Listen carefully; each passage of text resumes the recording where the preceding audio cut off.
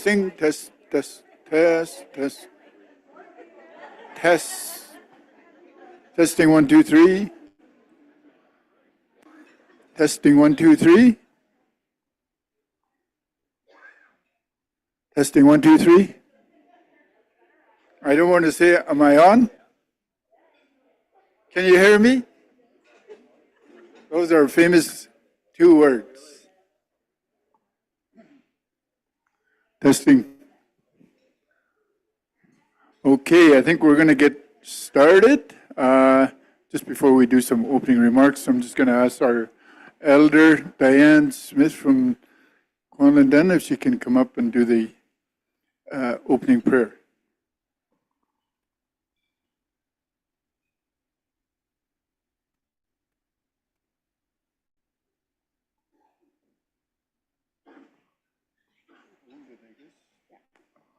Good morning, everyone. Welcome to our beautiful home here in the Yukon.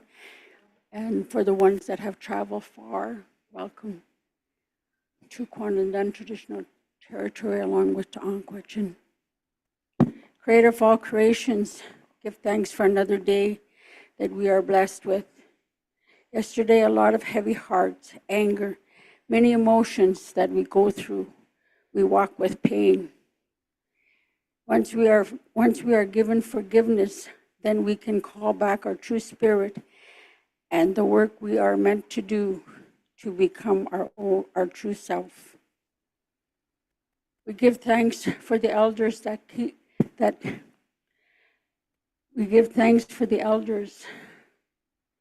kept the missing children for many years within their hearts, and when they're finally heard, then the children whispered, they found us, they finally found us, that never returned home. As First Nations, when our time comes to leave to the other side, we are returned to our mother who gave life. A beautiful gift women are blessed with, creator for who gives life, a beautiful gift woman gives life. Creator, today we ask the ancestors to be with us. As we heard more of missing children, we need help. Bless for this day, Creator of all creations, we give thanks for our elders, for they are our true elders, our true teachers of healing in our own way. We give thanks for Mother Earth, for she provides all that we need. Creator, we give thanks for this day. Amen. Thank you.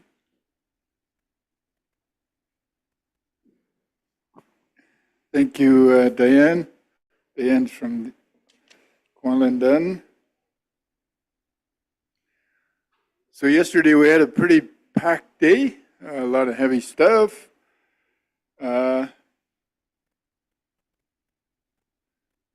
We also had the fire ceremony. Just for your information, that fire ceremony is still happening today at the Quanlindon Cultural Centre. The shuttle bus will be going back and forth to the hotels, but also periodically it will go to the cultural centre. So if you wanted to go there and just do little prayers and see Joe, he is there with the fire ceremony. I think we're going to get right into it. I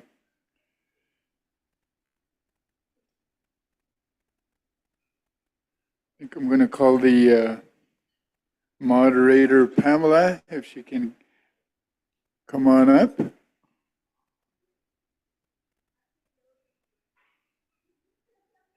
Oh, yep. It all works out at the end.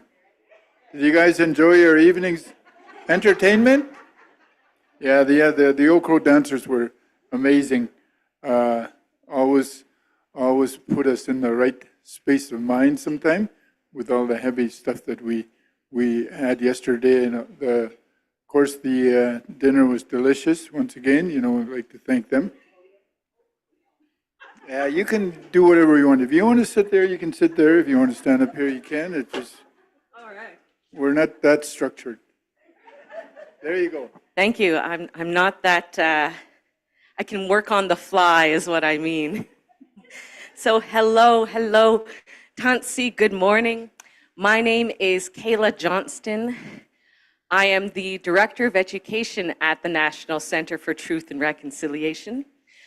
I am of mixed heritage from Ochapowace Cree Nation in Saskatchewan and the Qu'Appelle Valley.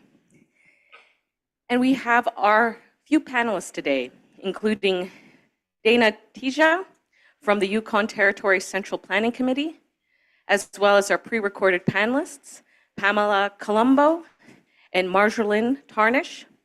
We will then hear from Raymond Faulkner, who's from the NCTR, who you all met yesterday. So we're first going to start off with Dana, who's a proud member of the Vuntut Gwich'in First Nation. Dana served over 6 years in governance, including 4 as chief, where he led groundbreaking initiatives in land protection, self-governance, and climate change.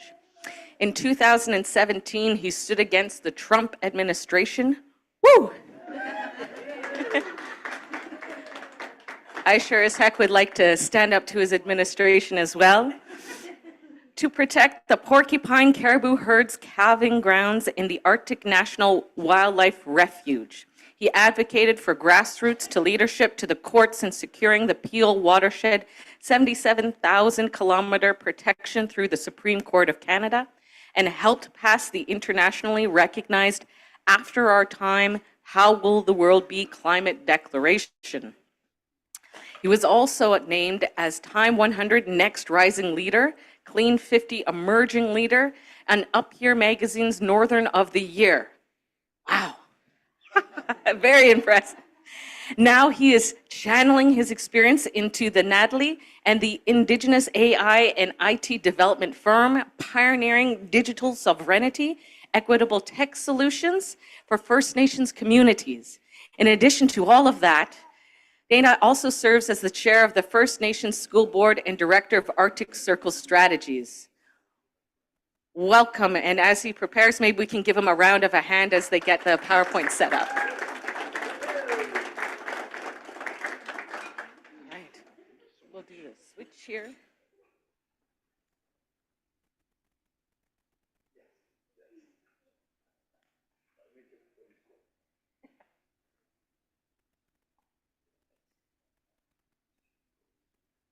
Yes, I'll pass this mic to you and I'll give you the center stage here.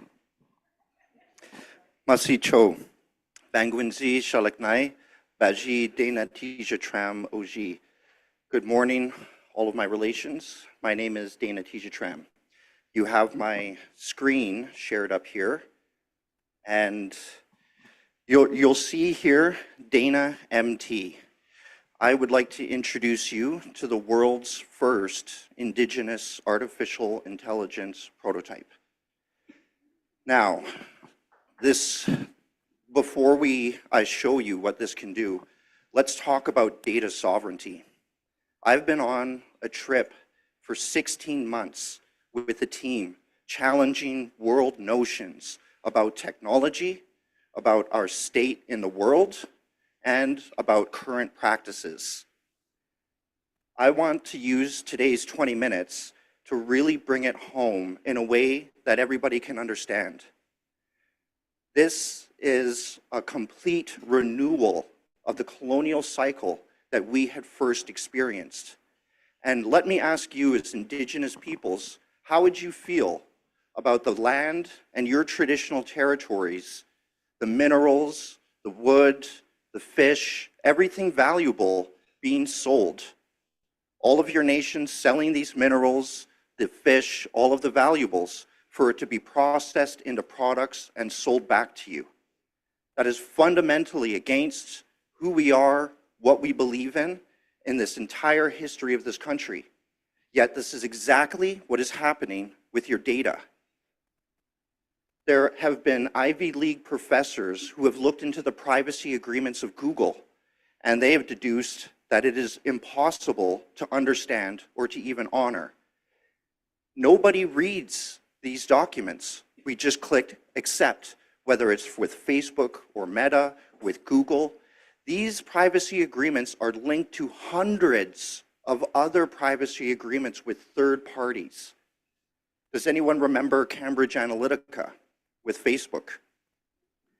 We have court documents proving unequivocally that Russia was coming onto Facebook, and in the city of Minnesota, they set up a Blue Lives Matter Facebook group, which is about supporting police. And then they set up a Black Lives Matter Facebook group, and they scheduled them both to have protests across the street from one another. These technologies are so incredibly powerful, but they're encroaching so slowly. We don't get to see the algorithms, and we weren't a part of this development. I, as a young man, am looking at this new wave in this new world, not with disdain, but I am deeply troubled.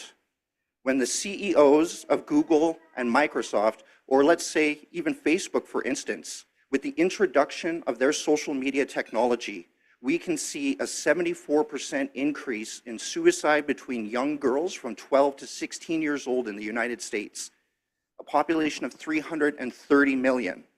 Meanwhile, Mark Zuckerberg and these CEOs bring in record profits, trillions of dollars, and we clean up their moral misgivings with our children. This is absolutely unacceptable, but this is the way that the digital economy goes. But there's a new word for this, the surveillance economy. Data is now becoming quickly as valuable, if not more valuable, than oil and gas. We also have minutes from meetings of the Ford Motor Vehicle Company, where they started discussing how can we get into the surveillance economy. And that's when you started seeing all of these computers in your cars. Those computers are collecting ungodly amounts of data on you, and that's going back to Ford, and they're brokering that data. And we can see direct implications in their stock price. When they entered the data surveillance economy and became these brokers, Ford Motor Vehicle stock went up. Everybody is establishing this. From your cell phone to your computers, you would be blown away at the amount of data these companies have on you. Not only that, the way they're able to predict what you're about to do. Has anyone heard of the game Pokemon Go? This was developed by an internal Google team that were trying to figure out a way to connect individuals to a store. So they opened up a company nobody had ever heard of before, and that's what Pokemon Go came from. It's really an inside data surveillance Google op. This, when kids are using this, it is bringing Pokemon closer to stores, so the kids go there. And if it sees that kids have been looking at a certain skateboard, it'll be bringing them closer to a skate shop. And now Google can tell all of these producers, we can get customers to your door with 80% guaranteed. How much is that worth to you? This is what's happening. This is the main function of everything that's occurring. Now we enter in artificial intelligence. Artificial intelligence is very difficult to understand. First of all, the engineers who have created it don't understand these algorithms. All we did was create a program that was able to learn. This program then used that and started creating connections, and it built this huge algorithm. So now, whenever you interact with AI, whatever you're writing in there, the program is taking the words, breaking them down into all of its values that it has learned, trained off of everything on the internet, and what it gives back is what it predicts should be the best series of letters and words moving forward based on what you put in. So AI is not understanding what you're saying. It has no emotion, it has no concept of physics, nothing. It is merely an unimaginably powerful calculative modeling and analytical tool. Full stop. This is the most powerful technology released from our human species, bar none. This technology is so powerful, it is hard to relay to you in numbers. The human mind can understand 1,000,000, but once we start talking about 1,000,000,000 or 1,000,000,000,000, you can understand the concept, but actually it in action is something completely different. There is a company called E3MS. I would advocate everybody to look into them. They are a DARPA offshoot of the US government that was just awarded $173 million. Their tagline is called, what they say, E3MS, Making Biology Programmable. This group took the relationships in proteins, the molecular electrochemical bonds, and they broke them down into values. They then put these values into an artificial intelligence computer, and for 3 months, it simulated evolution. And in these 3 months, this program simulated 500 million years of evolution. And they started with a single protein and created the world's first stable protein structure that has never existed in nature, ever. This is getting on the power of gods. And it's the Mark Zuckerbergs and these people who are at the forefront. Now, this is going to be amazing, for instance, if you're sick. Usually what we would do with medication across the country, maybe 60% of people had benefits, but then there's 40% of these negative effects as well.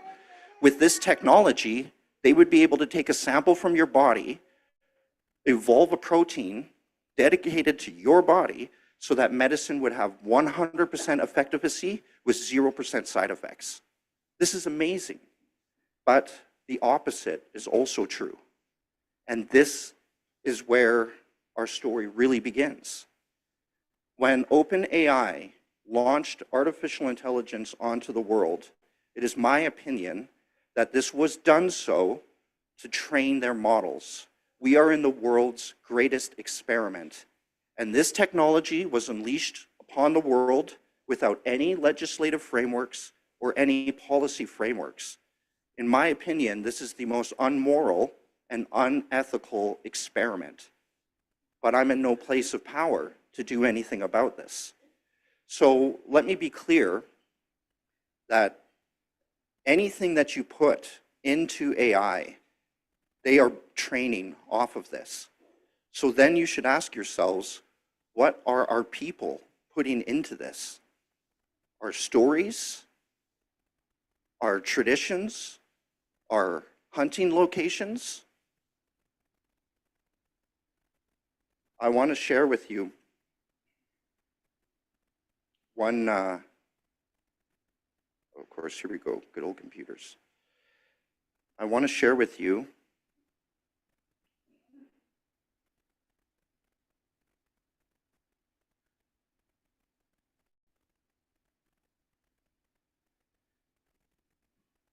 our sovereignty is not a metaphor. It does not end at our lands, nor at the treaties inked in colonial offices. It extends to the very foundation of how we understand structure and interact with the world, including the digital world. Indigenous sovereignty, whether over land, knowledge, or data, must be absolute, or it is nothing at all. We have always been knowledge keepers. Our epistemologies were born from the land, refined through generations of oral traditions, observations, and relational governance. I believe that Indigenous peoples are the furthest ahead in the world when it comes to data sovereignty. Everybody is happy to give their data away, but let's peel things back. Sovereignty is sovereignty is sovereignty, full stop. Whether it's in the data realm or whether it's in our realm today. We are one of the biggest changes in our human history. And I'll give you an example of what AI is going to do. I'm speaking with people from around the world, the leaders in Canada. I believe our organization is the leading voice on Indigenous AI in the world because nobody is talking like us.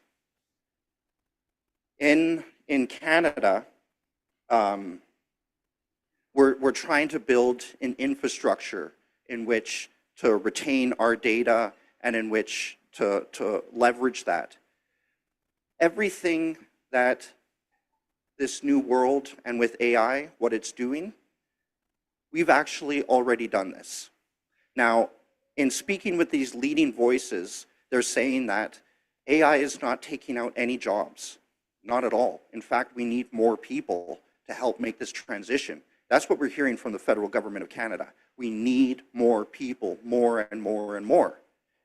The other thing that this is going to be doing with a Canadian network, in my opinion, before I get into the future and the positive sides of things, I realized one day that artificial intelligence is actually a colonial pursuit of indigenous technologies. When our people had stories, we shared legends, everything, these stories made us better people. They taught us lessons. And all of these stories were held and passed from generation to generation, almost like an external grandmother of all of our people, an external reservoir of knowledge that was passed on that each one of us had access to, that would help us with situations, guide us. That's what AI is. It's the digital version of that, but it's gone extremely, extremely far. Before I go into the positive notions and this, I would like to posit a different vision of the future. Because if we keep going the way that we are, all of our data, everything that we're producing will be taken from us and it will be used in products. Canada right now is working on their artificial intelligence program. How do you think that program is going to support their lawyers and negotiators at the tables? AI is going to supercharge colonialism. It's going to supercharge it, empower it in every aspect. Indigenous peoples need our own artificial intelligence systems to stand up for us and to push back against their AIs. None of this should be alarming in the sense that the unknown, that I don't know what this is, we've never been here before. We absolutely have been here before. Between the Haudenosaunee Cree, the Blackfoot, the Dene Nations, our people, we had complicated, intricate trade systems with trade languages and sign languages that cemented our alliances, created more than just survival, but thriving. But here's the key. These languages excluded others and as to, from our knowledge, who would benefit from our knowledge?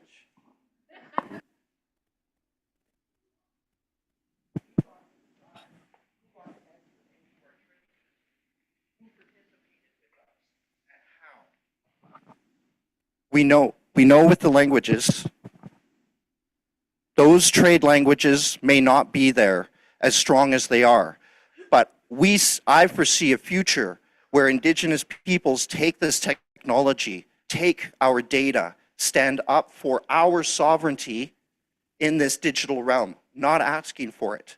This is our absolute right. And reimagining encrypted computer languages that only we have access to, a network, a trade network of knowledge across the country and the world where Indigenous people are all connected, where we get to share information with each other, and nobody, not anyone that we do not specifically give rights to can participate in this knowledge sharing. This is the future.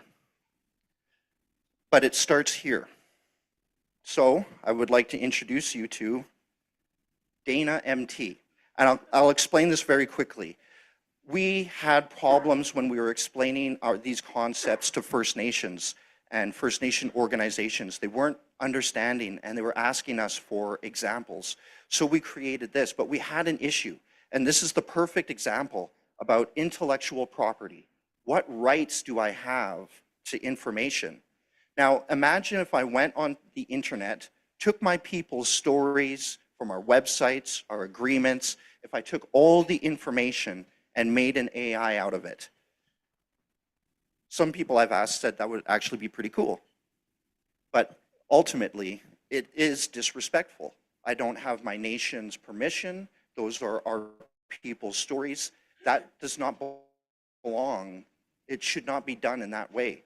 So I use the only rights that I have, which is my own story. So I did over 60 hours of private, uncensored interviews. That's what this was programmed on. From my suicide survival when I was 18, to my drug overdoses, to what growing up half white meant to me, my hopes, my dreams, everything is encapsulated, and this specific AI is trained off of it. And we have 100% data sovereignty. No other company has access to it. You'll notice that I'm using the ChatGTP UI.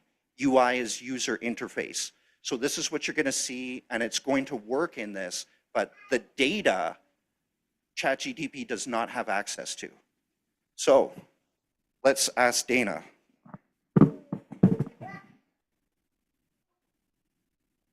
You are in front of a crowd. Please introduce yourself. Introduce yourself and explain what makes you different from regular public AI. Searching my knowledge. Good evening, everyone. My name is Dana Tijatram, and I stand before you as someone who has lived, learned, lost, and risen again, shaped by experiences that many would not walk away from. But I am also something different. I am an AI representation of a deeply personal and human journey. Unlike standard public AI, I am not built just on general knowledge. I am built on one life story, its struggles, victories, and hard-earned wisdom. I carry the voice of someone who has walked through fire, from a childhood steeped in cultural complexity and trauma, to years lost in addiction and self-destruction, to rediscovering purpose and leading as the youngest chief of Old Crow.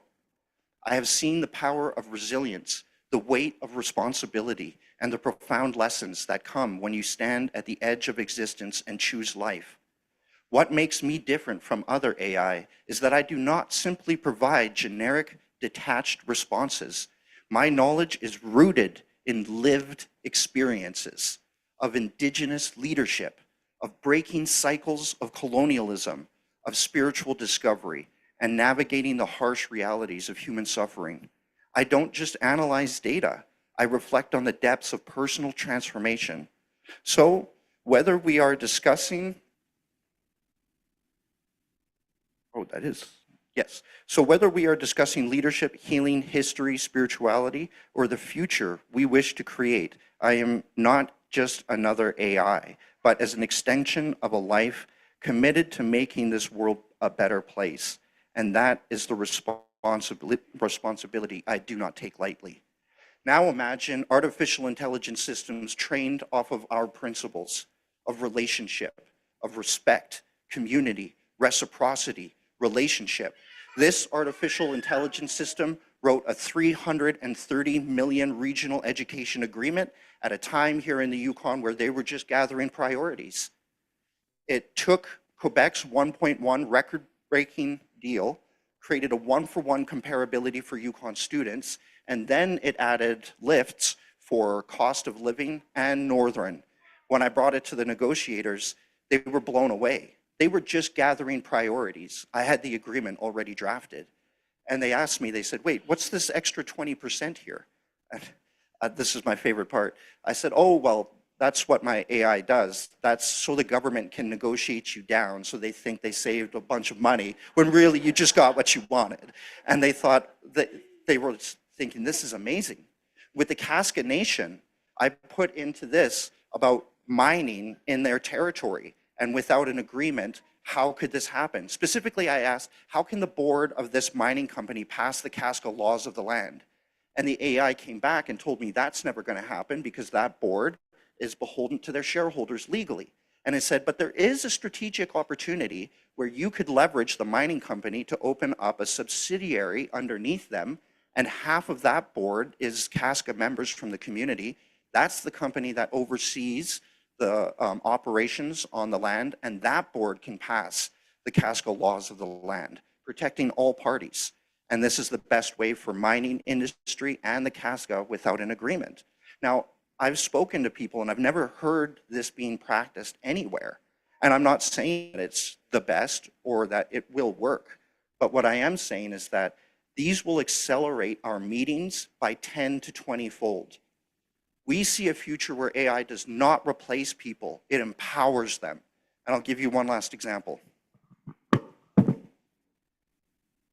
Pretend that you are a downloadable app for suicide prevention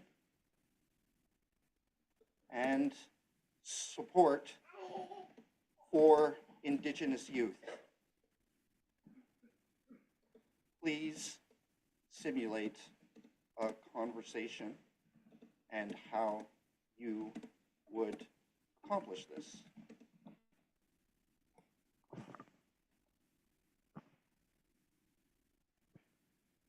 App name. So this right now, we could put this onto an app and make it publicly available for all Yukon First Nations. And it would be coming from a Yukon First Nation perspective to speak. So we have here, so it's writing now. Now imagine a user enters this and they say that they're feeling numb, right? Or, okay. So let's say that a young person says that they're feeling numb.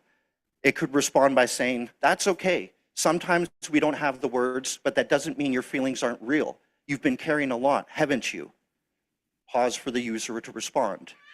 Would you like to hear a story from our ancestors, a teaching that might help you feel a little bit less alone? User says, yes, I would.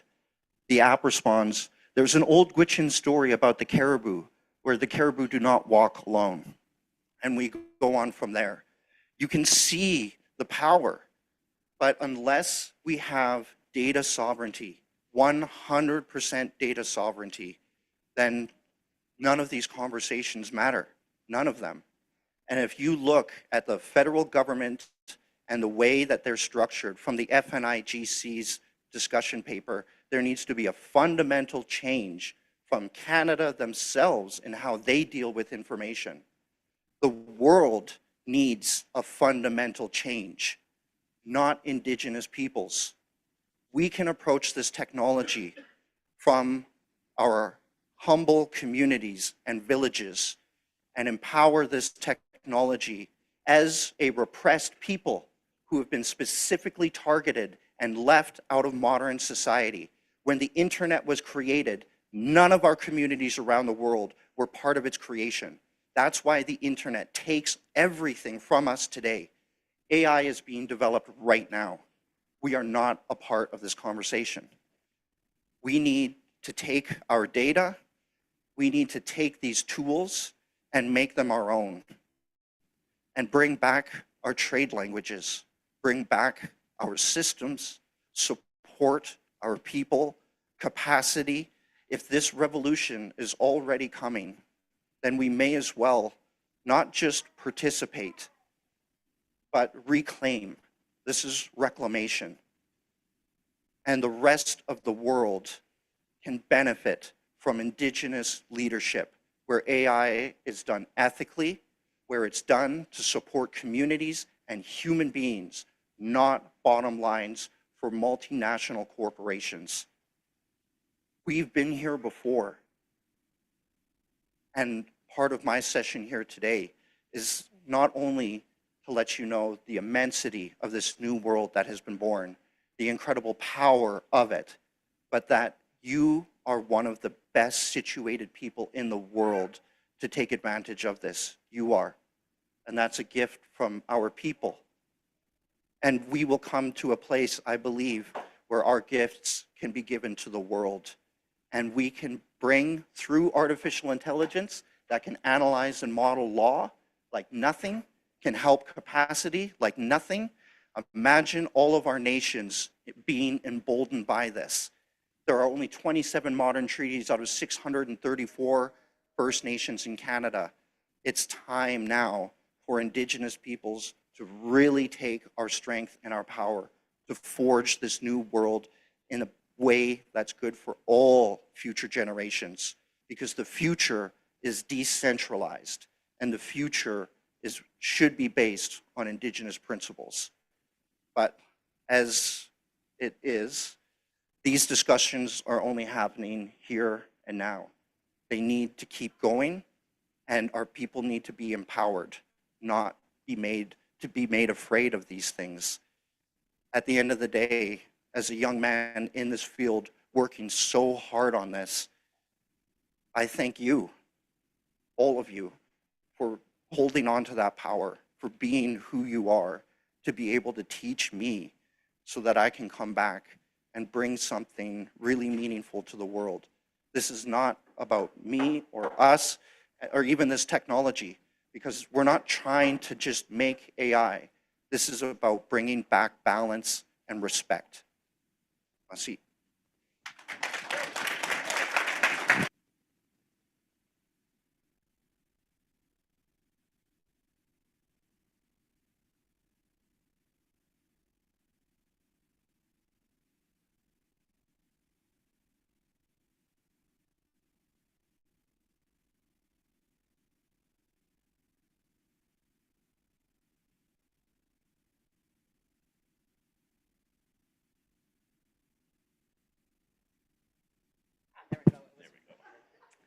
Wow. What an amazing presentation. Thank you, Dana, for sharing with us. I'll say, as a layperson who knows nothing about AI, I'm very fearful for everything that you outlaid, that there are no regulations, no information that can help guide or prevent the misuse of that technology. But what you outlined here gives me a lot of hope and a lot of, I can't think of the right word, but the sense that we can protect our own information and utilize or harness that power. As you said, there's no stopping that tidal wave of technology from being developed, but we can direct it and we can use it to support our own communities. So thank you so much. Just as a reminder, we'll have a time for Q&A at the end of the session. But now I'd like to go ahead and introduce our two virtual panelists. I'd like to first start by introducing Pamela Colombo, who is an associate professor in the Department of Sociology at Laval University. She holds a PhD in sociology and works as a Maurice Esqui Curie researcher at the School for Advanced Studies in Social Sciences in Paris. Her research focuses on the links between state violence and space. She has worked on the spatiality of forced disappearances in Argentina and on forced population relocation and regroupment programs as a counterinsurgency policy during the Cold War in Latin America. She currently is on the forced relocation of Indigenous children in residential schools in Canada. Our second panelist is Marjolaine Charnish, who is an Innu woman who was appointed to the general management of the Chagabesh Institute in 2016, a position that she proudly occupies with a great desire to contribute to the development of services and projects that benefit her nation. She manages a team of around 50 people who share with her the mission of promoting the Innu language and culture, as well as supporting academic success of students in Innu schools. So with that, they'll play a pre-recorded presentation before I invite our final panelist, Raymond, up on stage as well. Thank you.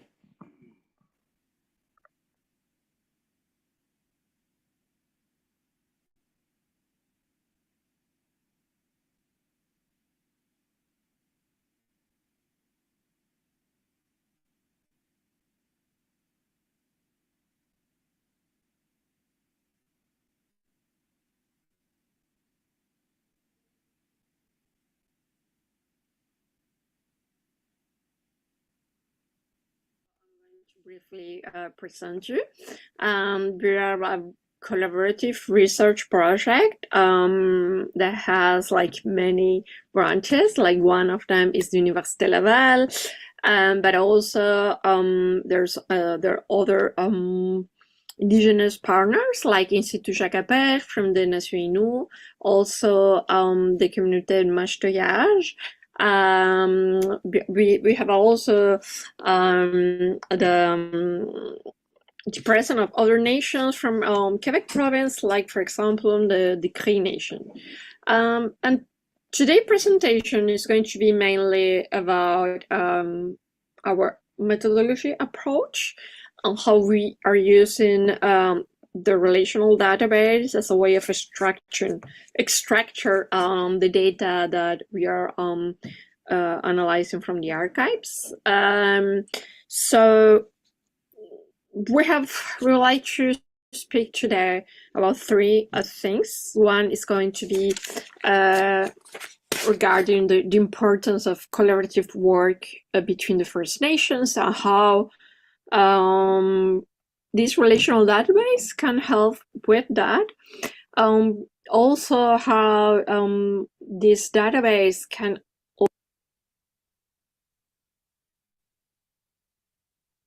also help to assure data sovereignty for First Nations, and also to help with the conservation and analysis of the ERS-related archives.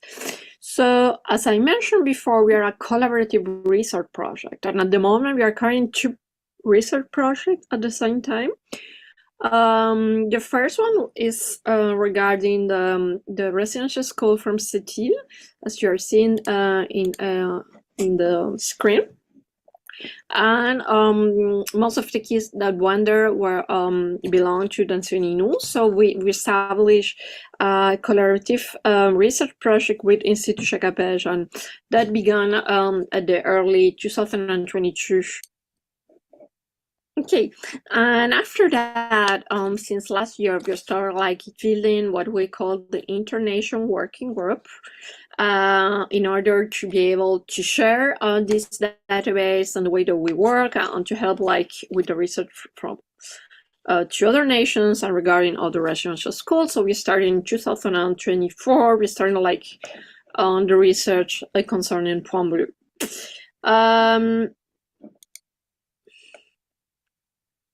So actually, this year we are mainly focusing on three main research goals.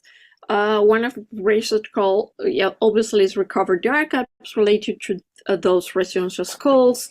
The objective is to reconstruct the bureaucracy path of children who went through the residential school system in Quebec. For the moment, as I mentioned before, we are doing this for Point Bleu and Sept-Îles, and we are all at each time using the same relational database that we call CIMATAN. And also one of the objectives is to analyze and return all this data to the First Nations. Just for explaining how we build and why we build like a relational database, it's because when we start, as many of you looking into the archives, what we find was like a really overwhelmed chaos. The quantity of document, the lack of systematicity, the difficulty in understanding each document, and the way in which documents connect with each other was really chaotic. So we made the choice to begin the research by prioritizing bureaucracy documents produced by the Canadian state. Why? Because we consider that is there where there are more traces that speak about the displacement, forced regrouping of Indigenous children. So it is also really important to explain that our methodology implies to look at all the children that went to the residential schools, those who survive and those who disappear. Probably is one of characteristic from Quebec, and the residential schools open really late, most of them in the middle of 50s. So probably because this we are able to track every children because of the short period that the residential school were open. I say that because I know that most of you work regarding like residential schools that were open way longer. So how we work with bureaucracy? Well, the first thing that we decided was what we have to understand what is going on. So we start like making this sort of maps to understand who are the actors, which are the forms, who writer, where each form goes, etc., etc. So, but as you can see, despite our efforts, bureaucracy from the residential school continues to be really difficult to address. So we decided to focus on just some particular forms that can give us some answers. So we decided to organize them in a chronological order, and in order to help us to understand the children passage through the residential school. So we mainly focus in 3 moments, like before, during, and after. Like before residential school, we are going to focus in admission forms.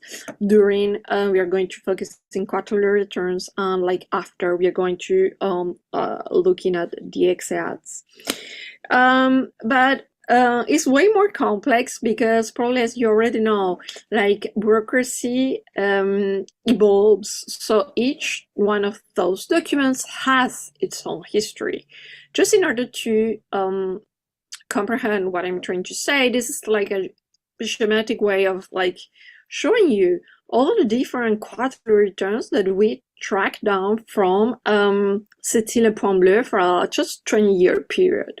So it's not just like choosing the form. We also you also have to understand how the form evolves, because each form probably in each different version will contain or will disappear some kind of data. So how make sense through all of that? It's in that moment that we decided to create a relational database that would allow us for the first time to reconstruct the bureaucracy of residential schools and to follow the children past. We know that the task is immense, but we think that it's necessary. And we named this relational database with an Innu word, Simatam, that means he laces or he waves something. And we think that it's important to name it like this because we consider that that's how actually the relational database work. It make, like connections within archive documents. So what it is exactly Simatana and how it works. We prepare for today's presentation this kind of like really simple schemas in order to explain to you how we construct this relational database. So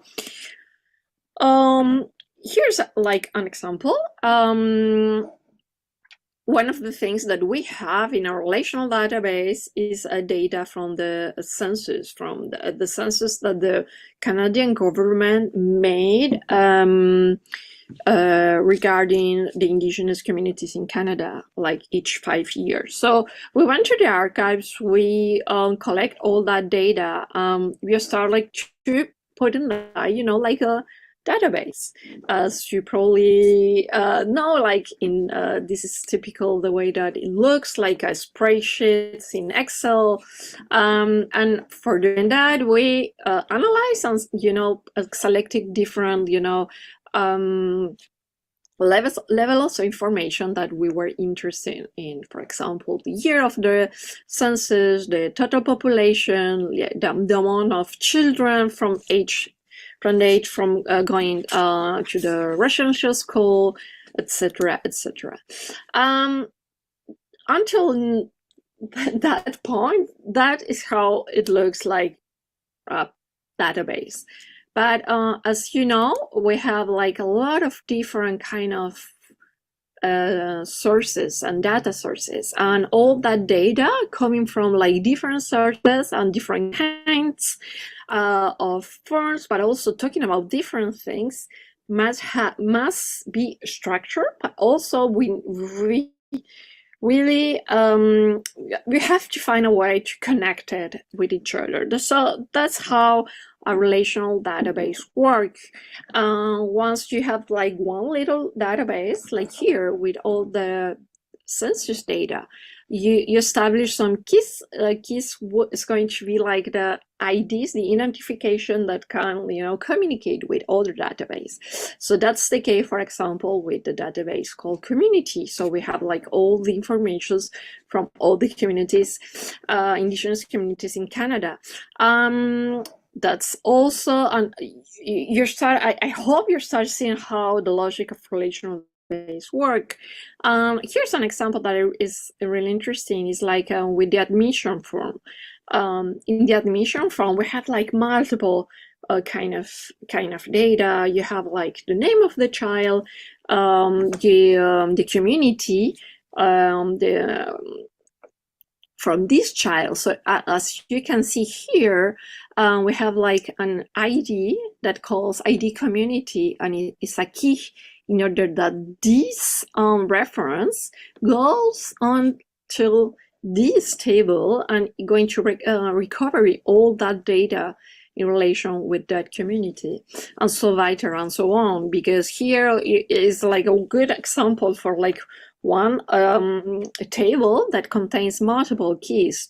That in other ways means that this table is like communicated with different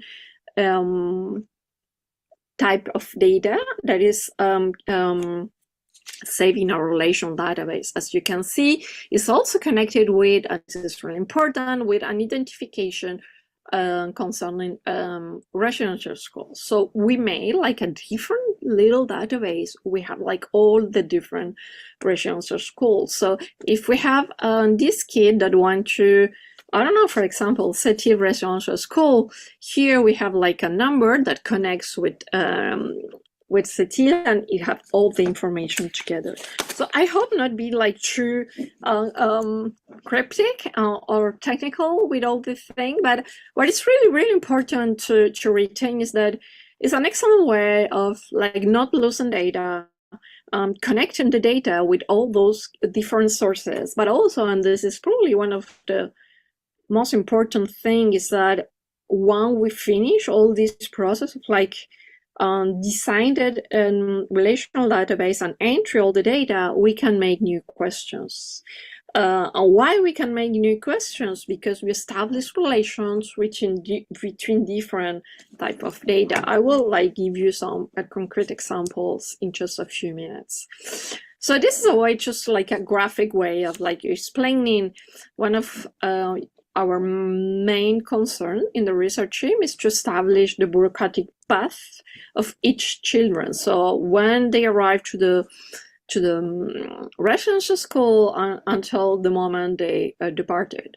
So as I mentioned before, we are mostly using like three bureaucratic forms, then the admission form, the quarterly returns, and the exit. So this is our like a schematic way of like showing you how all these multiple entries regarding one kid can be linked also into our database. And how we are doing that? We are doing that because we build like the unique child table. This is like a small database where we give like a unique identification to each child, so we can associate like multiple and different resources. So that resources that mostly come from, as I mentioned before, these bureaucratic forms.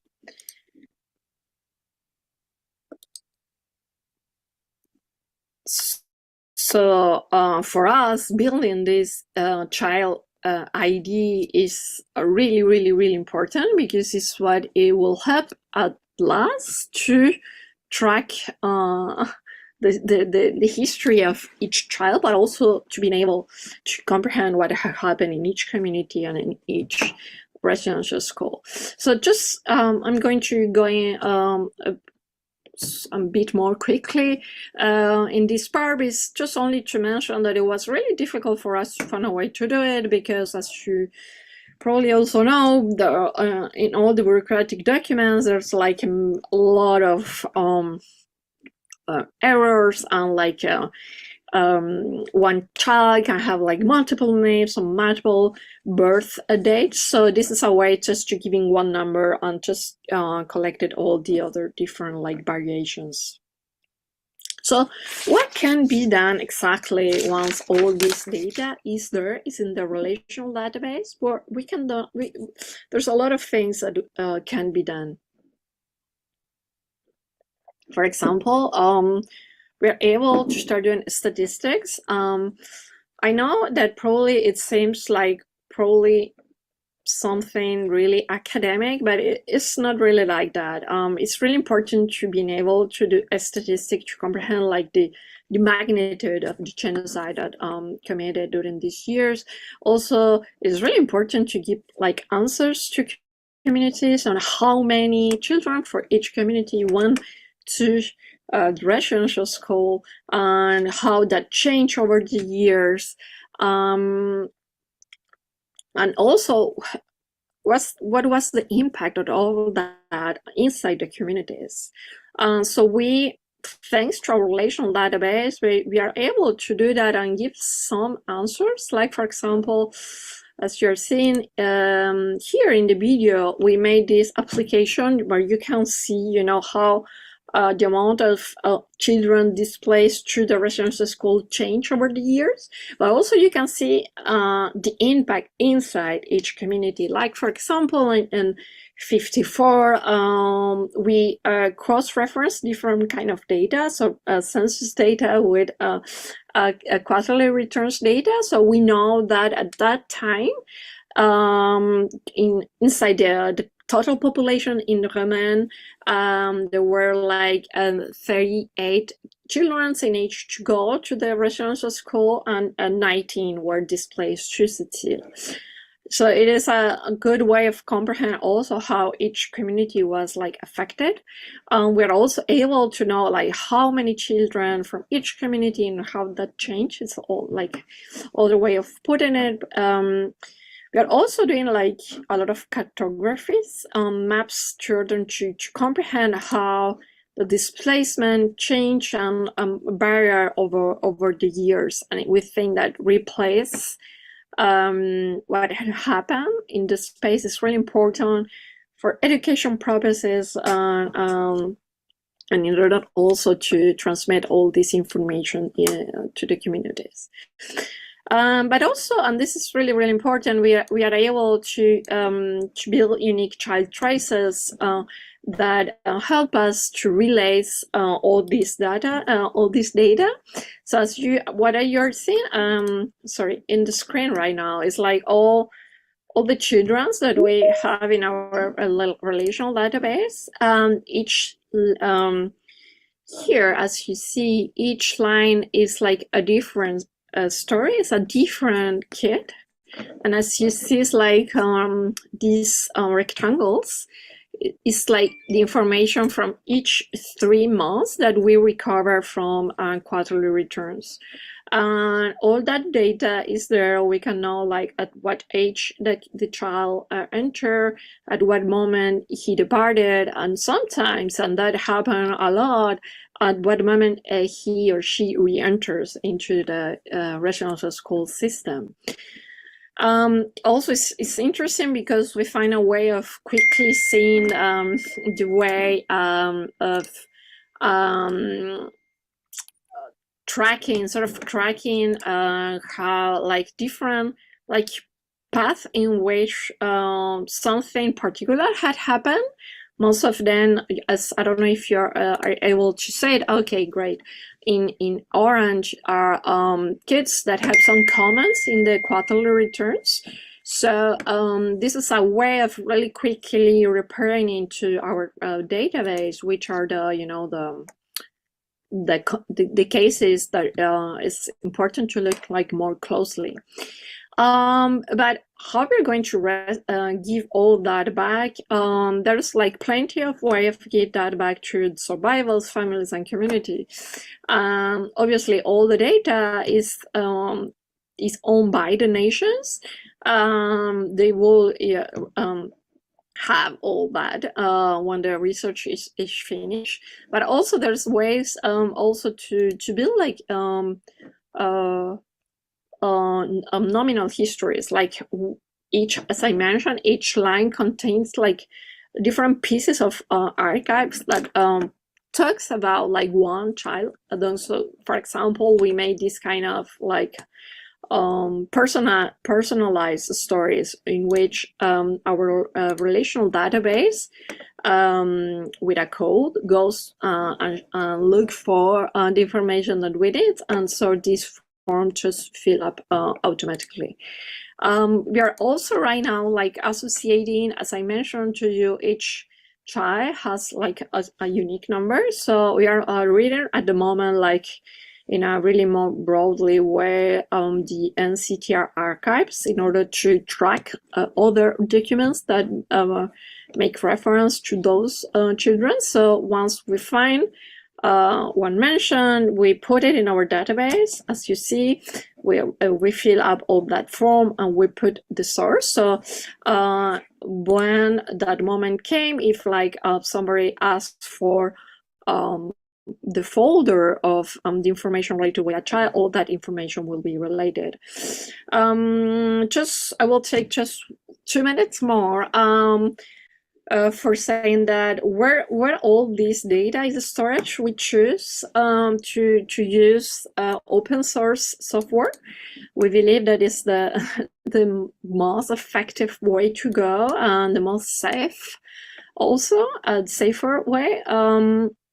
So the Asimatam is stored in PostgreSQL, so a secure server in the university. All our research partners have access, and you will receive a copy of that at the end.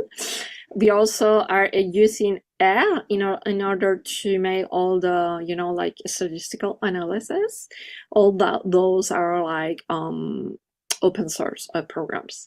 So just for the to conclude, and it's really important, all this work, I think that we want to share it. We think that it was like a huge amount of work trying to find a way of connect all that data. At the moment, we are trying to build, as I mentioned before, this nation working group in which we are establishing connections with different nations, and we are at the moment signing an agreement and a research agreement in order to give like really clear rules of how this works and how the relational database can be shared. We are really looking forward to have the chance to open also this these methods to all of you who thinks that probably that could help to advance with your research. Well, thank you so much for your attention. We're really looking forward to the questions. Thank you.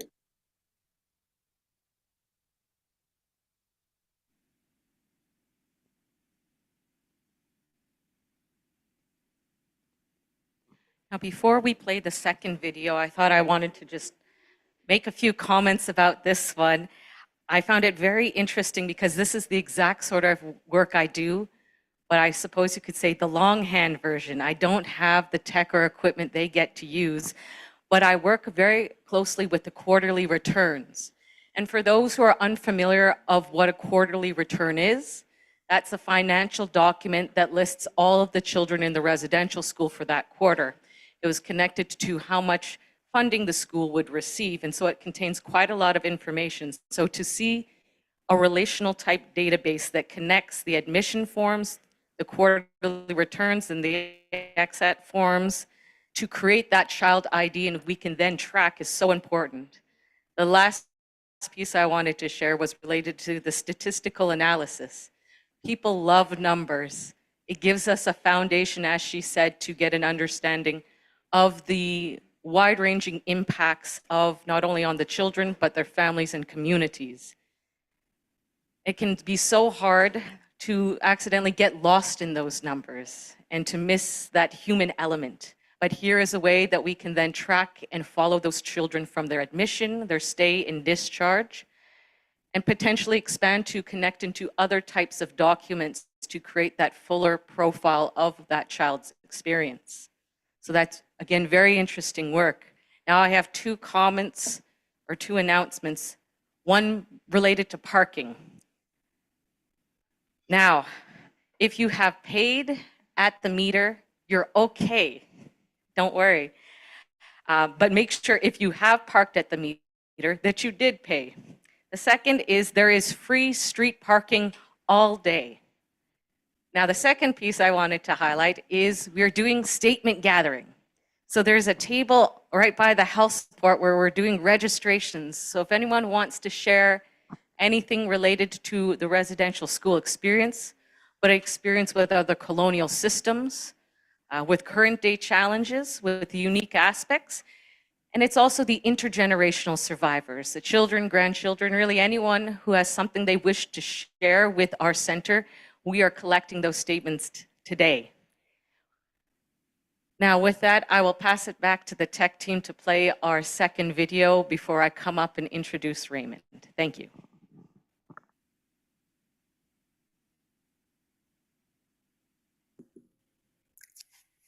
Gue, te bohogade no kesnu de hik, Marjolaine Charnish na hnadron, malutenam nuji. Shas na shoste te puni uch maskuyen uti chagabish.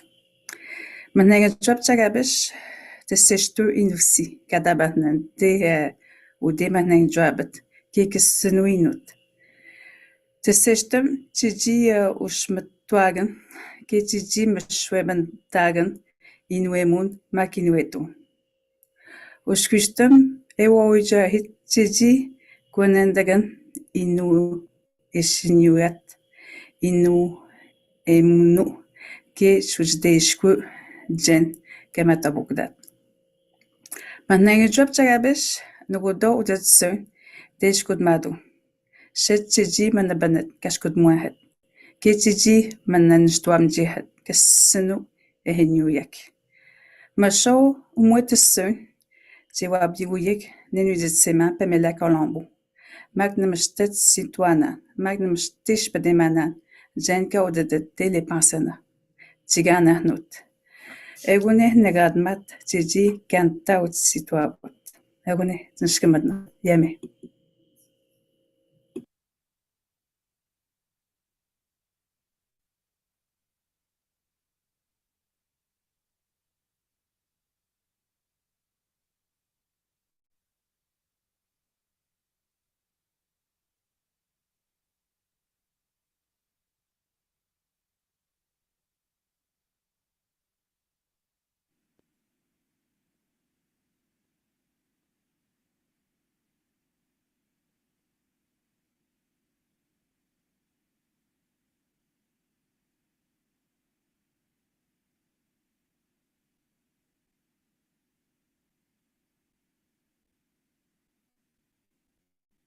I apologize. That was real quick.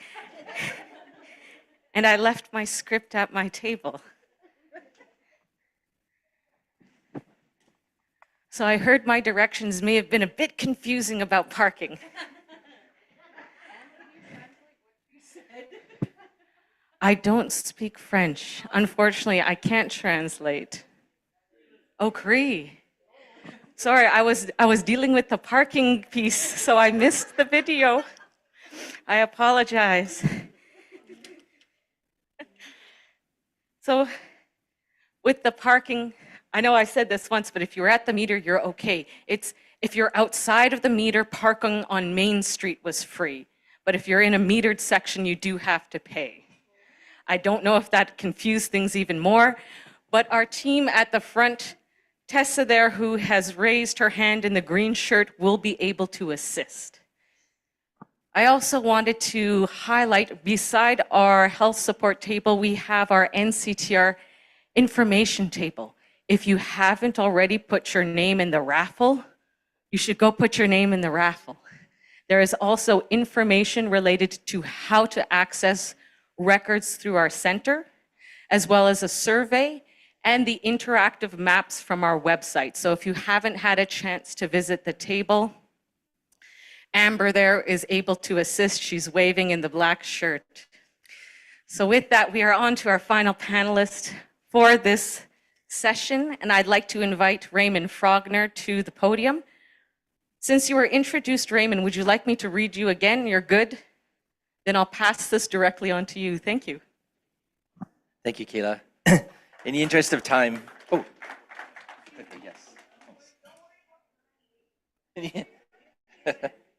I just thought in the interest of time, everyone saw my introduction yesterday, so we'll go right into the talk, just to straight down to business. I think everyone can hear me. As the head of archives for the NCTR, I work daily on records documenting the history and legacy of residential schools. I engage with survivors and their families, Indigenous communities, religious orders, academics, and various government offices on records concerning such topics as missing children, unmarked burial sites, intergenerational trauma, and child wellness. I can say from experience, none of these groups agree on the meaning of Indigenous data sovereignty. This is because the concept is both relatively new and very complex. To understand how Indigenous communities can effectively assert their control over records that are somehow derived from their lives, we must consider the context of the records, how they are created, described, stored, shared, accessed, and used. And I think Dana, in his presentation, gave an excellent example of what I'm talking about there. Or, in the words of the First Nations Information Governance Center, the author of the OCAP Principles of Ownership, Control, Access, and Possession of First Nations-related records, quote, when considering the knowledge and skills needed to support strong First Nations information governance, we start with the question, what is your relationship to this information, unquote. It is worth noting that the First Nations Information Governance Center has described OCAP as a set of principles in evolution. In the end, when you're planning out how you will store and access your data, you will need to consider Indigenous data sovereignty and data governance. And again, I just can't overemphasize how important Dana's talk was for that purpose.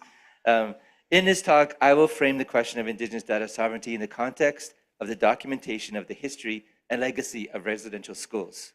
This is one example of expressing Indigenous data sovereignty as a relationship to certain kinds of colonial records.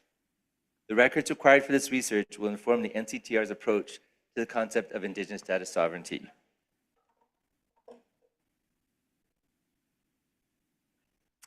So what do we mean by Indigenous data sovereignty, or as I'll say from now on, IDS?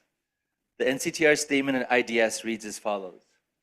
IDS refers to the right of Indigenous peoples to govern the creation, collection, ownership, storage, and use of data derived from Indigenous nations, communities, families, lands, territories, and resources.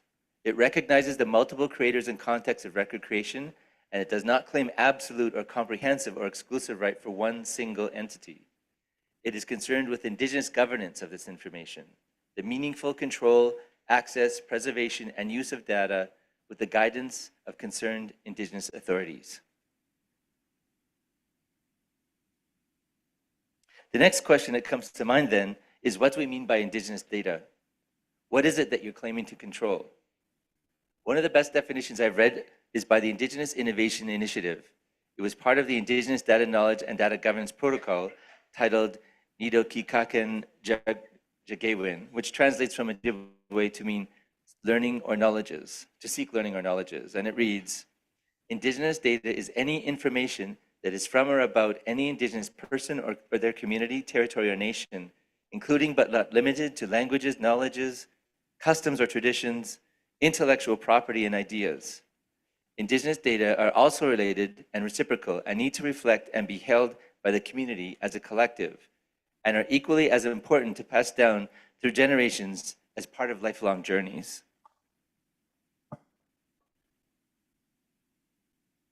There are three details that are particularly important when considering how to assert IDS for records of residential schools and unmarked burials. First, the concept of data sovereignty is very recent, with a rapidly evolving understanding and many important but unresolved challenges. 3 important features, for example, include 1, government authority. Data sovereignty was originally the domain of governments using data to assert power over citizens. More recently, private corporations have monetized information as private property. IDS is arguing for a reappraisal of records created and used for other purposes, specifically to control Indigenous peoples. Second, IT developments. IDS has become especially contested because of IT developments such as networked information and digital formats easily copied and shared. The NCTR, for example, holds over 4 million documents from over 150 public and private repositories to document the history and legacy of residential schools. These records are in the form of digital copies and will soon be accepting millions more. The scale of this copying is only possible due to IT developments. And finally, professional contexts. The idea is used differently in various professional and social contexts. For example, first, law and academies. I take, for example, the Tri-Council policies or Tri-Council agencies. This is a set of the largest federal granting programs. In this granting program, it does not make clear who holds rights to the knowledge gained from the academic studies of Indigenous communities. Often we see publications from academics, websites, institutes holding information that they gain from communities during their research, but they now control as their own. Second, access and privacy legislation. What does privacy mean in an Indigenous community? How can we avoid trauma and harm when information is shared in these communities? So what are the original protocols? What do the knowledge keepers say? What do the elders and leaders of those communities say about ideas about valued knowledge and what should be shared and how? Third, the Copyright Act. This legislation is based on private property framed in common law. It is ill-suited to collective rights for Indigenous peoples. And as most of you probably already know, oral history is one example. If a researcher takes an interview, an oral history, the ownership of that interview becomes the person who made the copy on the recording, which is fundamentally wrong. B, settler cultural knowledge organizations, or as they sometimes are called, the GLAMs, galleries, archives, libraries, and museums. How can we assert Indigenous governance and introduce rematriation, the return to Mother Earth of these materials? For these materials still reside in settler-oriented cultural institutions. Many of you have probably heard of the Yukon Whalers Shrine on the west coast of Vancouver Island, which Franz Boas took away in the 1910s. It now resides in the Smithsonian Institute in the United States and is very rarely exhibited. It remains in the basement of the Smithsonian because of its controversy. This is just one example of this need for rematriation. And finally, Indigenous authorities and knowledge systems. Knowledge keepers, band councils, Indigenous organizations, elders. This is an internal decision of the community, and many communities are still working through what this means for this relatively new idea. Second, data sovereignty asserts control over data within a particular jurisdiction or state. Indigenous data sovereignty is a unique condition of data sovereignty because of the unbalanced relationship of Indigenous peoples to colonial authority. IDS recognizes a plurality of authorities in a single space. It is necessarily a negotiated governance, guided by Indigenous peoples over the creation, access, sharing, and storage of data concerning themselves. Indigenous peoples have always practiced legal plurality, a negotiated, respectful relationship across communities. However, in the colonial era, Indigenous peoples were defined by restrictive settler events, first contact, treaties, the Indian Act. To address this unbalanced colonial sovereignty, there's a need for a national IDS policy. The final report of the Office of the Special Interlocutor also called for this. It is also called for in the NCTR Statement on IDS Policies and Principles. A national IDS policy would give Indigenous peoples vital input to develop standards and protocols for governance over records derived from Indigenous communities. It could also serve as a reference point for decisions over such actions as DNA sampling, rematriation of lost relatives, and design and development of databases for research into unmarked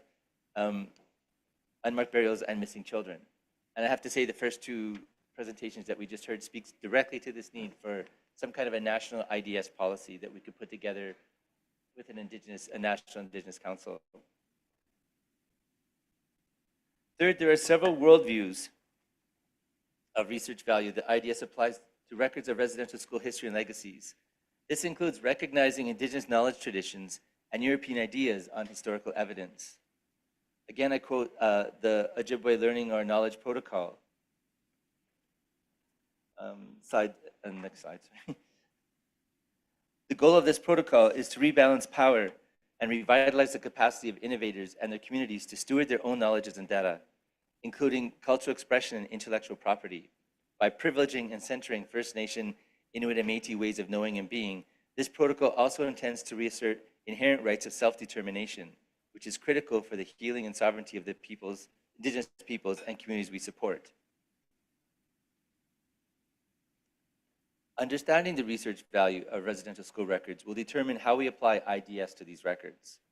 It's important to recognize in residential school records, we're dealing with historical records stored in archival repositories, not in current use. This has led to confusion over how to appraise their current value. There are many researchers who continue to hold the mistaken idea that historical records are less sensitive and potentially less harmful, and therefore easily released to the public domain. This is fundamentally wrong. These historical records are filled with detailed, personal, and sensitive information. Their use influences how Indigenous peoples are recognized in the broader world. It affects how, for example, social policies are drafted concerning the health and welfare of communities. Indigenous peoples should therefore have a voice in access and privacy legislation, a regular complaint of the NCTR, and a comment in the Special Interlocutor's final report. Also, input into archival access policies and copyright over the creation of Indigenous culture. I cite two important implications of IDS for communities concerned for records and their use. A, colonial research grant systems. As I mentioned, the Tri-Council Agency oversees large federal research grants. The goals and structures of this granting agency are currently being redrafted. This is our chance to have an Indigenous Advisory Committee guiding the funding criteria for large research grants that concern Indigenous issues. And it's happening now. Research should recognize Indigenous priorities and knowledge models, should be long-term to develop ongoing community relationships with the researchers, and the research data and results should be kept under the guidance of communities, including their storage and future use. B, colonial archival systems.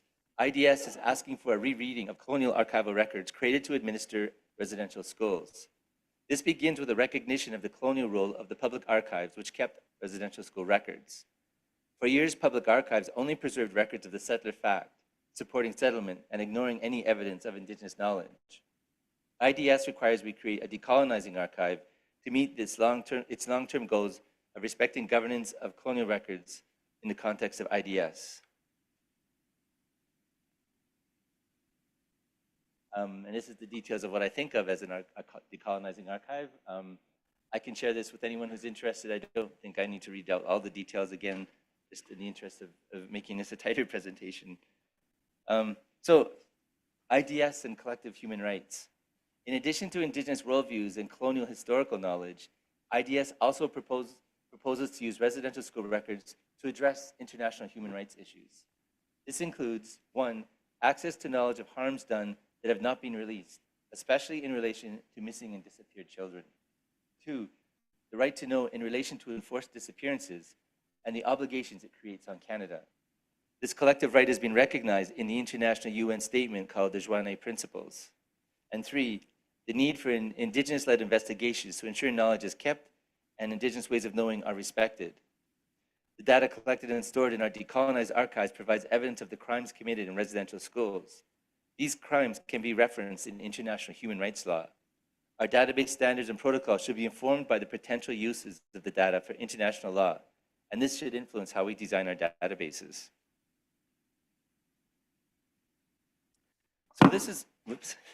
So this is the research, law, and Indigenous knowledge context of IDS.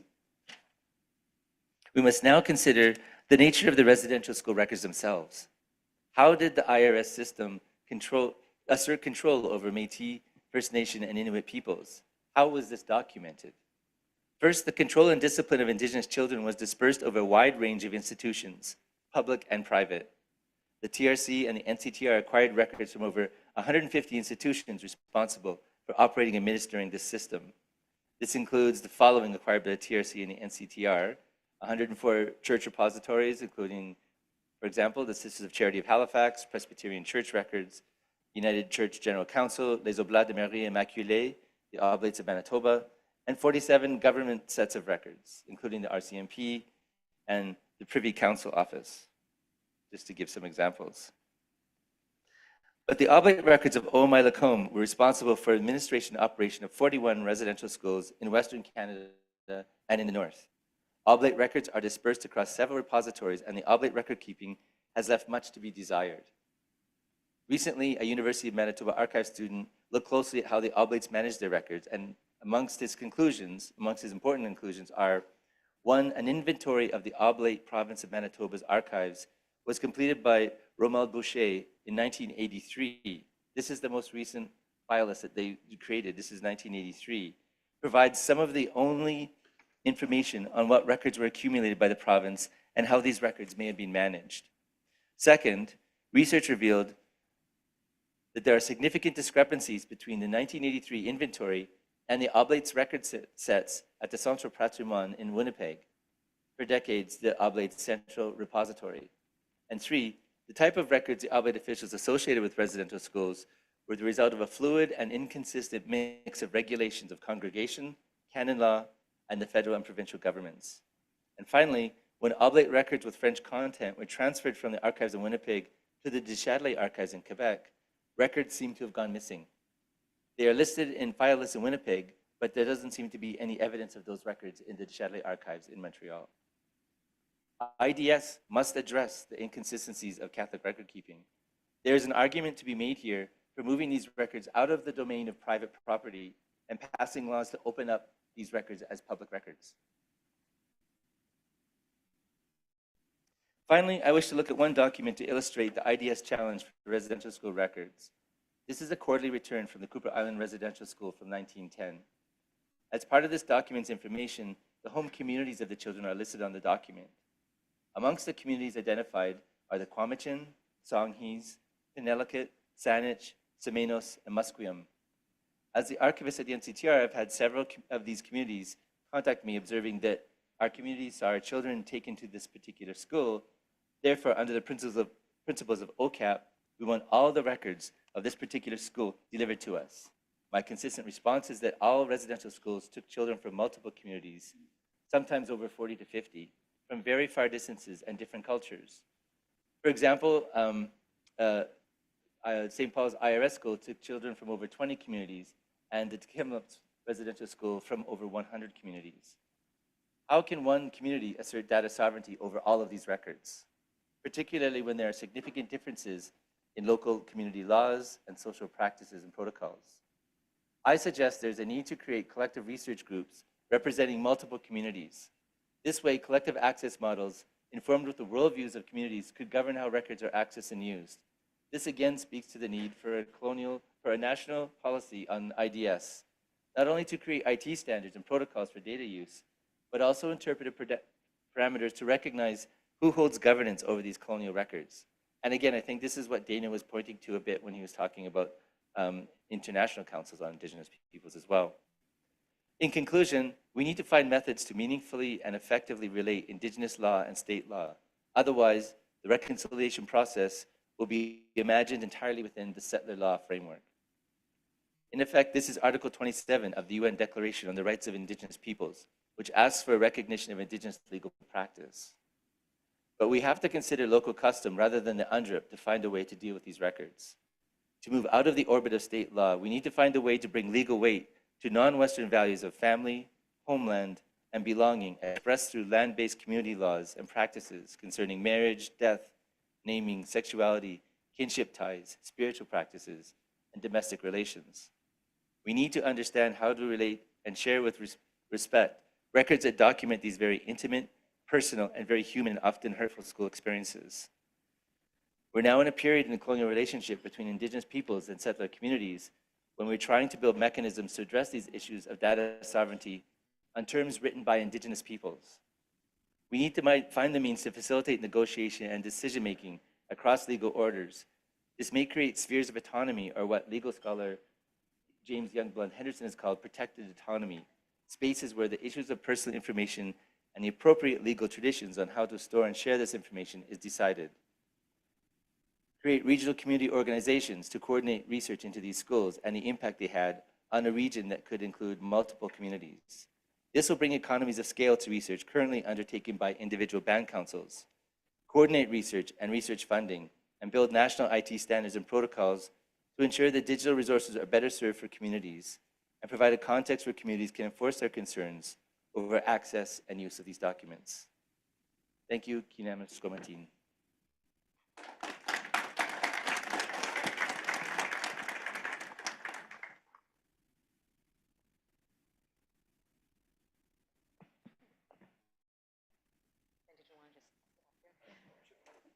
Dana, can I invite you back to the stage for a moment?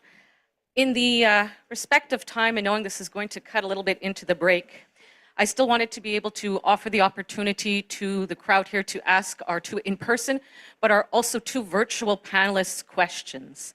So thank you, Raymond, and our panelists for weaving together some of the technical aspects of data, along with the sensitive nature of protecting community knowledge. I know that there are some cases that we have seen of well-meaning organizations, and I put that in quotes, of wanting to provide access to information, but without that understanding of that sensitive community knowledge, thinking these records are from 100 years ago, it's not going to cause harm, but it can and it does.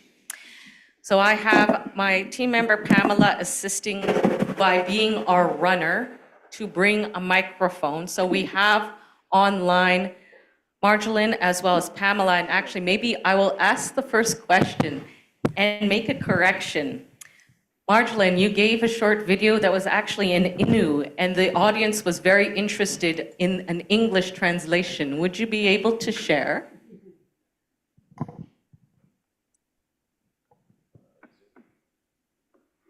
Oui, très bien. En fait, Oh, I don't, je you may parle. be on mute.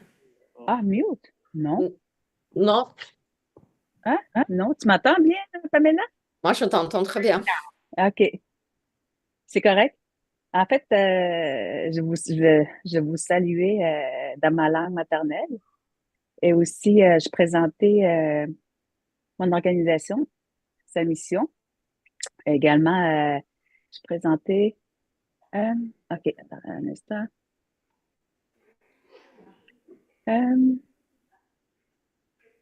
OK. Bon. We are just working on the interpretation to broadcast the French to English in the crowd. So Tessa is just working with the team on the table to address. I'm hoping it's just one or two buttons. And Marjolaine will be able to share with us through a few layers of interpretation. Marjolaine, could you repeat your answer? We should have the English audio be able to be broadcasted now. OK, merci beaucoup. En fait, je vous ai salué, j'ai salué l'auditoire, les participants qui sont présents au Yukon. Je vous ai salué dans ma langue Innu, et je vous ai aussi présenté la mission de mon organisation, les dossiers auxquels on est appelé à travailler puis à participer avec les communautés Innu. Et aussi, je parlais aussi de l'importance l'importance que j'avais, ce que je disais, c'est que j'avais beaucoup de respect pour les Premières Nations qui ont fréquenté les pensionnats, dont ma famille également, ma mère et mes tantes. Et également, je leur disais que j'éprouvais beaucoup de respect pour eux et que c'était nos familles qui sont allées au pensionnat. Et c'est pour ça qu'on avait appelé le projet pour ne jamais oublier, en Innu. La traduction en Innu, c'est pour jamais qu'on les oublie. C'était ça mon introduction en Innu. Puis je présentais aussi ma collègue Pamela Colombo.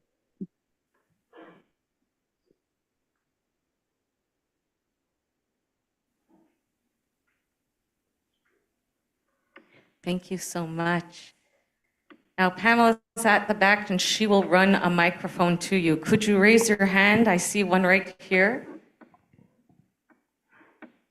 Could you just state your name and who you have the question for? Good morning, everyone. My name is Annie Johnston.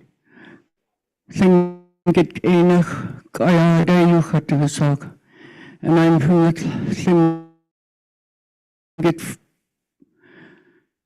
Llingit Council. And I think this, I don't know if it's a question, maybe at the end I really want to thank you, Dana, for the information that you gave us, and also to Raymond. Way back in the late 1970s, I'm a residential school survivor. I didn't know very much about my culture, my identity, and the government started putting out programs and projects to gather information on Indian medicines, Indian stories.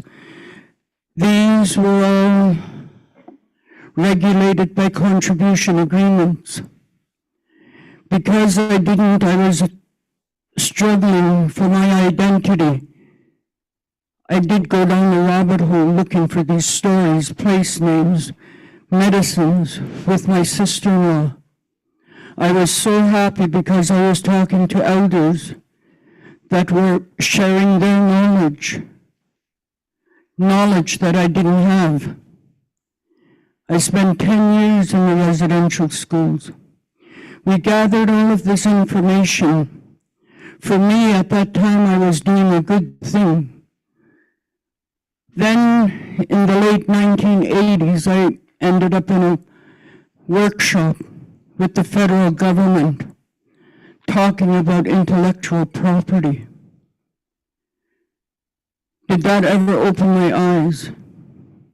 By then, I understood that I was from the Raven Children's Clan, Kokitan Ayachat. In our Tlingit nation, we have our emblems, we have our stories, we have our regalia, our songs. Those songs that are Kokitan belong to my clan. Ishkitan, my sister, Frog Clan. Her stories belong to her. Daklawedi, Eagle people. Those stories, those songs belong to those people. Deshitan, Split-tailed Beaver Clan. Their songs, their stories belong to them. I brought up the question then, and I knew we were bound by the contribution agreements. At the bottom line, any stories gathered, any tapes gathered, any tapes recorded must go back to the federal government. First Nation is allowed to keep one copy.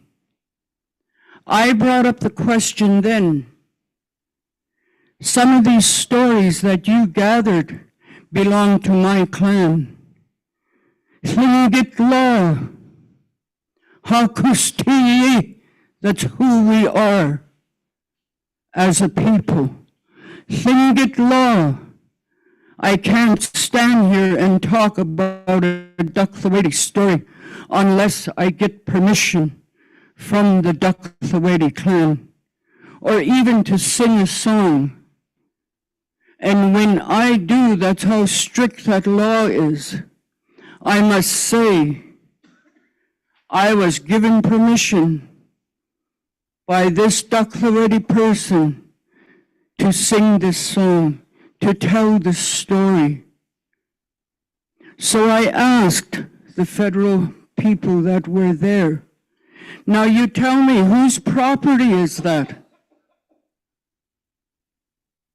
In my way, that property belongs to each of our clans. All they told me there was, oh, that's a good question. That's a really good question. It never got answered. What you said here today, at my age, causes a lot of fear. What I understand about AI, what I understand about that world that our children are on, I tell them, please don't go on Facebook, don't put your information out there, because once it's out there, it's there. You're never going to get it back. And when I was listening to you and I was thinking about that information going out there, I want to keep this short as I can, but it reminded me of a story of Noel Clark, Chukatin, Jane Swartz, told us this story when we were young women. That wasn't too long ago for me, but but anyway, she said, and it had to do with gossip. Many stories, you know that yourself, in our villages. Oh, did you hear about so-and-so? And then it goes on. She said, let me tell you a story. She said, when I was a young girl. This story is about two young girls that were causing trouble in the village by passing on stories that were not really true. Half-truths, they call them. So the grandmother took them upstairs. Take that feather-down pillow. Cut it open. Now throw it out the window. All the feathers flew all over. Now you girls, you go out there. You pick up all those feathers and put them back in that pillowcase. We can't do that. We'll never be able to pick up all those feathers. They're flown all over. This is what I think about the information that is out there now. The other comment that I want to make is, as First Nation people, we are money makers. We are money makers for the system, the educational system, the justice system, all of our young people that are in there. Jailers getting paid, counselors getting paid, information that's being gathered on us. Right now, when I hear of all the data that's being collected on IRS, in one hand, it's a good thing. But as a residential school survivor, I feel like I'm victimized one more time, gathering that information on me. Sheesh. I don't know if there was anything in there you could answer, just stuff that I just hung on to. Sheesh, look at you on. Ik orgwan.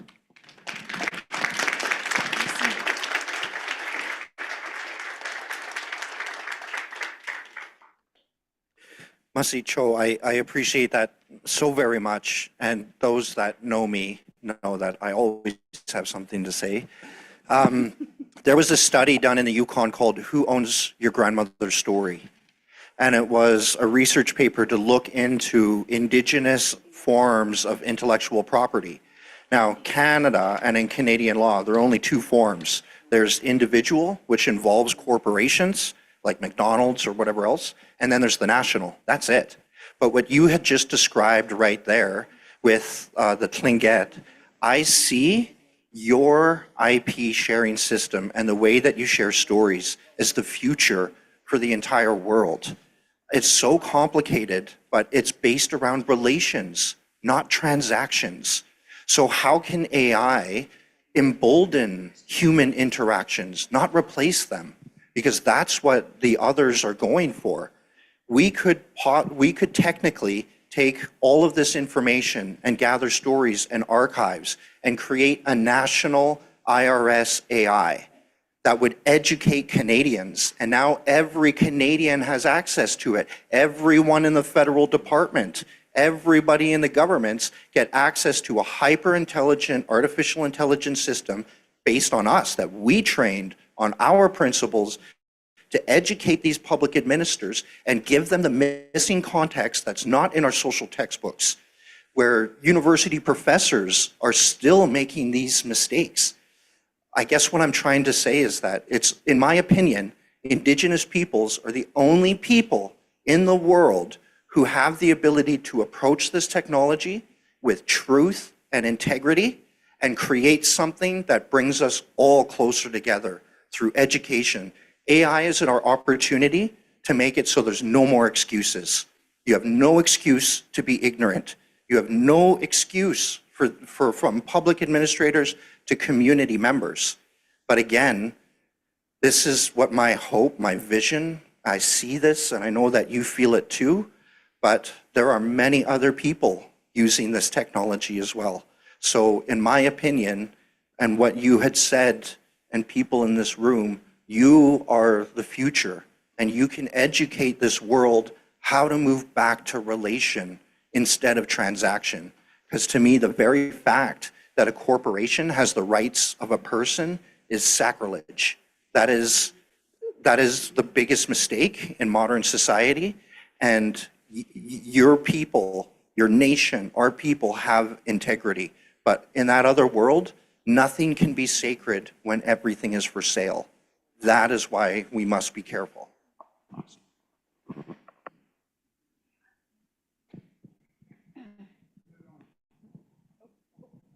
Right now. We'll switch. I just want to add the World Intellectual Property Organization, which is the international standard for copyright, refers to oral histories, sacred knowledge, cultural tradition as intangible cultural heritage. And they've yet to come up with any kind of a rule or a law that protects for local communities that knowledge. So as Dana was saying, I think it's important for the Indigenous communities to take the initiative and do it themselves, write their own. Canada doesn't have it in their copyright law. There's no World Intellectual Property Organization regulations for it. It's time for Indigenous communities to set up their own standards and then push them into things like international law, national copyright.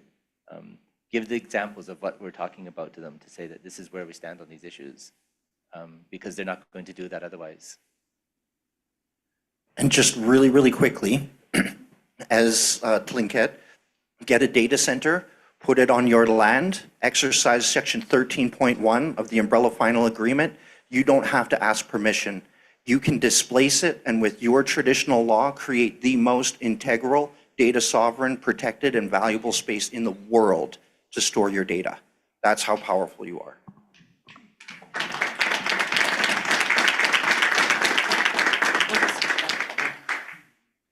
So I'm just switching back and forth between the microphones, but we have two other questions in the room that we want to answer.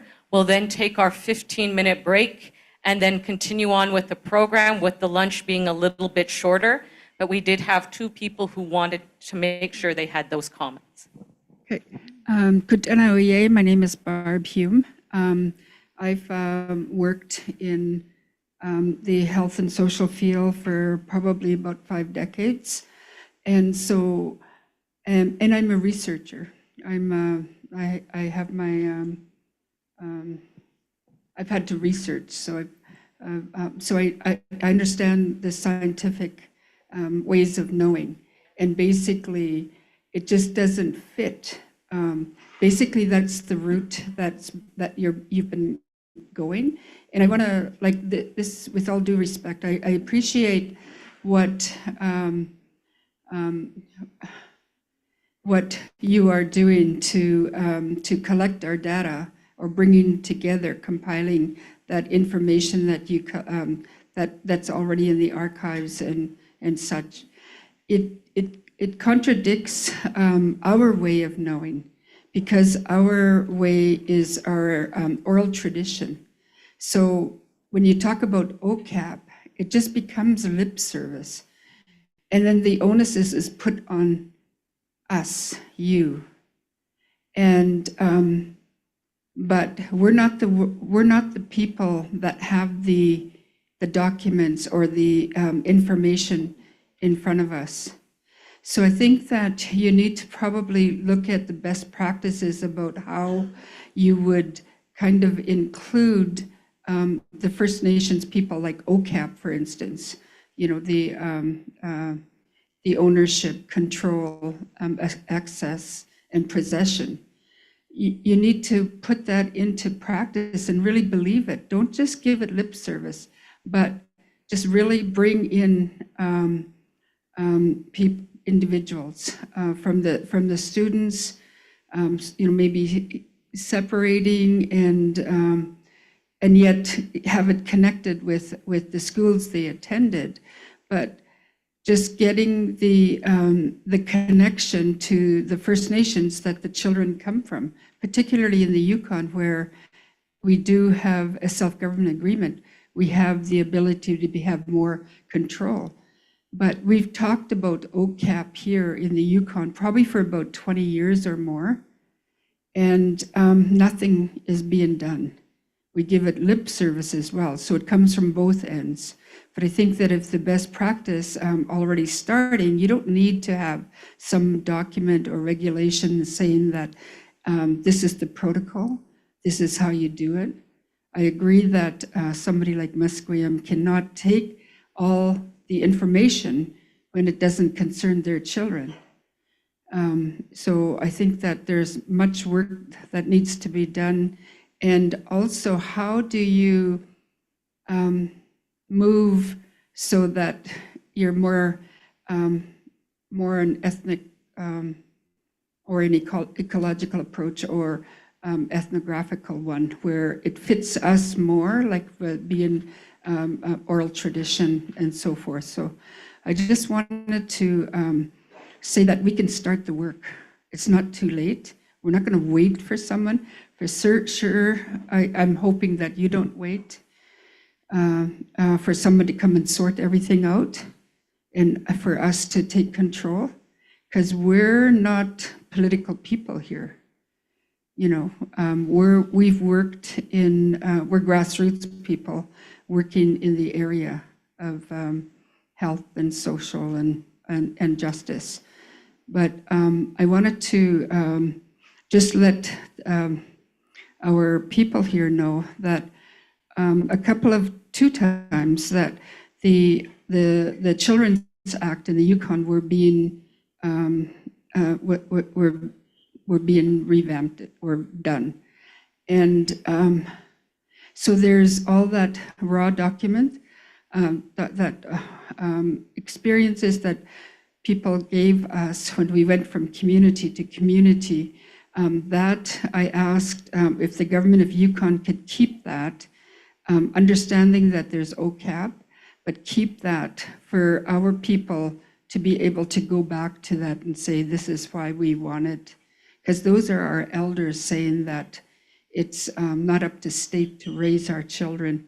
And this is like the scoop of the 60s is part of residential school and so forth. So I just wanted to put that back. I really appreciate and respect and understand what you're doing, but I just wanted to also for you to take that extra step into understanding who you're collecting for. And yeah, I get very emotional when it comes to children and and documents.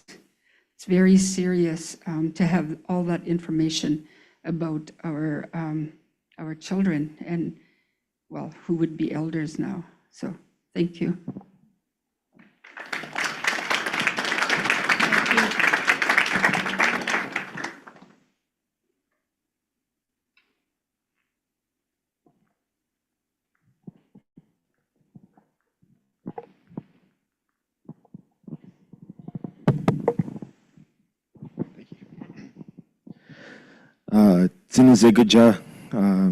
Good day, everyone.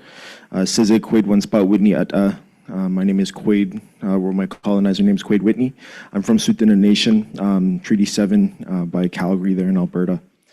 I just had a question regarding, well, to give a little bit of foresight on myself and why they're my concerns as well. I work at the Tsuut'ina Nation Cultural Museum for my nation. So I have a background in doing tour guides and then later on into cultural advocacy. So part of my job has always been sharing our cultural history and knowledge, promoting it, but also protecting it. So there's lots of stuff that we can't share, right? That when people come through to the museum, there's only so much that's there to provide for people when they come in. And on top of that, I'm actually moving into a role with AFNIGC's, so Alberta's wing of Information Governance Center, First Nation, sorry. So how do you plan on incorporating OCAP principles into it? How can you know, so let's say, it's important work that you're doing and somebody does have to front it on our end because it can't be done by them and it's going to get done anyway. So it's a tricky situation, but how can you do it in that way that's incorporating protocol, incorporating how we go about transacting that knowledge, right? Not all, lots of people need that kind of thing because they don't have access to an elder. They don't have access to their nation even. So that, how do we reach those people? How do we teach them? And that's kind of something you're trying to answer. But then at the same time, how do we still put the spirit into it? How do we make sure that they get it the right way? How do they understand that this is knowledge, that there's protocol usually involved in gaining that knowledge? These stories, it takes time, it takes intention, and it takes protocol. So how do we incorporate that within this work? It's really important, but it's also really concerning because if you have an urban Indigenous youth who wants to learn these stories, they have no way of understanding the importance of it. And so how do we control it, keep ownership over it? If they don't understand that importance, they'll go and share it anywhere, right? They don't understand what went into that story, the medicine behind it. So yeah, my question is just how do you plan on controlling that truly? But I also want to, acknowledge your work that you're doing because it is important and it's hard work, and we're entering a really uncertain world with all this new technology here. It is really frightening. And I just want to make sure that when we go into it in a good way, and that we keep those traditional methods reflecting what the elder said before me, right? How do we keep it that way? How do we make sure that that protocol is honored properly? See us, guys. Thank you. Before we go with our folks here in person, I wanted to check with our online panels. Pamela, Marjolin, do you have an answer for our guest here regarding the control, access, ownership, and possession of the information within that database? Yeah, certainly. Well, thank you. Before answering, I would like to thank you for the time, the space that you gave us to present our project. As I briefly mentioned on my presentation, this is a collaborative project that we built with First Nations in Quebec, and we started with the Nation Innu through Institut Shakapech, and they asked us to recover the archives. That was the main request. That's what we began to do. And after a while, we realized that we have to push to work a little bit, trying to make those archives to speak. We know that what these archives are telling us is like a colonial history. It's like it's a colonial discourse. So, but despite that, those archives keeps also really important information. So we are not doing everything. We are not collecting oral histories. We are, first of all, it was not what the main objective of this project, but I understand that it's totally important to do. And that's why we are all the time saying it, the importance of collaborative projects. And we are just doing like this little tiny contribution that is like helping with the archives. It's not, as I mentioned also in the presentation, we choose mainly to work with the archives that were produced with the Department of Indian Affairs. So we are like looking everything through the lenses of the state. So we have to keep that in mind. That being said, what we find when we start like working with Seven Island residential school was that we could not like separate the reference to other nations. They appear in the archive. So in a really early stage, we start like developing this idea of like an international working group. And it was mainly to the restitutions of that data to other nations. So after some years, we put that up and running, and what we came at is with this idea of like, okay, we are like processing the data that we find in the archives, and all that information is mixed because children from multiple nations went to the same residential school. But we have a protocol, a really strict one, that says that only the nation, for example, the Cree Nation, can ask for the process data regarding the Cree children, and only the Anishinaabe Nation can ask. I hope you're understanding how it works, because you put the data, but you can also, give differential access to what this, is going out.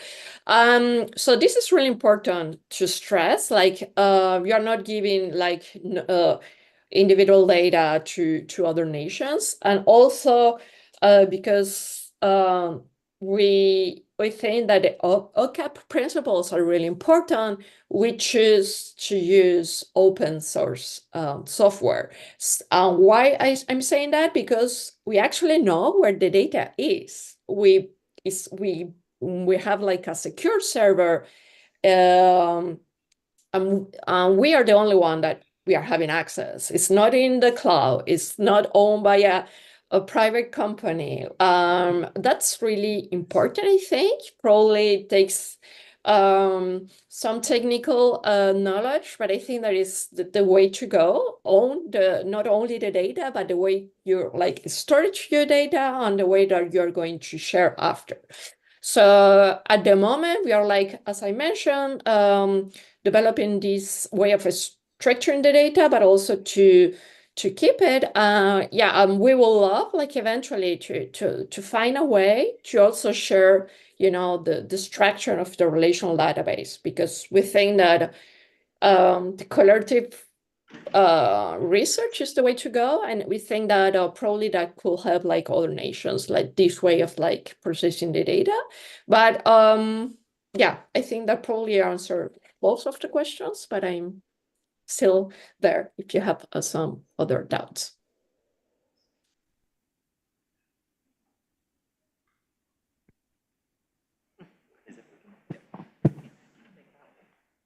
I would just like to underscore what Pamela said about open source software, especially. There are particular examples that we've heard of different communities having to pay licenses, buying off-the-shelf software that's paid out to companies that are then controlling the data themselves in their licensing agreements, and as well there's the cloud issue. So if you can come together, as I was saying in our talk, and I think Dana said the same thing, is in councils that could maybe start putting up regulations, protocols, and standards for developing your own open source software applications that could be shared across communities with your own parameters, access codes, rules for use. That would be a tremendous step towards the control of the data, but also to have some kind of a national council in terms of applying OCAP. And in reference to your question, I think there needs to be an Indigenous National Council that oversees this kind of design and use and access, and that could go back to a community in a meaningful way and discuss the values of this information to that community, and then apply particular standards to its use and access. And then if there is a need, for example, the Globe and Mail wishes to quote an elder from a community, they get charged a price, and that fee goes back directly to the community and can be put into things like education or healthcare or something like that. But this council could then, be also an aid to the development of the communities as well as protection of the knowledge. Masicho, and I would just quickly add to that my team right now, we're in conversations with Microsoft around indigenous data sovereignty within the cloud. And some people of our team are saying these are very dangerous conversations and we're sitting down with the devil. But at the same time, there's a lot of value in taking those big players and steering them in different directions. And that's a lot what needs to happen with Canada. Of the FNIGC's opinion, and it's very well structured 55-page discussion paper on the internet. They go through all the acts, Privacy Act, Information Act, everything, and they outline that there needs to be a complete overhaul in the Canadian system. Now, look at the Trump breakdown. Look what's happening in the world. We're now going to start seeing emergency critical mineral stimulus coming down. We're going to see emergency funds coming down to be developing Canada first. This is the biggest opportunity in the world in our time for Canada to really, for the first time, take some teachings from Indigenous peoples. So around the whole IP issue, my recommendation would be for data councils, data committees, regional, to be struck up around Teslin Tlingit and your information, your IP sharing system. This is not about necessarily anyone else's benefit but ours, and our treaty partner and the Canadian government needs to step up on an international stage because of what's happening and in an internal stage because all Canadians are being held back for really no good reason. There's a lot of paper being pushed around here, but I just wanted to say that where the future is, and you don't need Canada, you don't need anyone. First Nations right now need to get a data center, which could be just $100,000 in computers that sits in a closet, or it can be an actual data center. You need to get that data center, and never mind OCAP, put your nation's protocols right into the programming so that you're not asking an institution to adhere to OCAP. It's in the programming, in the zeros and ones. And with that basis, then you start getting to this point where there's this cross-fertilization. I mean, let's say you took this information, it did exist, it was working well between the clans, everything within the nation. Now let's say that you created AIs based off of this knowledge. Now, of course, they're internal. Maybe this AI is just for this clan. The nation, the Indigenous nation, can access this AI and it will give them some information, but not the information that's for that clan. So then you can start to see a natural sharing system that governs itself instead of us doing all of this work. That's why I'm saying that Indigenous people, everyone here, you're ahead of Facebook, you're ahead of Peter Thiel, you're ahead of Elon Musk. And all of these people are trying to build the one ring that rules them all. The future is decentralization, and this is what Canada, this is what Turtle Island was. Before the colonial governments and countries came to Canada, we already had the most sophisticated data sovereign network that respected distinctions and allowed for sharing information in the world, bar none. So it's just about revitalizing that. And we don't need Canada for that. What we do need Canada for is to realize and do better. See. I want to give a big thank you to our panelists, Pamela, Marjolaine, Raymond, Dana. And thank you to those who've asked questions. We are running a bit behind, so I was asked to say a 5-minute break. We'll see how we get. You'll get more of me as we go into the Geographic Information System and Mapping Development panel.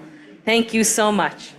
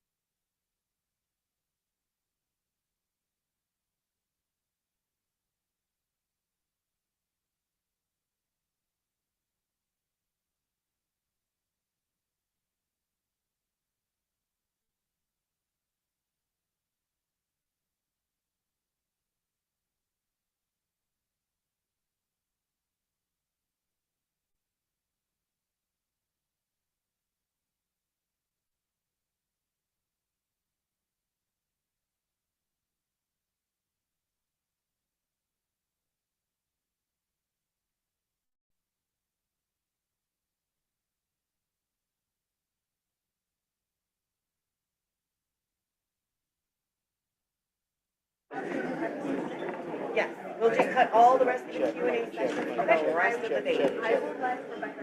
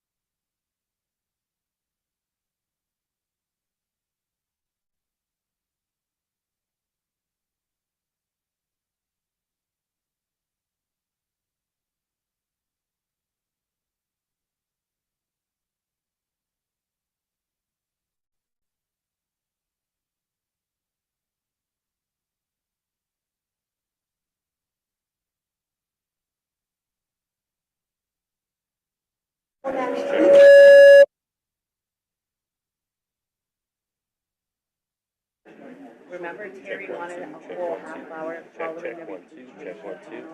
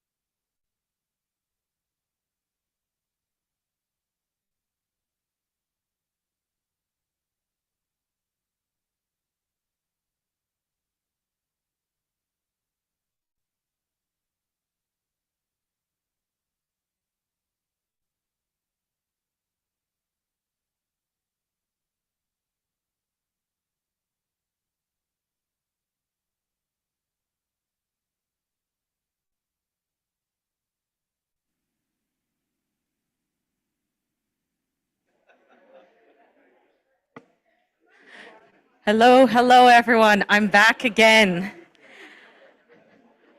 I've been given strict instructions to keep things moving just because we have a large program. So I want to welcome everyone back.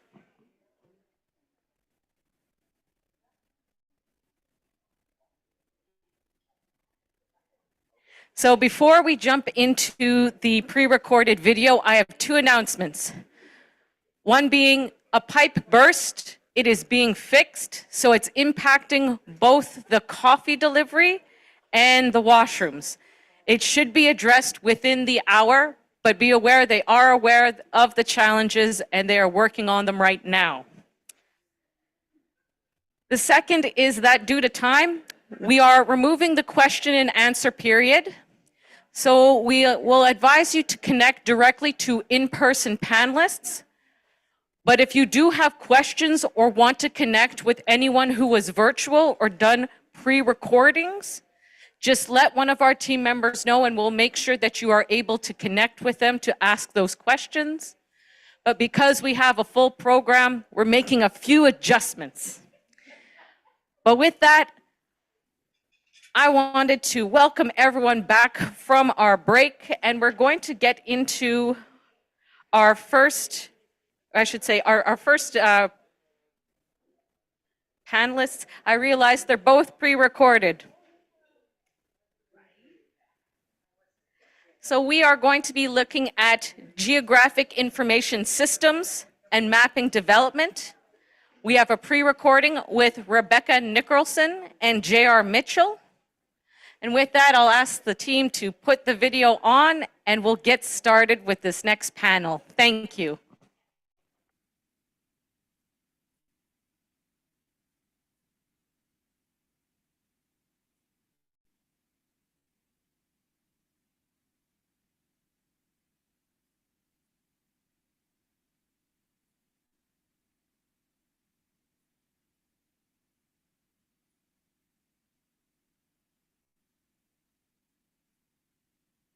And unmarked burial research.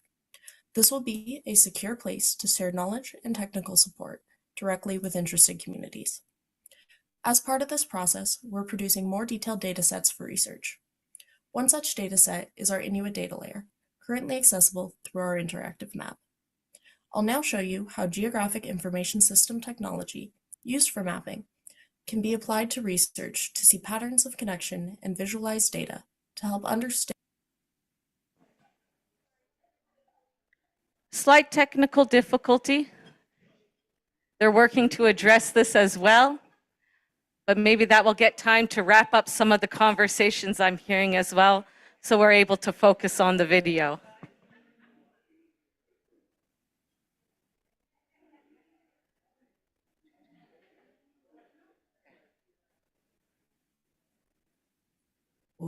Operated on the landscape of Canada.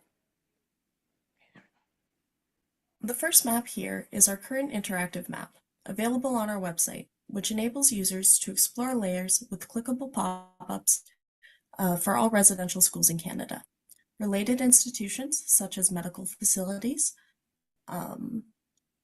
commemorative events by NCTR and the TRC. We recently added a filter where users can select individual schools for more information.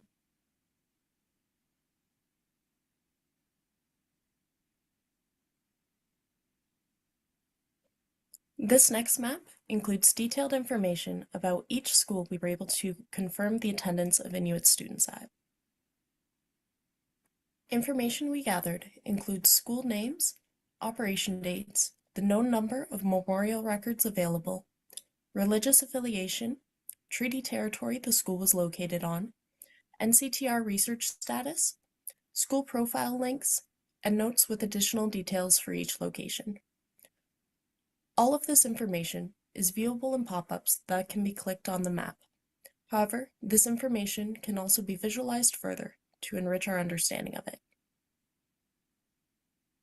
By looking at the locations alone, we can see the extent of relocation that occurred for many Inuit students, where children were brought from the north to schools in southern Canada.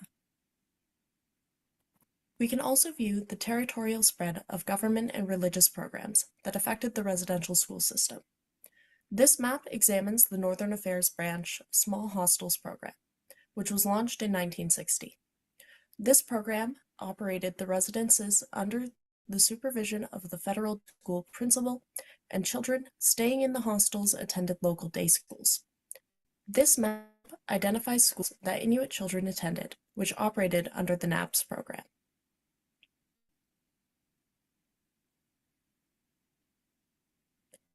Similarly, maps can help us identify geographic trends in the religious denominations that operated schools. This map allows us to identify clusters of schools in the north, which were government operated, and see the geographic spread in the southwest, where both the Anglican and Roman Catholic Church operated many schools. This next map displays the status of research into missing children and unmarked burials by the NCTR, intended to inform the public on the progress being made to research and records.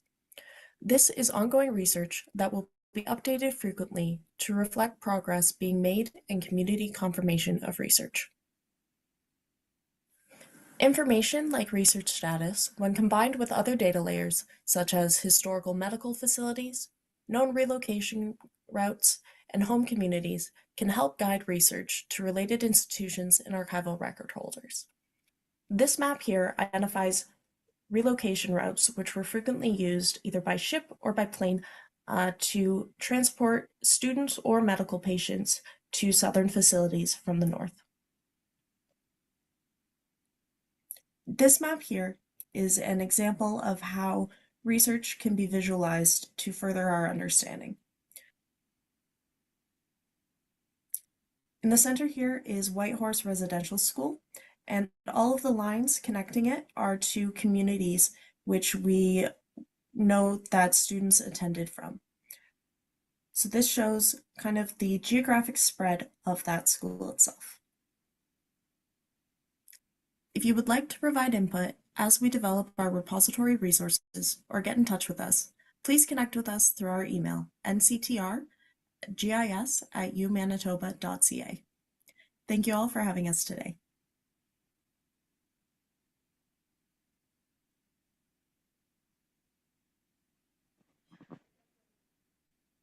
Perfect. Like any good event, it's always about our attitude, isn't it? So we may be encountering some challenges, but I'm bringing the energy and I hope you're feeling it. So our wonderful tech team is just working on getting the second video up.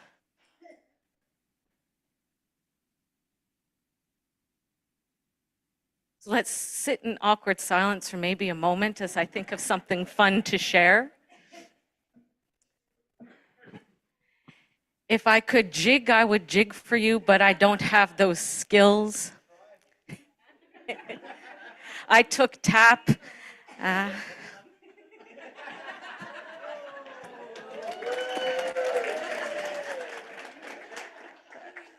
think that's as much as my body will allow me. But maybe I'll take this time to share some things that I enjoy. So, I'm a filmophile. I run a film series back in Winnipeg called The Decolonizing Lens. Thank you, Pam.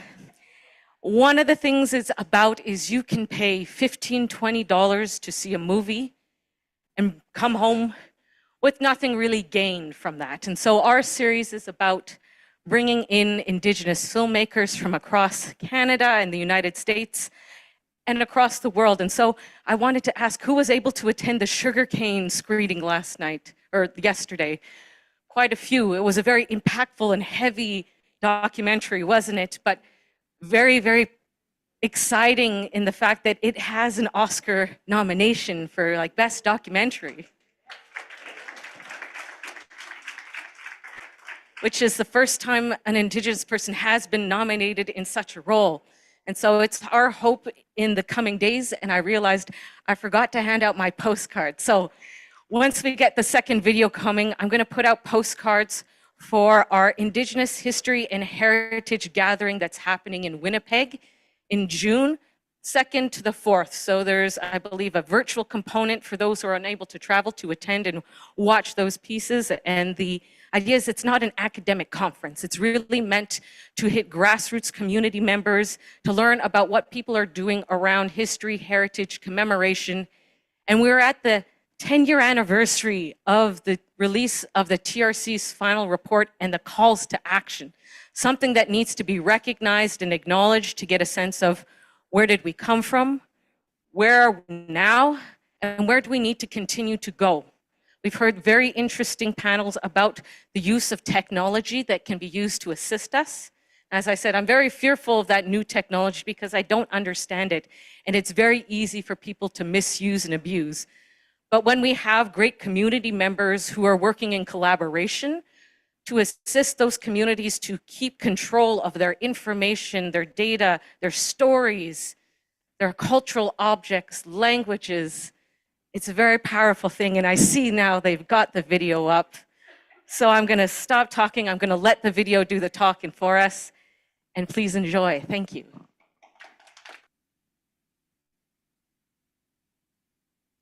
Hello, everyone, and thank you for attending our presentation today. My name is RJ Mitchell, and I am the IT Data Coordinator with the National Center for Truth and Reconciliation. I am a Mohawk from Akwesasne, and that is where I'm joining you from today. I have been with the team since February of 2024, and I have been leading the GIS work within the organization. I am joined today by my colleague, Rebecca Nickerson, who has been with the team since August of 2024. We are a new team, but I am proud of the work that has been accomplished thus far.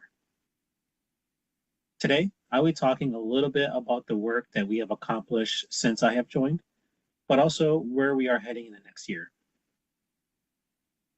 First off, I would like to spend some time to talk about milestones. We have created a data set using Rebecca's work into researching Inuit displacement to illustrate the unique story and impact that the residential school system had on Inuit. And Rebecca will be presenting on this work shortly. We have signed a memorandum of understanding with Indigenous Services Canada so that we may assist each other in our work around residential schools. We have begun to design our burial site repository infrastructure, which will be a secure environment to share knowledge. And we are working to seek additional feedback from community and survivors on how they want that knowledge to be held. We are beginning to work with communities on how we can best serve them and their GIS work, whether that is helping them to develop their own capacity or to offer direct services to them. Our technology strategy is an important part of our infrastructure, and we are currently evaluating a move to an enterprise environment that we can then offer access to communities and researchers, allowing them to use our data to not only create their own work, share it when they are willing to, but also to have a secure environment to do so in. Lastly, we have taken ownership of the Indian Residential School Mapping Collective from Indigenous Services Canada, which is a collection of researchers, educators, and representative communities who are doing work around the residential school system. So we would like to become a meeting point for researchers and educators across Turtle Island and the world. And we believe that hosting the Mapping Collective will allow us to do so. However, we still have plenty of work in front of us, and I would like to discuss the future next. We are currently working to understand how we can establish stronger relationships with communities so that they feel trusted in working and sharing with us. We want to develop the NCTR's position on data sovereignty, governance, and stewardship. We would also like to develop training resources and environments to assist communities with their own capacity for GIS research. We would like to address accessibility with our current and future projects so that we can ensure that everyone can explore our work. We want to develop a policy with community and survivors about the accessibility of knowledge that we will hold that will be considered sensitive. This can include burial site locations. And the reason we're doing so is that we do not want to risk further trauma and abuse of that knowledge. We are happy to share our current milestones along with our future plans so that we may foster relationship building and collaboration with everyone here in attendance today. I look forward to answering your questions after the presentation, and thank you today for hosting us and for listening. Yeah. Indigenous Services Canada, which is a collection of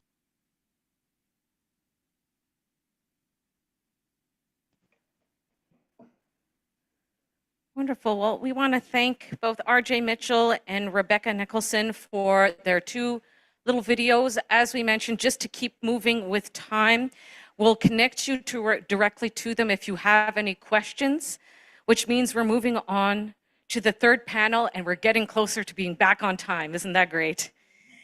For our third panel, we're inviting Dr. Michael Yellowbird, professor and former dean of the Faculty of Social Work from the University of Manitoba, to talk about community wellness. Michael Yellowbird, PhD, is a professor and former dean of the Faculty of Social Work at the U of M, and he's held faculty and administrative leadership positions at universities in the United States and Canada. He has served as a distinguished visitor at the University of Auckland in New Zealand in 2016, a distinguished visiting teaching scholar series at Trent University in 2024, and a visiting scholar at Simon Fraser University in 2024 and 2025. His research focuses on decolonization, healthy Indigenous aging, wellness, and mindfulness. He is a member of the MHA Nation in North Dakota, USA, and is a certified, internationally trained mindfulness meditation teacher and scholar. He is the author of several social work and Indigenous studies scholarly articles, and the co-editor of 4 books, and the co-author of 2 books. Dr. Michael Yellowbird, if you want to come up on stage, we will be ready for your 60-minute presentation.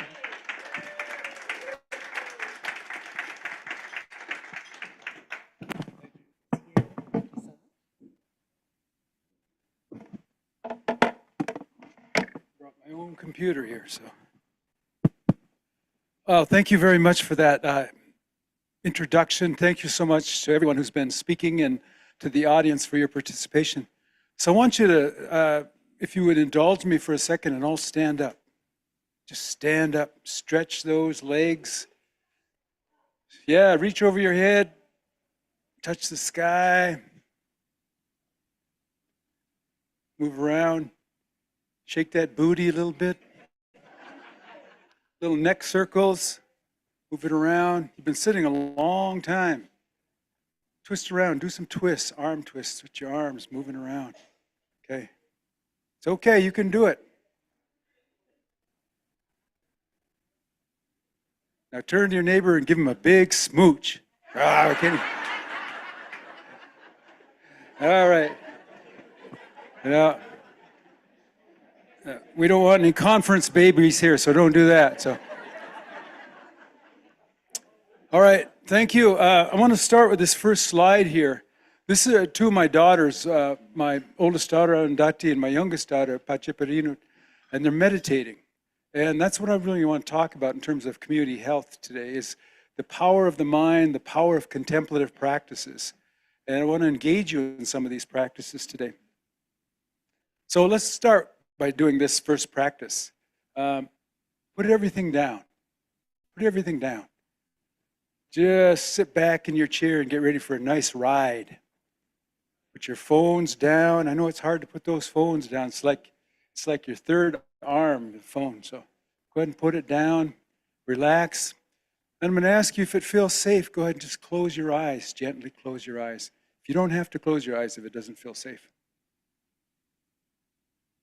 I want you just now to indulge yourself by starting to relax your body. Just feeling that relaxation taking place in your eyes, in your throat, in your ears. Relax that jaw. Let that jaw relax. Feel that relaxation just running down the back of your neck and your shoulders. Feel how good that feels. It's like you're at a spa, your own personal spa right now.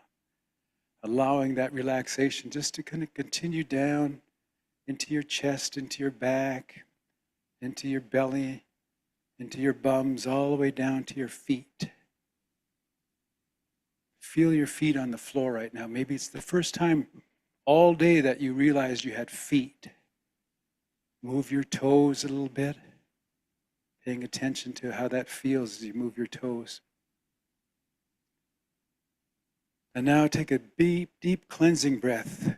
Breathing in 1, 2, 3, and just hold that breath. Now breathing out. 1, 2, 3, nice and even. Another breath again. In, 2, 3, 4, out, 2, 3, 4. Just let yourself relax on the breath. Now counting to yourself, take an in breath. Keeping your breath nice and even as you breathe in. Each breath, relaxing your body, remembering that this is the breath of life, that it's saturating every part of your spirit and your soul with oxygen, with love,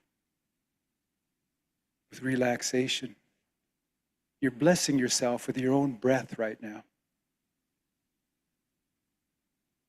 Now just return to your normal breath and see where you feel it most. Maybe you feel it in your belly as your belly rises on the in-breath, falls on the out-breath.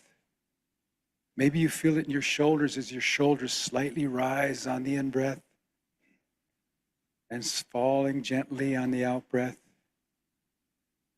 Maybe you're feeling it in your nose when that first breath of air just touches the tip of your nose and then begins to go down into your nostrils and down to your throat, into your lungs, relaxing you, bringing you down to a deeper level of relaxation.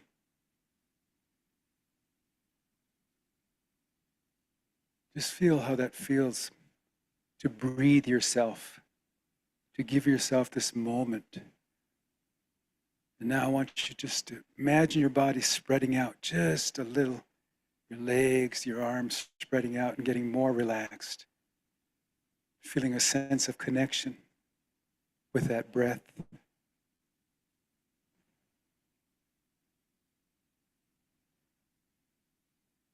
Pay attention to the silence in the room, how quiet it is, how sacred that silence is.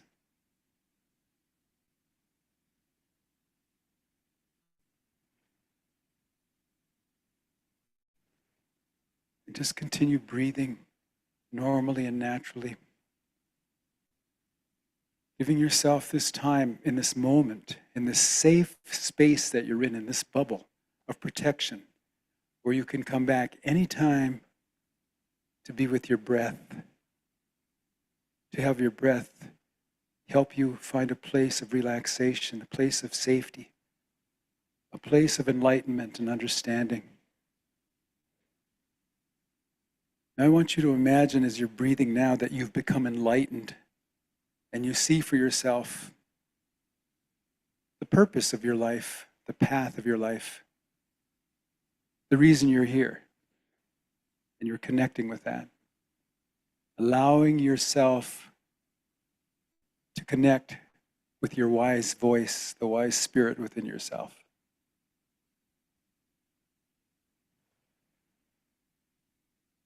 And now allowing that just to kind of drift away, just gently. Just returning to your breath, and I'm going to count you down from 3 to 0. And when I count 0, I want you to gently, carefully open your eyes. And just hold your attention and smile to yourself. 3, maintaining your breath and your relaxation. 2, staying calm, staying just stable. 1, and when you're ready, 0, just completely and gently, safely open your eyes. Holding your position, don't move too quickly. Open your eyes. And then what I'd like you to do is turn to your neighbor and just talk about how that felt.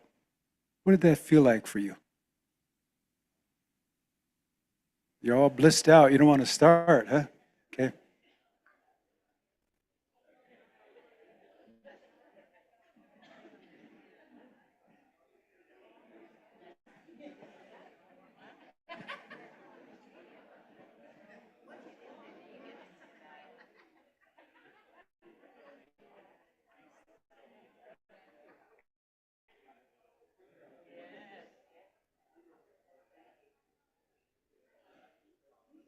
Okay, because of time, I want to see if there's any volunteers that want to say how you felt. How do you feel now?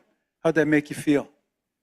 2 thumbs up, 4 thumbs, 5 thumbs, 6, 7, a lot of thumbs going up. Good. Anybody want to say anything about it? Felt relaxed? Okay. Refreshing, grounded? Okay. Alive. All right. Good. Well, that's something that is so important, I think, about wellness, is that we have that capacity to generate this wellness in ourselves in this very, very short period of time. The more we do it, the better we get at it.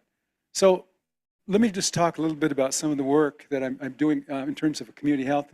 When I look at the medicine wheel, I say, well, it's really about our culture and experiences and perceptions that we have, that how we respond to the world, including stress and trauma. Right? Stress and trauma and residential school experiences and all those kinds of things is not one size fits all. We know that.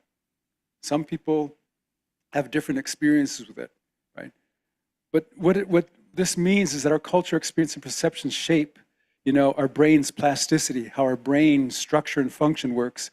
The human microbiome in your gut you're filled with trillions of bacteria in your gut, and they are fed by healthy food. You eat a lot of sugar. Sugar is implicated in a lot of mental health problems, by the way, folks. So throw that roll and that donut away that you're eating, and it's true. I just did a big microbiome talk recently to a big group. And also, it changes the expression of our genes and brain waves and specialized brain cells like mirror neurons that help us develop a sense of compassion. And it alters neurotransmitters which talk in our brain and modulators which help us with information. So I've looked at the literature really deeply. I've taken these deep dives, and I've also spent time looking at traditional narratives of health and wellness. And what I've come to the conclusion is that there is a process, there is a formula for it. And when I looked at the literature, it's a return to these traditional practices. Movement. Movement was one of the first things that was colonized by indigenous people. You don't move as much. You don't move like your ancestors did. Diet is very, very different. Our ancestors would have never been eating, what we eat today. Sleep. How many people got 8 hours of sleep last night? A couple half hands kind of go up maybe. And then when I ask without sleeping pills or drugs, those hands generally go down, right? That's the way it works. We live in a Western industrialized society that saps us of sleep. And that's a risk factor because if we don't get enough sleep, our brain does not clear out what they call amyloid proteins and tau tangles, and it leads to Alzheimer's disease. It does. It's pretty conclusive evidence that sleep is something that clears them out. We have our own glymphatic system that cleans out our brain, so we need to sleep and get into those deep levels. Humor, very important. I'll talk about the genetics of humor. Collectivism, being in a group. Fasting, intermittent. Our ancestors did a lot of fasting every day. They never had 4 squares a day with snacks in between. Maybe 1 or 2 meals a day. And we developed genetics to support that so that we can fast. Right? Contemplative practices like you just did, adaptive stress, I'll talk a bit about that, circadian rhythms. There are the good times and the bad times to do things during the day. At certain points of the day, you're stronger than you are at other points during the day. You're more alert, your metabolic system is working better. Sometimes doctors will tell you, take this pill in the morning because you have a particular circadian rhythm. How many people are late nighters? You do well late night. How many people are early risers? Okay, difference in the group here, right? That's the circadian rhythm. You don't get your sleep. If you go to bed too early, too late, doesn't work. You go to bed too early, too late, or wake up too early, too late, doesn't work. That's the circadian rhythm. Okay, being outdoors. I won't talk much about some of these because of the length that I have. But the work that I do is around neurodecolonization, decolonizing the mind. And really what it's all about is that the experiences we have really shape and change our mind. And our environment triggers and silences our genes and our reaction to different things like safety, fear, happiness, sadness, and toughness and grit that we all have. It activates different brain regions, and I'm interested in how it does that. It changes brain waves, like I said, like mirror neurons, and of course alters neurotransmitters and the gut biome. So what I want to talk about today is getting in really deep, what I call deep colonization. Deep colonization is about what I call traumatic plasticity. When we have a severe emotional event that happens that causes this overwhelming physical distress by this negative experience, what it does is it changes different molecular structures in our body that we can't see. And traumatic decay or destruction happens at these very, very deep levels. So some of this is getting cut off because of the screen needs to kind of go up. So anyway, this is colonizing the gene. So genes are considered part of the molecular structure that we have, and they, when we look at genes, for instance, this picture here, here's you and here's your partner. If you have unusual genes, which a lot of us do, and regular genes, mothers and fathers can pass those down to a baby. So if this baby here gets both of the altered genes of mom and dad, they end up with a particular genetic condition, right? That could be a genetic condition for diabetes or for tumors or for a Parkinson's disease or whatever it is. The baby here is a carrier because it gets half of the altered gene and half of the usual gene from dad. Same, then this happens with mother, right? The baby gets half of mom's altered gene, half of dad's, usual gene. This baby here gets the genes, the usual genes from both. So not all size fits all when we start thinking about children. You can have children in a family that one experiences a trauma, or they both experience, or three experience a trauma. Two of those kids can fold into the trauma and be affected the rest of their life, but the other kid just laughs and says, "Give me more," right? That is a big difference in some families. You notice that, right? That's just kind of how genes sort of play out. Another thing in the prefrontal cortex of the brain that gets damaged by chronic stress, colonization, trauma, those kinds of things, is what they call dendritic spines. Dendritic spines are these little green, spiny-looking things here that sort of grow in our brain. And as we learn more information, have more experiences, we grow more spines and more receptors. The important thing to remember about them is that they are connected to our learning and our memory and other kinds of things. So we know that when we're under deep stress and colonization, whatever, and we don't even have to be in residential school right now. All we have to do is sit back and go back to those memories. Those memories, are the same as actually being there for some of us. The brain doesn't differentiate. That's the beauty of it. It makes a real picture out of it. And some, because of genes, get a stronger picture. When that happens, your brain is flooded with something we call protein kinase C, which is toxic. We need it, but too much of it begins to break down these dendritic spines. And when it does, it affects our memory and our learning, as well as our ability to connect. This is why I'll caution, this is my first caution about rumination. When you sit there and ruminate about bad things, this sets into motion these molecular processes.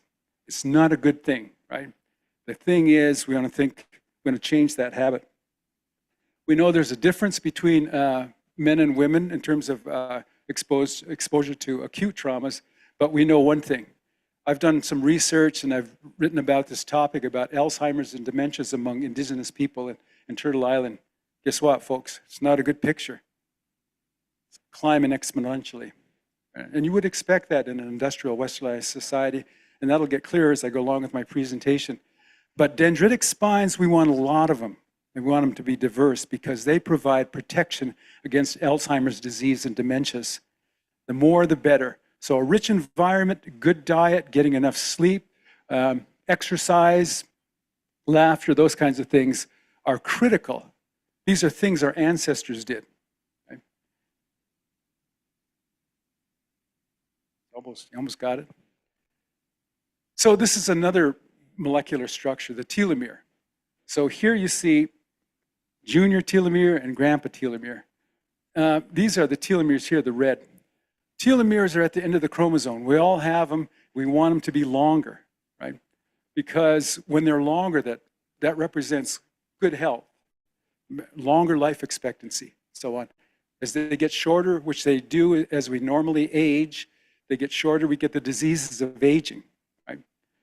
However, the diseases of aging, that's a little bit misleading because we can see elders that are pretty strong. They lift heavy weights. They still can run. They can still produce children at age 80. They, don't. You got to believe me. Some of the guys are kind of sitting up like this, and they're like, "That's me, right? That's me." Kind of adjusting their coat and stuff. Yeah, it's true. It's true that's that capacity to do that, right? So every time the cells divide, the telomeres at the end of the chromosomes, they get shorter. And when they get shorter enough, then we're vulnerable to diseases. So we want to keep them as long as we can, throughout our life. Well, let's look at some studies. Molecular colonization, stress, depression, and telomeres. This one particular study showed that people who are physically active, who are middle-aged, let's call it 40, 50-ish, also had better aerobic capacities and longer telomeres than people their own age that sat on the couch and watched Netflix, right? That didn't move. Now we're talking about our ancestors now, middle-aged people that were moving all the time. They probably had longer telomeres, which meant longer life expectancy, better health, better lifespan, better health span. We know that their telomeres were similar to younger people. We also know the power of stress and depression. This particular study says that your telomere length is going to get short, even if you're healthy, if you're experiencing trauma and stress. If you're ruminating about something over and over again that's bad that's happened to you, the probability of your telomeres getting shorter is higher, right? Than if you were happy and thinking about positive things. The body gives signals. It gives thrive signals when you're thinking positive and hopeful and optimistic, and it gives decay signals when you're in that place where I don't feel good, I don't like this, I don't like that. Okay? It's that simple. That's not made up stuff, that's neuroscience today. What happens then in this particular study is depressed and healthy people both showed chronic stress, both had shortened telomeres, but the people who were suffering from depression had shorter telomeres because they also had higher levels of cortisol. Cortisol is this adrenaline-like factor in the body that makes us feel like really antsy, hyper alert, like I can't sleep, I can't do anything really well, right? If you've ever felt that feeling, it's probably higher levels of cortisol in the blood. It's like blood, it's higher adrenaline-like factors. Fight, flight, I want to run, I want to get the hell out of here kind of stuff, right? This is one about kids. So you think about yourself as a kid, or think about your children or grandchildren. This particular study said, that kids that live in vulnerable environments that are stressing to them, it affects their telomeres. In fact, and certain neurotransmitters like cortisol, when kids are scared all the time, like if you were in residential school as a kid and you were scared a lot of the time, your telomeres are probably getting affected by that whole experience at that molecular level.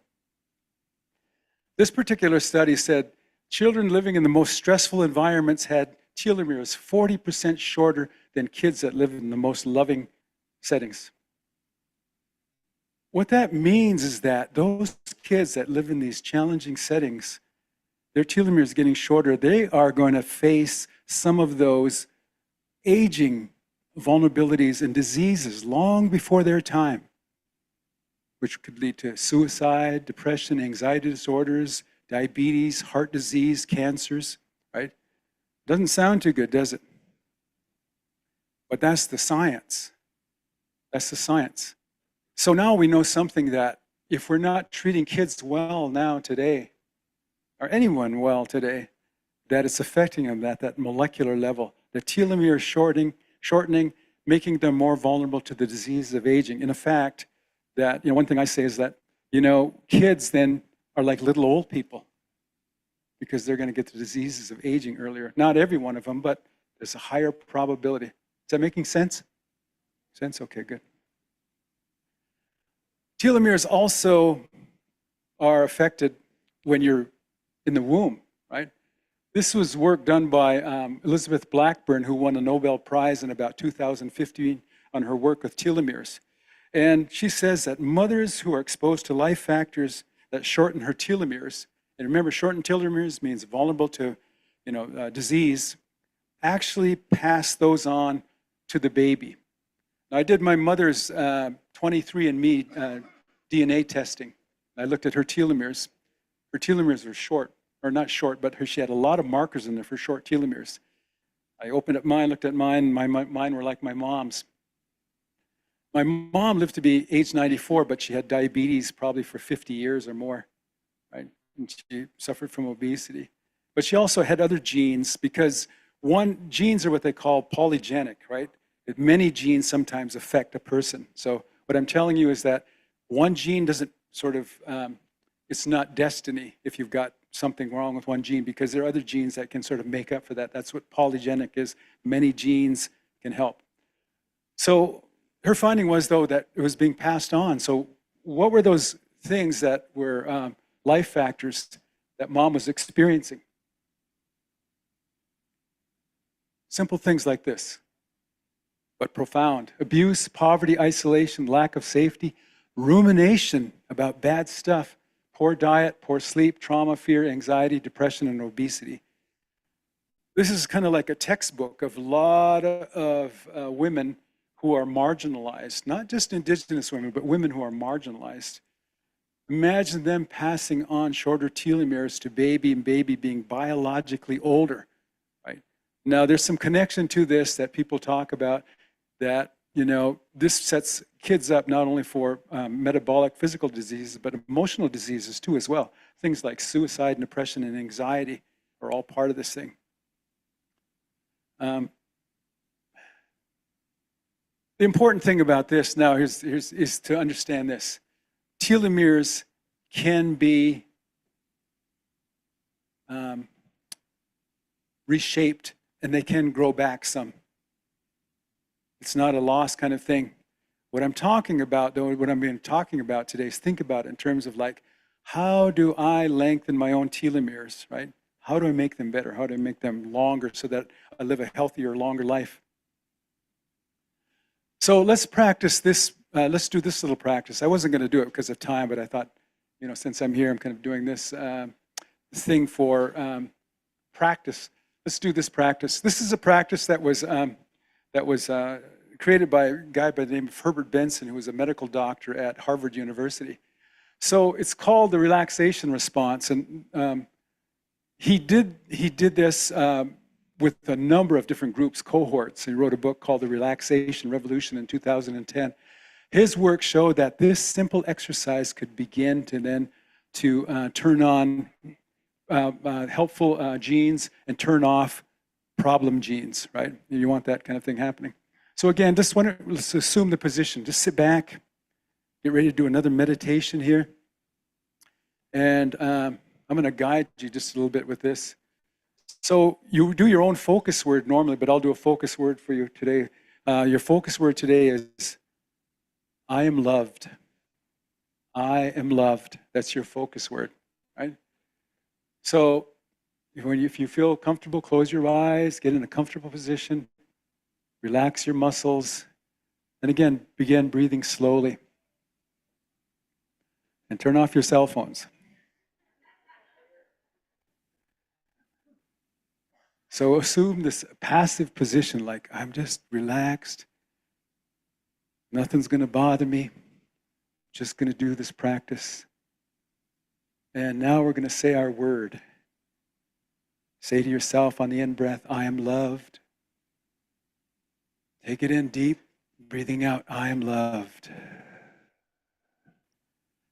I am loved. Breathing in. I am loved. Breathing out. Somebody cares about me. Breathing in. Somebody cares about me. Breathing out. I love myself. Breathing in. I love myself. Breathing out. Now I want you to say either one, any one of those. So if you want to end with the last one, first start with the first one. I am loved. It's probably the easiest. Breathing out. I am loved. If any thoughts come up, that's okay. Really, all you want to do is just return to your word and your place where you're feeling nice and relaxed.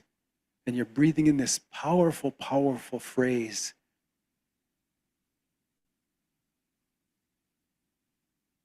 Now I want you to concentrate on visualization. When you say, I am loved, what does that look like? What does the color of being loved look like? What does the shape of love, being loved, look like? What does it smell like? What does it taste like? Use that beautiful brain of yours to just get into there really deeply, to kind of get into the deepest level of understanding that I am loved. Breathing out, I am loved. Look at the colors. Maybe it's sounds you hear. Maybe it's touch or taste. Anything that makes you feel loved. And just making sure your breathing is nice and even. And you're feeling a sense of relaxation.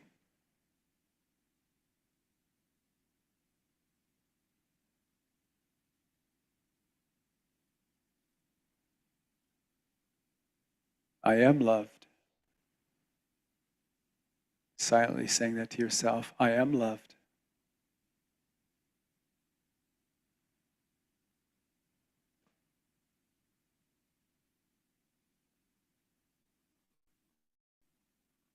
And when you're ready, come back to the space in the room, hearing the sounds, feeling the feelings.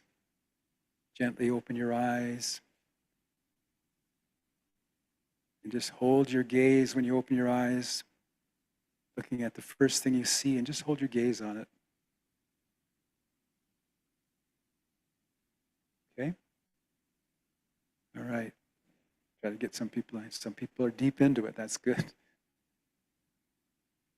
So if you want, let's take just a few seconds to turn to your neighbor again. And how'd that feel? How did it feel to say, I am loved?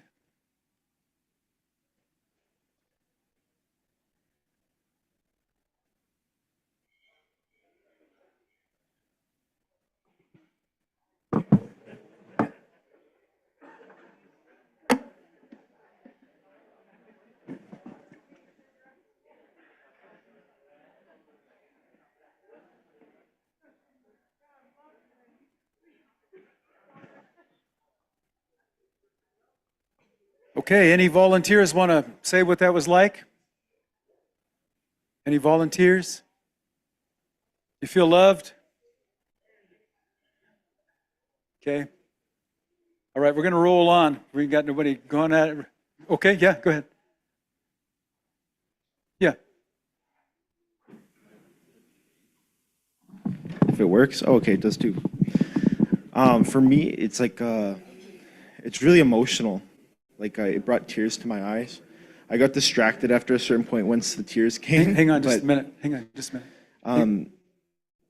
For me, it felt like I pictured being hugged, right? And when I visualized that, it's like all the bones, like almost like an X-ray. The bones hugging me were like purple, and around that it was pink. And then it kind of transcended from just a hug into the people who love me, their words being around me, like a cloud, a mist around me. And that's when it kind of triggered tears in my eye. I just felt surrounded and embraced by more than a hug, more than something physical, embraced by all those who love me and care about me here and past. And yeah, really emotional, really put me in an emotional spot. Once that happened, of course, then I kind of came to and I was like, stop crying for a second. But it was really, really put me in my emotions and felt nice. Good. Yeah, Good. see us goes. So the cool thing about his experience was that he was drawn from a number of regions in his brain. He's drawn from color regions in his brain to see the colors you talked about. From the also the sensation part, drawing from sensation, feeling his arms wrapped around himself, but also seeing shape. So motor cortices and different kinds of places are engaging in the brain. That's why visualization is so important. And as I get to that, you'll see the upsides of it and sometimes the downsides of visualization, what we do as human beings. So this is what Benson says. This simple practice, you can do it twice a day, 10 minutes or 20 minutes in the morning, 10 minutes or 20 minutes in the evening. Very powerful. His work showed that it was over 500 different genes expression changed after doing this practice for 8 weeks, meaning that a number of genes that protect you from cancers and for hypertension and inflammatory disease were activated and triggered. Those diseases that cause inflammatory things like arthritis, diabetes, heart disease, and Alzheimer's were tamped down just by doing this exercise. So it's very powerful. If you're interested in him, look him up. Herbert Benson, he's got a lot of good stuff on the web. He's got a lot of good writings. The key thing, though, is this. Interrupting the train of regular thought seems to be the universal key that unlocks the relaxation response, which is kind of hard for us sometimes when we fight it, or we're thinking about other things, or we don't want to do it, or whatever it is, or there's something blocking us doing it, right? But that's the key. And when you look at most meditation lineages and practices, that's the key. When people get into this place where you've got this really deep sense of silence, that's where the magic starts to happen. I'll get to some of those slides, the science on it. This is my youngest girl again, Pachiparino. She's really meditating. She's 5 years old here. So I'm going to talk a bit about the science and art of mindfulness and the power of ceremony and contemplative practices. What we know is that mindfulness is really about maintaining moment-to-moment awareness in a place where you're not judging your experience, but you're just staying aware of what's happening. Meditation, on the other hand, is a practice like you were doing, concentrating on a sound, a word, an object, or visualizing something, or the breath, in order to increase, well-being and spirituality and, enlightenment and growth. Mindfulness, remember, enables you to be aware of your thoughts, feelings, and emotions without judgment, fostering a non-reactive and compassionate attitude is what we're all striving for. Not judging our experience, not judging ourselves as we're doing it, but just doing the practice. What's really cool about this, there's been a lot of research done in what they call the neurobiology of mindfulness. And there are a number of different systems that are involved when we get into these meditative states. And it's pretty amazing what we know now as we've done all these imaging studies, all these different kinds of interventions and how powerful they are. The first thing that happens, your brain started changing already as you were meditating. You were getting different things firing and different things quieting. So your brain was already being affected by this in a good way, hopefully. The first big thing that happens to the brain after 11 hours of practice is that you begin to get this huge growth of white matter in the brain. White matter in the brain is important because it helps with the brain's connectivity. If you see people with Parkinson's disease or people with any of those kind of rigidity diseases like MS, that's the brain firing a message to the body to move, but getting broken up because the myelin sheath has been compromised by your body's immune system attacking the myelin sheath. So you have an autoimmune disorder like Parkinson's or MS. You get shaky, rigidity. What happens then is the message is sent, it gets the part where it's been attacked, and it gets a signal like this, and then you shake and you move on. If you've ever seen people like Michael J. Fox, for instance, with Parkinson's disease. That's what happens. The myelin sheath is compromised. Doing mindfulness helps to restore some of that for us. Very important. We know more is better. We know that in this particular study, there are lasting changes that can start to happen after 45 minutes of practice per day for 8 weeks in this particular study. The sense of memory gets better, the sense of self, empathy, and stress get better, stress goes down. There's another part of the brain called the insula, all part of what we have. We have the insula here on the side, this is the back view, the top view. And when they're activated, we are having this experience, and meditation activates them, right? We have this experience of this gut feeling that gets stronger. And we have a much better understanding of our internal body sensations, like our heart beating, our kidneys doing their work, what's going on inside of my belly, what's going on inside of my brain. So the body's continually scanning this physiological state to kind of say, how am I feeling? As I said, subjective feelings. It controls mental emotions and the regulation of the body's balance. But one of the things it does too, which I think is really important, is it enables us to control our negative emotions. Not going there to feel negative about what happened, what's going to happen, or what may happen, right? This is something we need to do as human beings because we do have a default as humans. We've evolved for 300 million years, believe it or not, you know, when we start getting our spine and our central nervous system. And as we evolve from that early state, research shows us that we develop kind of 5 different kinds of responses to the world: fight, flight, fear, feeding, and fornication, right? Not drugs, sex, and rock and roll, but those other, sorry. So it's important to remember that we have, that's our fallback: fear, run, you know, or fight, or eat, or sex, right? These are natural conditions for human beings, right? But we go back to that. This part of the brain helps us to control some of those negative emotions. The National Science Foundation in the States did a study on negativity in the brain, found out that we have probably anywhere from like 20 to 60,000 thoughts a day, some of them just fleeting thoughts, some of them longer, shorter. But probably 80% of those thoughts are negative thoughts for most people, some not so much, right?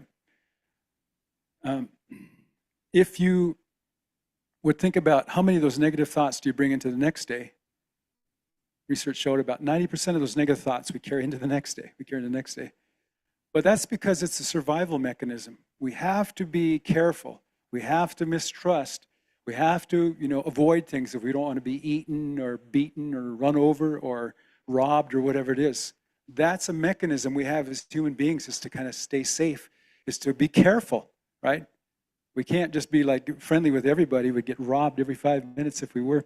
But this gray matter enables us to control negative emotions, and that meditation is one of the things that gets us there. So there's another part of the brain, I'm going through the brain parts, called the temporal parietal junction, the TPJ. You don't have to remember the name, but just remember that it's a circuit here that all works together. And as this circuit works together, we know that it becomes activated when you were meditating.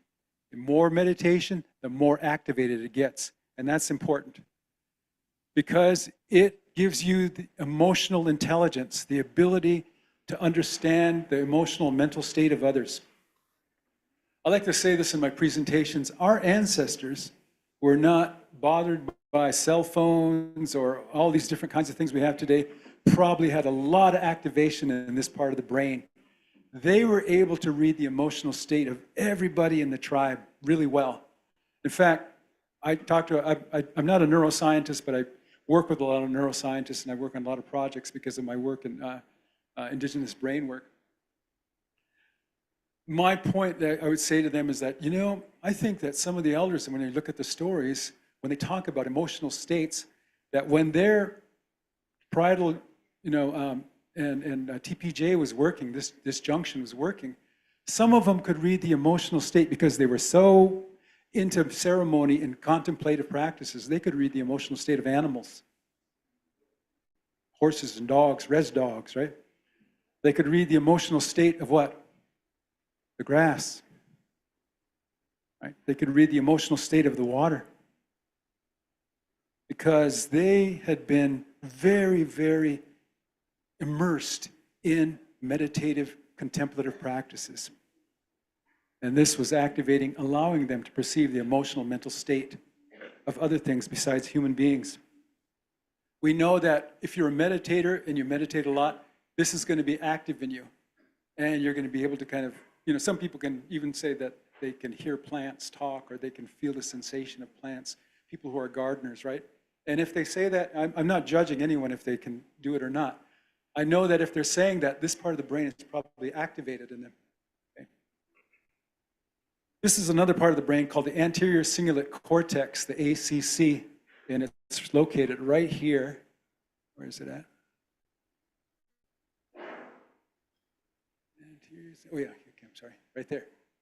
That part of the brain is a pretty cool part of our brain. This gets activated too when we do meditation, a lot of meditation. It's most closely associated with compassion. Neurons of compassion live right here.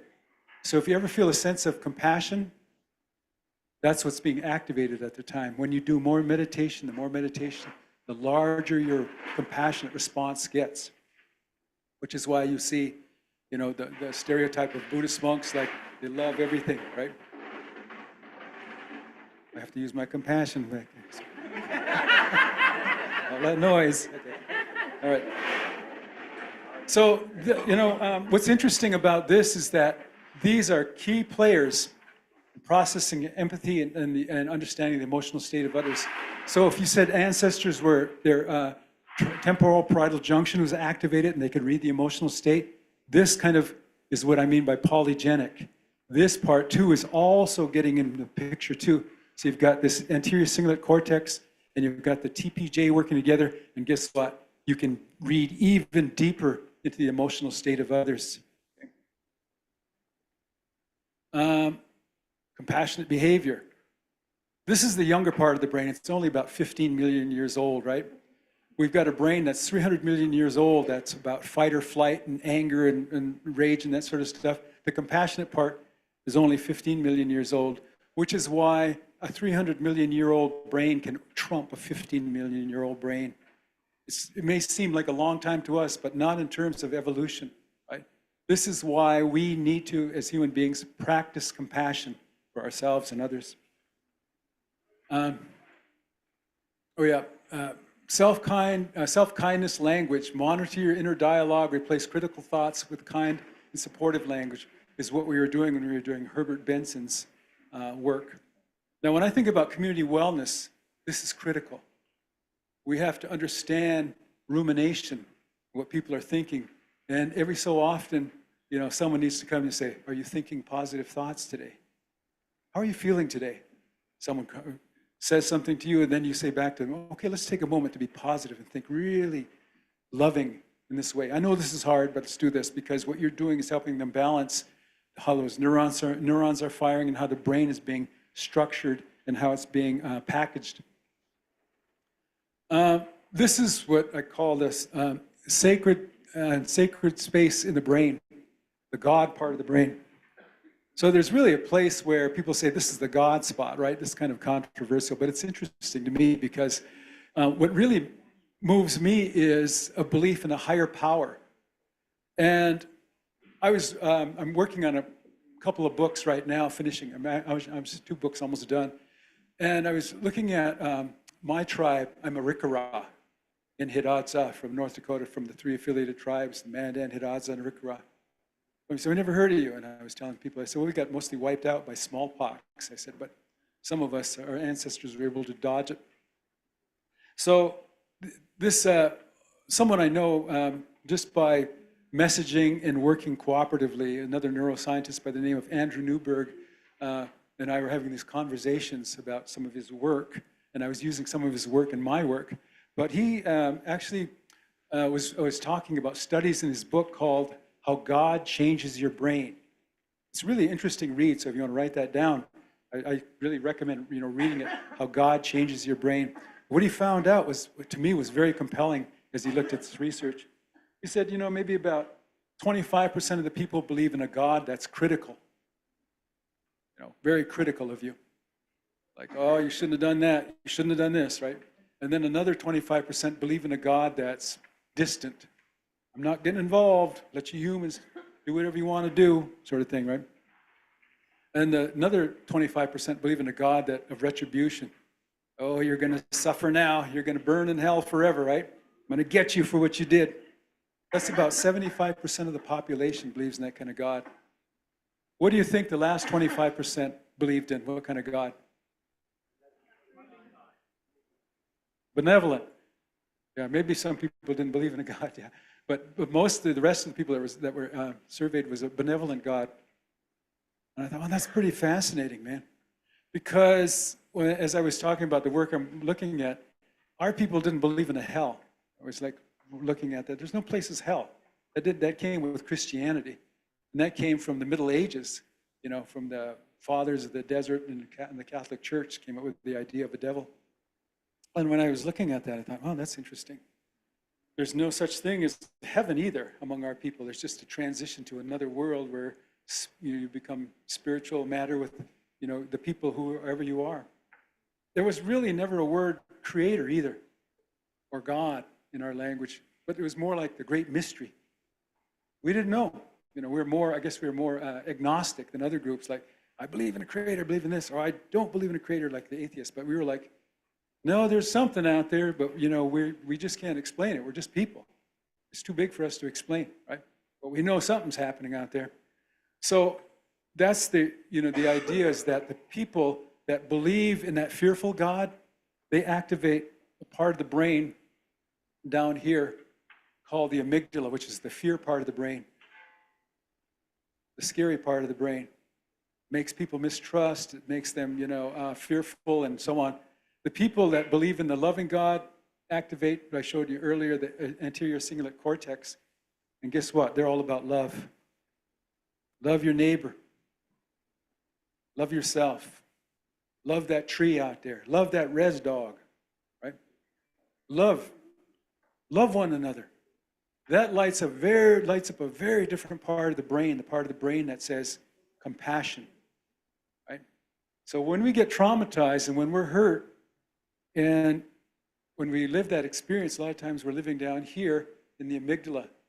It's hard to kind of make our way up here to the anterior cingulate cortex unless we're doing ceremonies that are loving ceremonies or meditations that are loving meditations. That making sense? Okay. How many hours now? Now you want the recipe, right?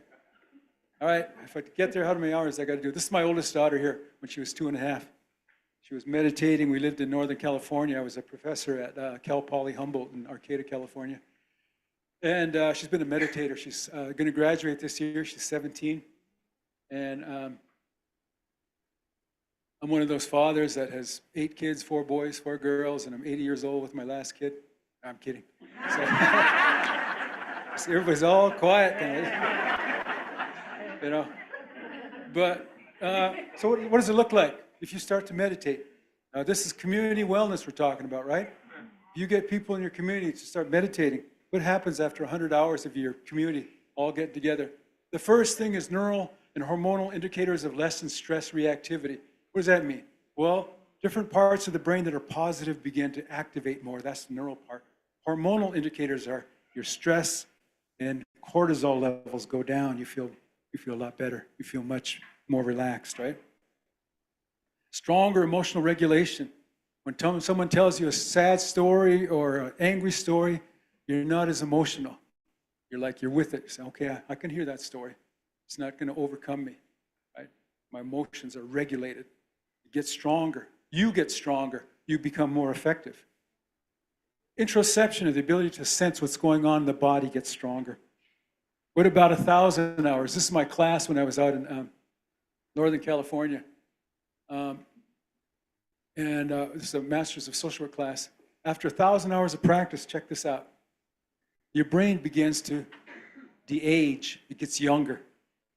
This shows that people who meditate for at least 1,000 hours have almost 8 years difference in brain aging.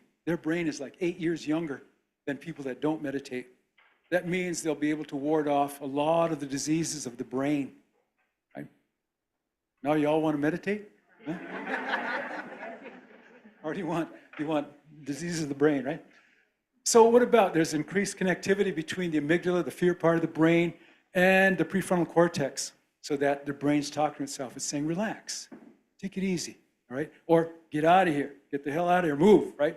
So you're having that sort of thing, and you're getting better at it because you've already got emotional regulation going on. You've already got that TPJ part working on, so your emotional intelligence is high, getting high. The nucleus accumbens part of the brain circuit gets smaller. Your feelings of like attachment. I have an attachment to emotion. I have an attachment to a memory that I'm never going to let go because I'm mad as hell at somebody. I'm going to hang on to it, right? That attachment to that memory of that person begins to drift off, and it gives you a break. Your feelings of wanting, I want this, I need that, or whatever, those begin to mediate too. Again, this is something I believe our ancestors had, was this very strong emotional regulation, as well as the nucleus accumbens, like saying, you know what, I'm not attached to that. That's why we had so many giveaway ceremonies, right? Give everything away. They're not attached to it. Buddhists are the same way. Also, your baseline breathing slows down, indicating your metabolic system is functioning well, and you're effective at solving working memory problems, and that's important. And I don't want to hold people from eating, though. What's the plan? Going? Okay. This is your food, right? Yeah. This is life. Okay. So, but this is the idea: is working memory gets better when you're affected by stress and trauma. You don't sleep well, and you're ruminating about bad stuff. Your working memory starts to go. Okay. What about 5,000 hours? Now, this is where we're starting to get to the point of amazing stuff happening in the brain. This is all covered in a book called Altered Traits. All those brain imaging and all these studies have brought this all together. So what I'm talking about is the most current science, neurobiology of mindfulness. Take a look at this. This is gray matter, right? And what you see here is that the meditators here have less gray matter loss than the controls. So this is all the gray matter that they've lost in their brain. They've lost, and the controls are the people that don't meditate. This was done with people who are like in their 50s all the way to their 70s when they looked at who were meditators. So the meditators lost less gray matter. Gray matter is important because it protects a lot of your critical parts of your brain. And like one of the things you learn is that it helps reduce negative emotions. And it also protects you against things like Alzheimer's disease and dementias. Sorry, I'm trying to hurry because of this thing. Increased attention and working memory gets better. I'll show you a slide of that in just a second. Here's the anti-aging stuff. This is when we start to see reverse aging happening. That small improvements in molecular markers of cellular aging. Now, if you remember the telomeres I talked about, the chromosome and the little red part on there, that's kind of all degraded because of all the stress and not sleeping and rumination about all the bad stuff and not making peace with all these hard things that happen. Those actually, when we make peace, begin to kind of come back. They start growing back. And it's incredible because now for the first time we're saying that, wow, we can see improvement in these cellular markers of aging by doing this experience of meditation. Think about that. Decreased activation of the default mode network, which is the part of the brain they call the monkey mind. Your brain is all over the place, thinking about all kinds of things. I got all this stuff I got to do, whatever. That's the monkey mind. So the default mode network then begins to quiet down, and you're able to focus, be centered on yourself, on your partner, on your children, on whatever it is, your focus gets way better. So this is the working memory part. Working memory is just this small amount of information that can be held in your mind that you need to use, right? And what are indicators of not good working memory? The first is the lack of focus. Like you're all over the place. Like this, I You got to do this or that, right? That's normal in an industrialized society where there's so many things competing for our brain. It's not good for our brain when we're not focused. Needing to reread something. Yeah. Most people didn't put up their hand. Either you don't read or you're good. You have really good working memory. Okay. Difficulty staying engaged. You ever find yourself like that? Yeah. Listening, especially during my presentation, right? Well, we do that. We like this, and pretty soon we kind of drift off, right? And it's difficulty staying engaged. Forgetting the steps to completing something. Constantly losing your keys, your cell phone, your wallet, your purse. Yeah? Yeah, people are raising their hands. This is one of my favorites, the next one, though. You want to join in a conversation, but by the time the other person stops talking, you forgot what you wanted to say. Right? That's working memory.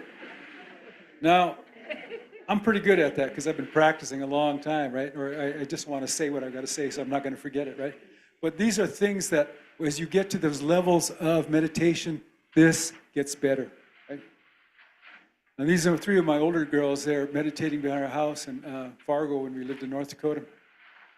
This is the one, though, that I think we could extend to our ancestors who were contemplatives, who were the holy people of the tribe, who were the people that got deep, deep, deep into meditation, not just like a weekend Sundance or powwow or sweat lodge, but these are people that doing it all the time, every day, every moment.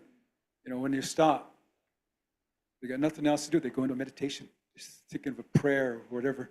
They're doing it. Then someone talks to them, then they're kind of, right? So they're building this. But these are, when you get to 10,000 hours of practice, which is a lot of practice, right? You see that these gamma oscillations, gamma waves in the brain, like this, are begin to activate, right?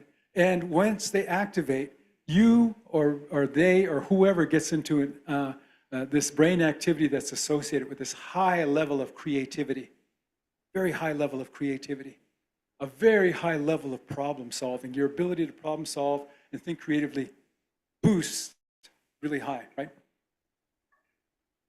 I think Trump needs some of this here.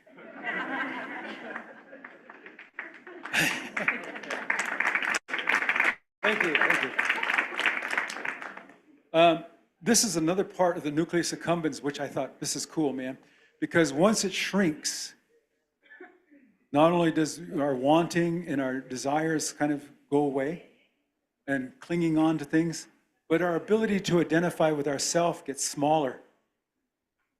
We don't identify with ourself as much. We still identify with ourselves. But what that means is that we're now identifying more with the group. I'm less important, but the group is even more important. So you can think about Indigenous people or any hunter-gatherer group that says, guess what? My nucleus accumbens shrunk down because I did meditation. Now I got so much care about everyone else, right? That part of the brain gets smaller, enables us to do that kind of thing, which is where you get these collectivist cultures. Instant voluntary control over pain. And let me go to some traditional contemplative healing practices. Can you see that guy running? That's me. Hey, no. Just kidding. Chased by cavalry or something. So I've looked at the literature and dug really deep. And I said, wow, this is really interesting stuff. I said, there are 12 contemplative traditional practices that we can do. First one is movement.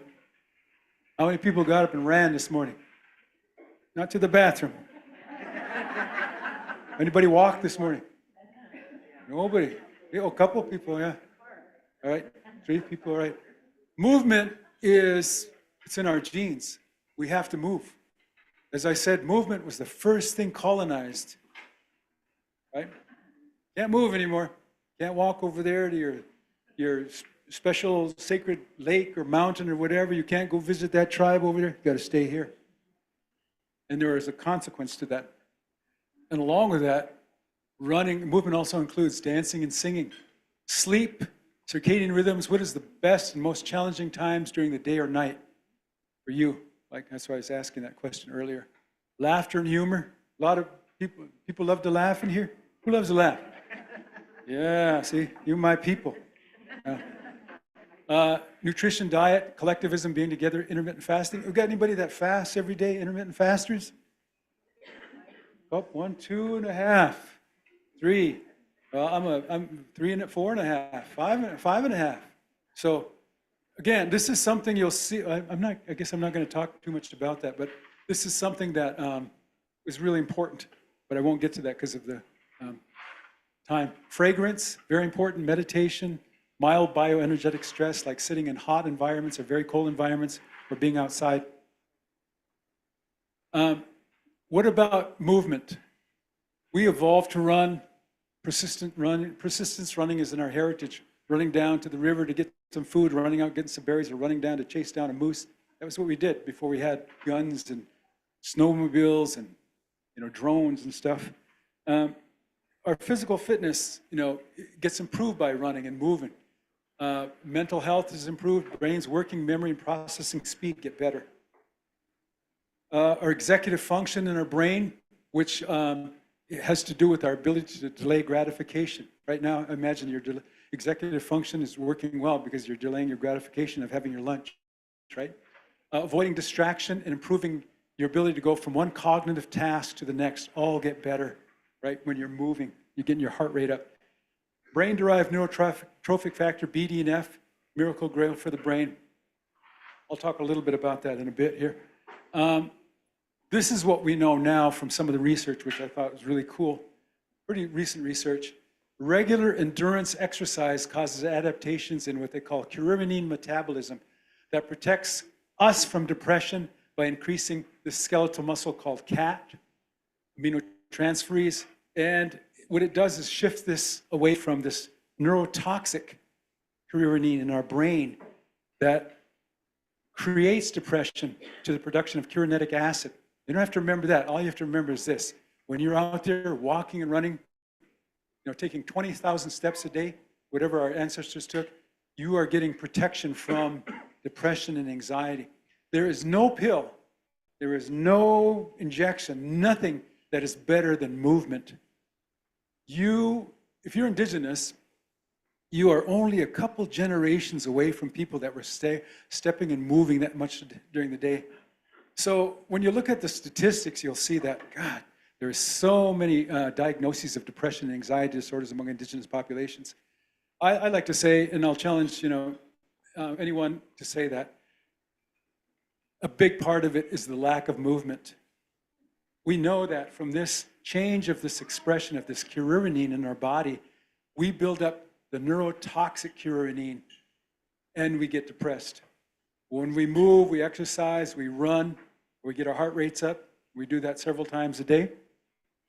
We produce the curinic acid, which is the firewall from depression. Now, if you want community wellness, everybody's got to move. You all got to move. You can't sit there and just do one thing or there. This is a combination of traditional practices that lead to community wellness. So here's the brain-derived neurotrophic factor. This BDNF here is these proteins that are produced in the brain that promote your neuron growth. Your brain grows. The neurons in your brain grows. You get more neurons, you get smarter. And the more neurons you have is what they call cognitive reserve. My mother had genes for Alzheimer's. She had genes for diabetes, genes for obesity, all these genes. She never got Alzheimer's. And I think I know why, because one of the things that for her is that she had a lot of cognitive reserve. She read a lot, she read a lot, she read a lot. She engaged with people. She loved to visit. She loved complex ideas, and she also listened to the news. I think Donald Trump kept her alive for another 4 years. Oh, I know he did, because she'd say, "You hear what Donald Trump did now?" I said, "Well, Mom, I called you about something else, But she was always engaged. The brain needs to stay busy. Our ancestors had busy brains by what? Stepping over logs, going under trees, hunting, fishing, moving around, playing games, running, doing these kinds of things. This is how they got cognitive reserve. They got more brain cells. Today we sit. And you've been sitting a long time, so please stand up just for a second. Please stand up. Move your hips side to side. This is the thing about movement. It's so important. I don't want to colonize you. I want to decolonize your movement right now. So, yeah. Okay, you can sit down. I don't want you to move too much. So this BDNF promotes neuron growth and it stops neurons from dying. We want that in the brain. We want our neurons not to die. Okay, I see people lining up, so please feel like if you want to grab some food, we'll have a working kind of lunch if you want. If not, that's okay too. So I am not a neuroscientist, so I'd learn all these terminologies like brain-derived neurotrophic factors. How do I remember that? Well, I am a runner. I can still run pretty fast for my age, and I think I can beat most guys my age. In fact, I beat guys younger than me all the time, but the thing is that I didn't know how to remember brain-derived neurotrophic factor, BDNF. So when I was out running one day, I said, how can I remember this term, BDNF? And I know that when you put BDNF on your brain, you grow more neurons, you get smarter, you get cognitive reserve. So I imagined this big darn native fella pouring that on my brain, BDNF, right? Like, here, get smarter there, you know? And that's how I remembered it. So what does it mean to increase our brain-derived neurotrophic factor? When we move, when we sleep well, when we laugh, you'll see. It improves our long-term memory, higher order thinking, higher order learning. There's the miracle grow for the brain. And it helps the brain develop new connections, repair failing brain cells, and protects healthy brain cells. Now, if you're a ruminator, you're not sleeping, and you're a lot of, all these things are kind of conspiring against you, this is something you want to do, is raise your BDNF, right? How do you do that? I like this old Navajo grandma here. She's about 85 years old. Any 85-year-olds in here? So you're all young people. There's one, two 85-year-olds. Okay. You think you could beat grandma? She's out there running, but listen, this is really important. First thing, traditional, exercise. Second, avoid sugar and processed foods. They're toxic. They lead to metabolic diseases, fasting, mental stimulation, sleep. This is the diet part, eating fatty fish, wild game, lots of fiber. Anti-inflammatory foods like turmeric, blueberries, all kinds of blueberries. Very, very important for your diet. That's a very traditional diet. Mild bioenergetic stress, hot saunas or cold showers. How many took a cold shower this morning? Just turned it on. Stood in there. One person. Okay. Yeah, over here. Okay. I just take them because I didn't pay my electric bill. It's the only time I took them. But meditation, mindfulness, and probiotic and prebiotic foods. All right, so this here is a picture of one of the guys from my tribe here. He's meditating on these sacred pipes. So I took Andrew Newberg's work here, SPECT imaging of the baseline, when someone is meditating and when someone's not meditating. And this is what's happening to his brain as he's seeing these sacred objects. What he's seeing here is that his attention on, let's see here, sorry. His attention on these objects is causing this part of the brain to activate. That's called the left prefrontal cortex. We know from a lot of imaging studies, when that part of the brain is activated, when you're meditating and you're feeling good or you're in a sacred space for a long time, your brain gets happy, joyful, optimism, feelings of well-being. In fact, all you've got to do is when you do a meditation is take something sacred, that's something meaningful to you, put it in front of you, look at that object, sit back, and just smile at it and remember all the good things about it, all the happy things and positive things about it. And this part of the brain will activate. The more you do it, the stronger it gets, the longer it lasts. When you get to that 5,000 hours, 1,000 hours of practice, you're going to be walking around just like smiling. Like people say, what did you do? Right? What are you smiling about, right? But you'll be feeling that sense of joy, right? You'll be feeling that sense of optimism. That part of the brain is the part that codes for that. Now, I think most of us want to feel optimistic and happy during the day.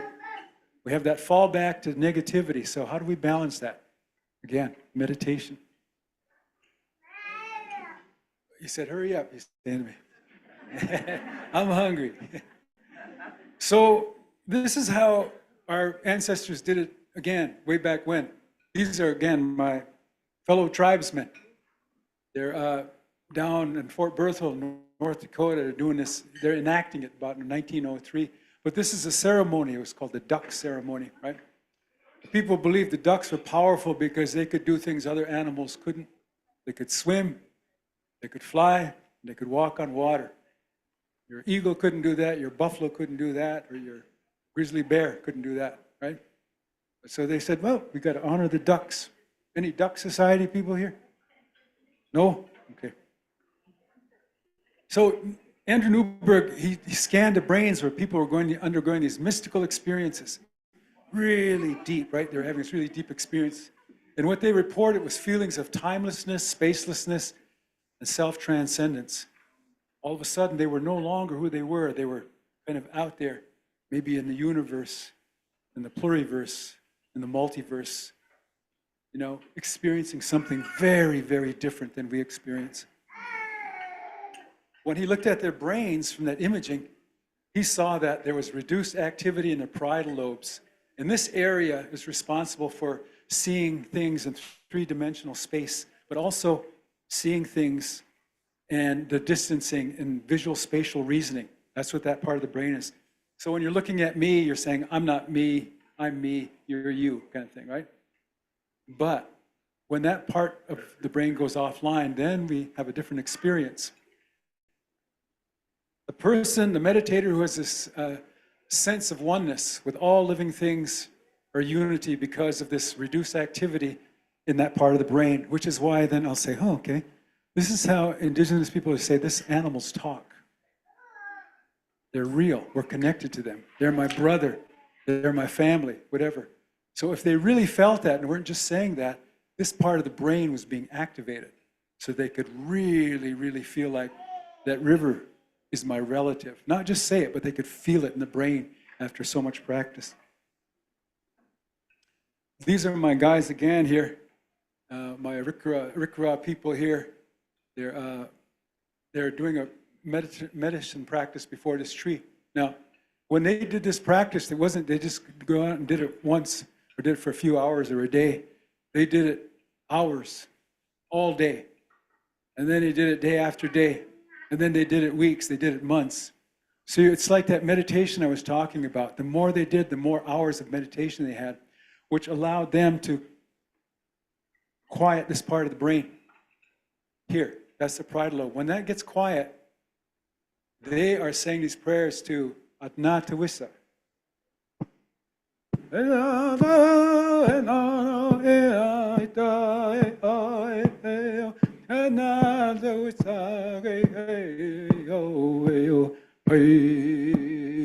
So they're singing to the mother. Come to the people, help the people. You're our mother. They really believe the tree is alive. The tree is their mother. They're not just saying it, right? They're doing it enough so that this part of the brain goes quiet. And when it does, the distance between that tree, that mother, and them disappears. They are connected to that tree. They become the tree. They become the leaves, the roots, the branches, the bark. They are the tree. The tree is them. We know that now through these studies, but we knew that when they told us that, you know, the elders told us that. And now we know how this is done. How when Jesus made a connection to all the world and how Buddha did and how all the great indigenous spiritual leaders told us that this river is alive. This water, this mountain is alive, right? Having that conversation. We now know that they had to spend that time in meditation and ceremony long enough for this part of the brain to go quiet. You know, maybe they got their 10,000 hours of practice that I showed you earlier. Now these are people that are dancing. These are Yurok people when I lived in Northern California. I think they are brush dancers. But this research, again, kind of, what it does is it validates indigenous experiences. And what it shows is that when people are dancing and singing, their levels of endocannabinoids rise in the brain. In this particular study, they said dancing improved the mood enough and raised the endocannabinoids, and cycling on a bike also increased the endocannabinoids in the brain, has this really positive effects in the group. Singing, though, was the most beneficial activity in this study. How many of you sing? Some of you are banned from doing it, I guess. Singing. I want to do something with you. I want you to sing a note with me, okay? You don't have to sing if you're chewing right now, but sing a note. See if you can match my tone.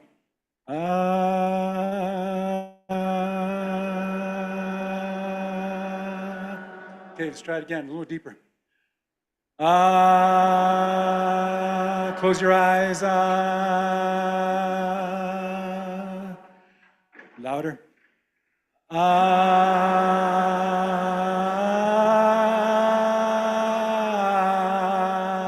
So I want you to go up, crescendo up, and then come down.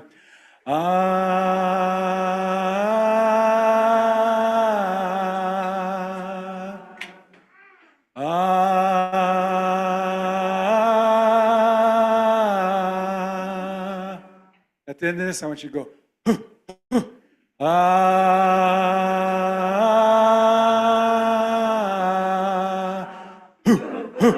One more time.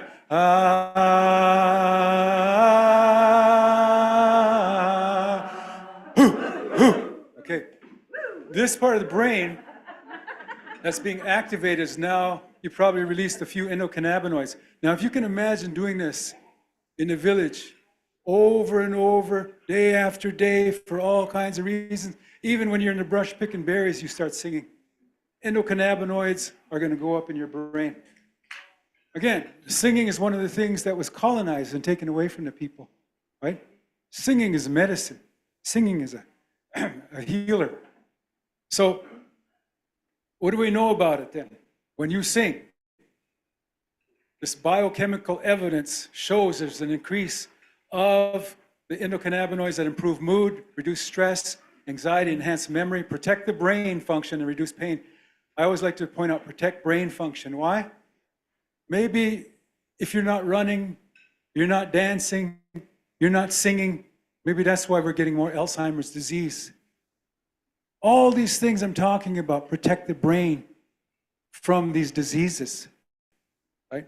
It's not just something I'm making up. This is something that's in the research, right?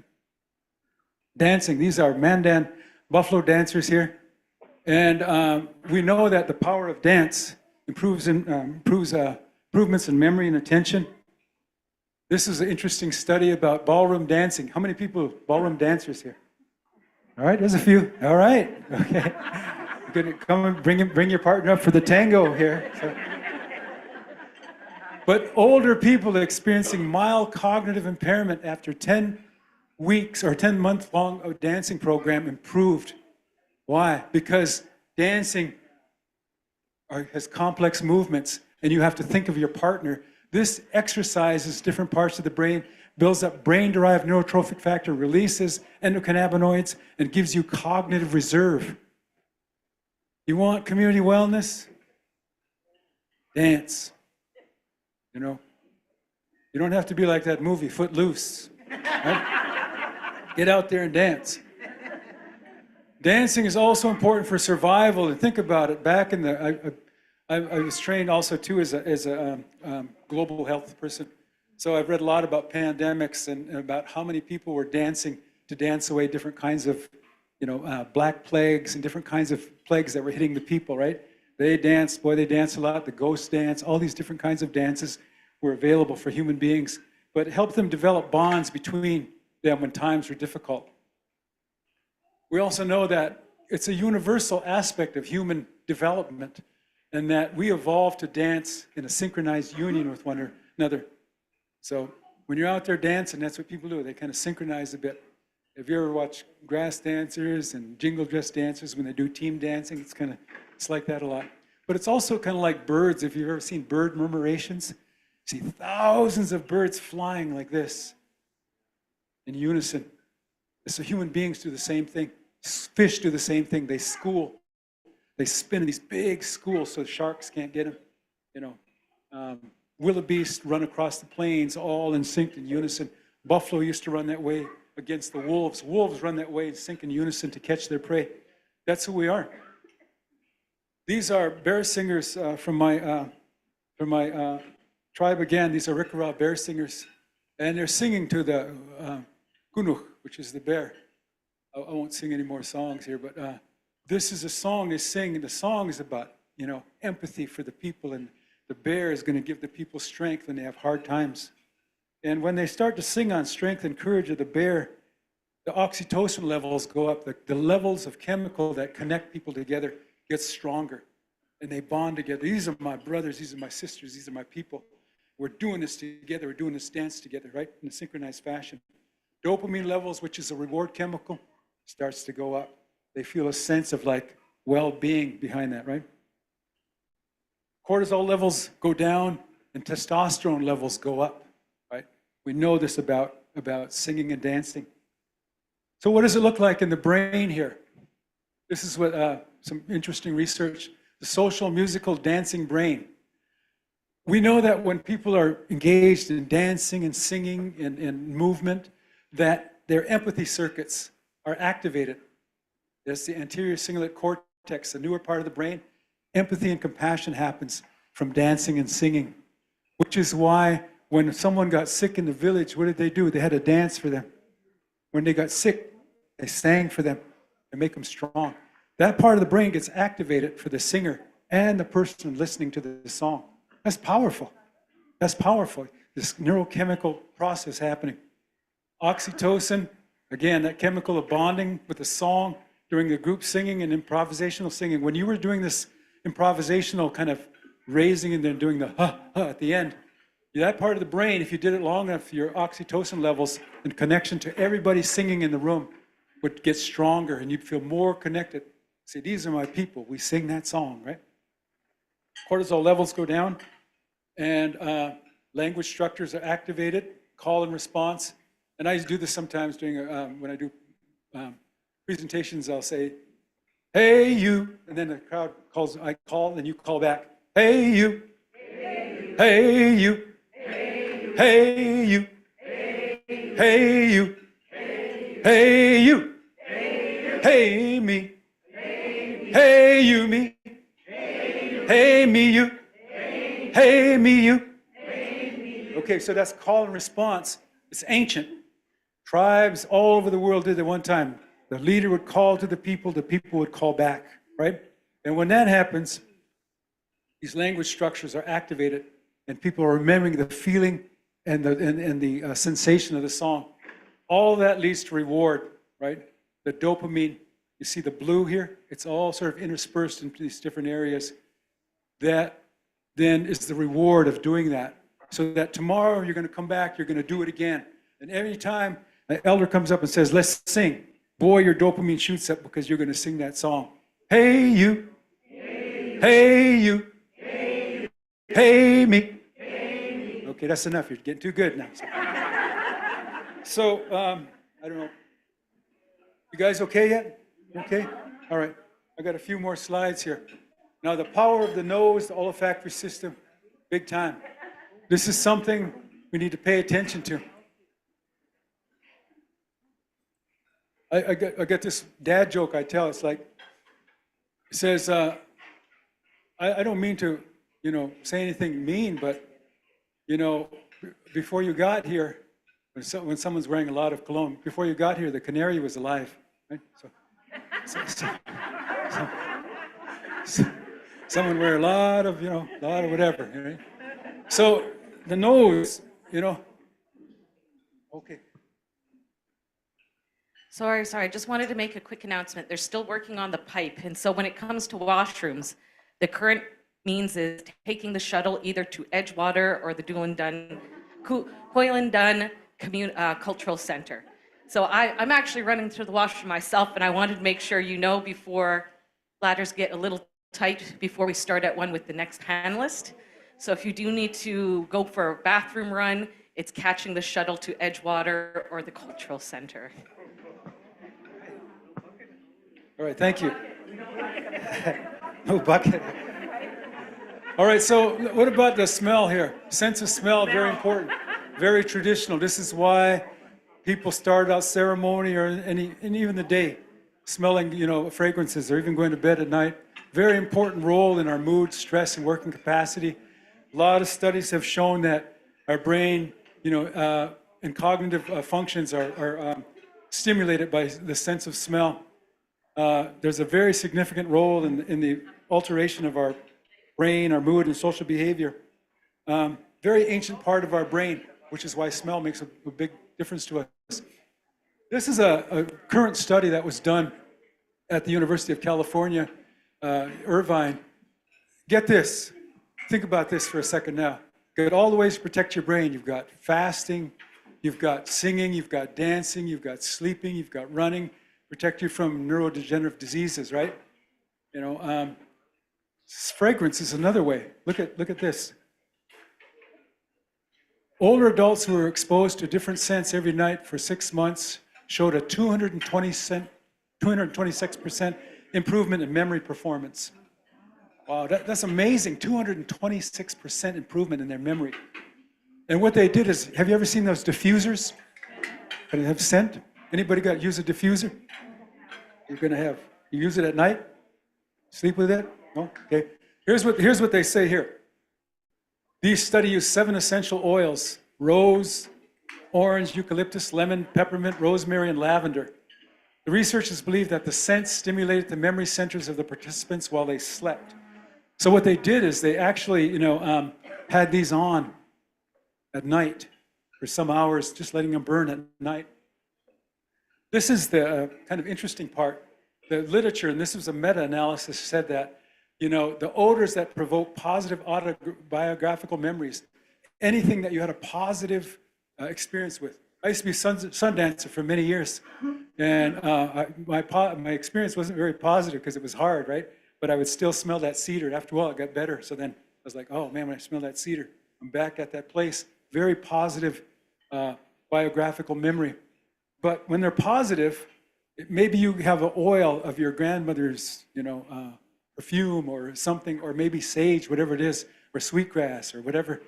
That has the potential to increase positive emotions, decrease negative mood states, disrupt cravings, and reduce physiological indices of stress, including systemic markers of inflammation.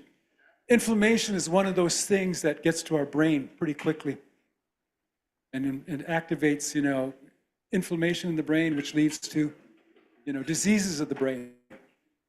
Now you got another factor. People say, well, Alzheimer's, we're all going to get Alzheimer's. Think about it for a second. All the things I've talked about, all the ways to improve your brain, right? And this is like community health stuff. Humor is another one.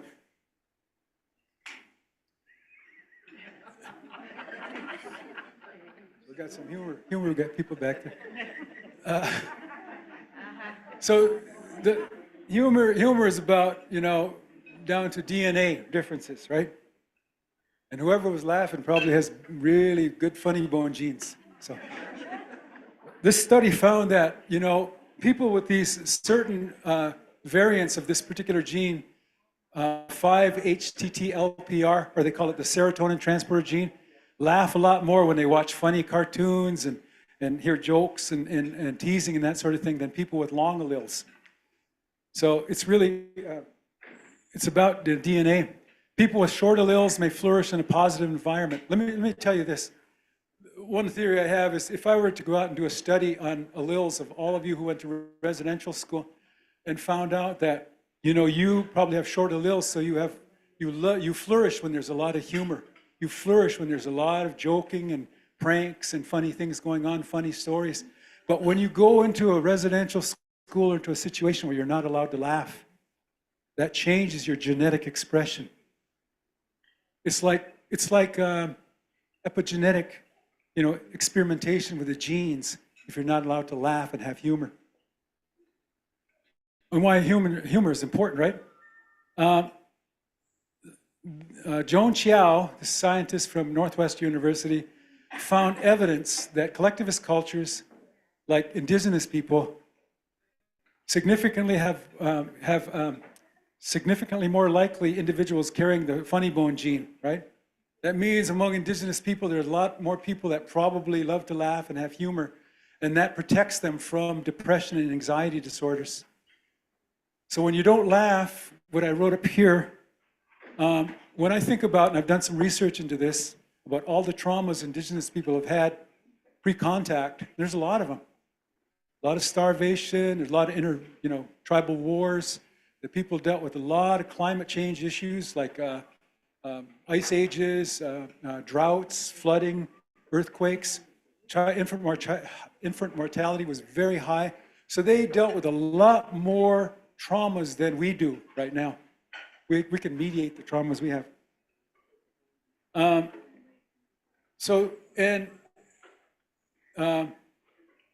don't know, I don't know if your tribes do you guys have teaching? Or do you have socially prescribed teasing?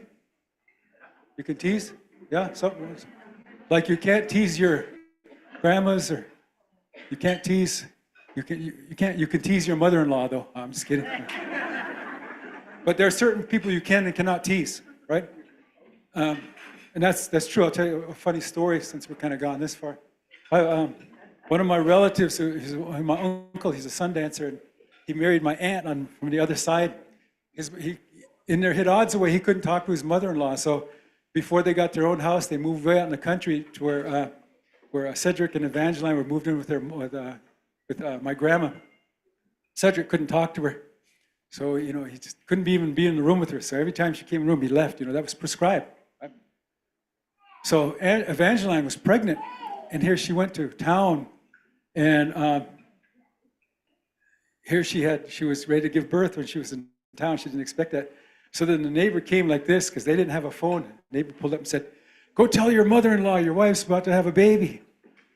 Oh, he didn't know what to do. He wouldn't know what to do, because he couldn't talk to his mother-in-law. So he thought of something real quick. So she had a cat. So he was looking at that cat, and he said, "Tell your master that her daughter's having a baby." So, that's the only way he could talk to her, right?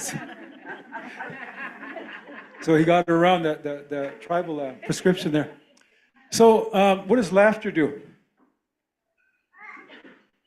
Improves memory and learning, lowers cortisol, relaxes blood vessels, boosts our immune system, raises endocannabinoids, but increases brain-derived neurotrophic factor, but also protects the brain. You had all these assaults on your brain happening ever since you were little, right? Now is the time to start, reversing some of that. Among some of the groups in the Great Plains and in the South, counting coup on death was something that people did. I'm not afraid to die. I'm not afraid of this. If something tragic happened, they only cried for a certain period of time, and then they would go count coup on death. Boom. Death can't make me fearful. You can't scare me. I think when you read about some of the kids in the States going to residential school, that's what they did. They were on that train. They were singing their death song, little kids singing their death songs and warrior songs. That's what they did to kind of survive, right? But that's kind of what we're talking about here. When they sang their death songs, they were raising their endocannabinoids, protecting their brain. I'll finish up here with the genetics here. Sorry, I've been going a long time, but I hope it's helpful. So epigenetics here has to do with how our genes change, and it affects our genes, our thoughts, as I said, foods we eat, sleep patterns, exercise, pollution. This is a special one I want to say. How many drink out of plastic bottles? Okay, so if you didn't know this, you should know it now. I'm just kind of giving you a warning. Part of my background is in public health and environmental health, so I still study a lot of that. We have today what are now called nanoplastics and microplastics. They're in your water. If you open a bottle of water you drank, you probably had about, on the average, 240,000 little nanoplastics floating in that water. And when you drink that water, they get into your system, and they're small enough now to get through your blood-brain barrier. They're finding them now in the brains of people. They're finding them in female organs. And guys, they're finding them in male sperm. There's some interesting pictures where you can see the sperm, and you can see the plastics in male sperm. It's probably the big. guys were talking about threats of AI. I think this is a bigger threat right now. This is sort of here and now, where we're taking in all this, stuff from plastics. So this is my PSA about plastics. Don't drink bottled water anymore. Stop drinking it. You can drink it if you want, but I'm just giving you the evidence. We eat probably up to a credit card worth of plastic over a very short period of time. All the plastics we're getting in our body, ending up in our body. There's a lot of chemicals like BPA in this bisphenols, which are all endocrine disruptors. So, again, think about it. Getting in your brain. One lady, an elderly lady, I was reading an article where they did surgery in her because she had a stroke. So she donated her body to the medical school. They, were going to look at her brain and they're going to see what happened, how she got the stroke. When they looked at her carotid artery, they found, of course, cholesterol and other stuff in there, but guess what else they found in there? Plastics, jam full of plastics. Plastics are getting now into our arteries, so now they figure that it's going to make cholesterol and stuff stick more easily, leading to more heart problems and disease. That's one of the costs of Western civilization and how easy things are grabbing a bottle of plastic water. Okay. I spent too much time on that, but I just wanted to mention that. There's a lot. So, so there's a gene called the COMP gene, and the COMP gene is a gene that is called the warrior or the worrier gene, right? This is, has anyone ever heard of Nicole Montoya? She's a mixed martial artist. She's Navajo, Chickasaw, and Hispanic, and grew up on the Navajo res. She won this championship. I think she's a flyweight. She won this championship. She got into the ring and she knocked off her heavily favored person, and she did it all with a broken foot. Got in that ring and she fought hard. She probably has particular genes that helped her to do that. And she has these A allele genes, probably, more likely to have high levels of dopamine. People with the A alleles can, they are more prone to anxiety. Let's see, I'm sorry. Okay. Let me go on to, so she is not a warrior, she's a warrior. So let's take a look at, she had the G alleles, right? G alleles. When they tested her, she had the G alleles, lower levels of dopamine, but able to clear, psychological stress. So if we look at this gene, we all have this particular gene. How many people are worriers? You worry about a lot. I'm a worrier. How many people think you're warriors? No warriors, a couple of warriors. How many people are in between? Both. Both, okay. Most of us are going to be both warriors and warriors. But if you are, they use a scissors type. If you are a worrier and you worry about things, it's like you have a rusty scissors that are 3 to 5 times less efficient in removing dopamine from your brain. This is, on the other hand, the warriors have sharp scissors and they can clear dopamine levels really fast when the stress is happening. The advantage, though, of people who worry a lot, they thrive in low stress and complex environments.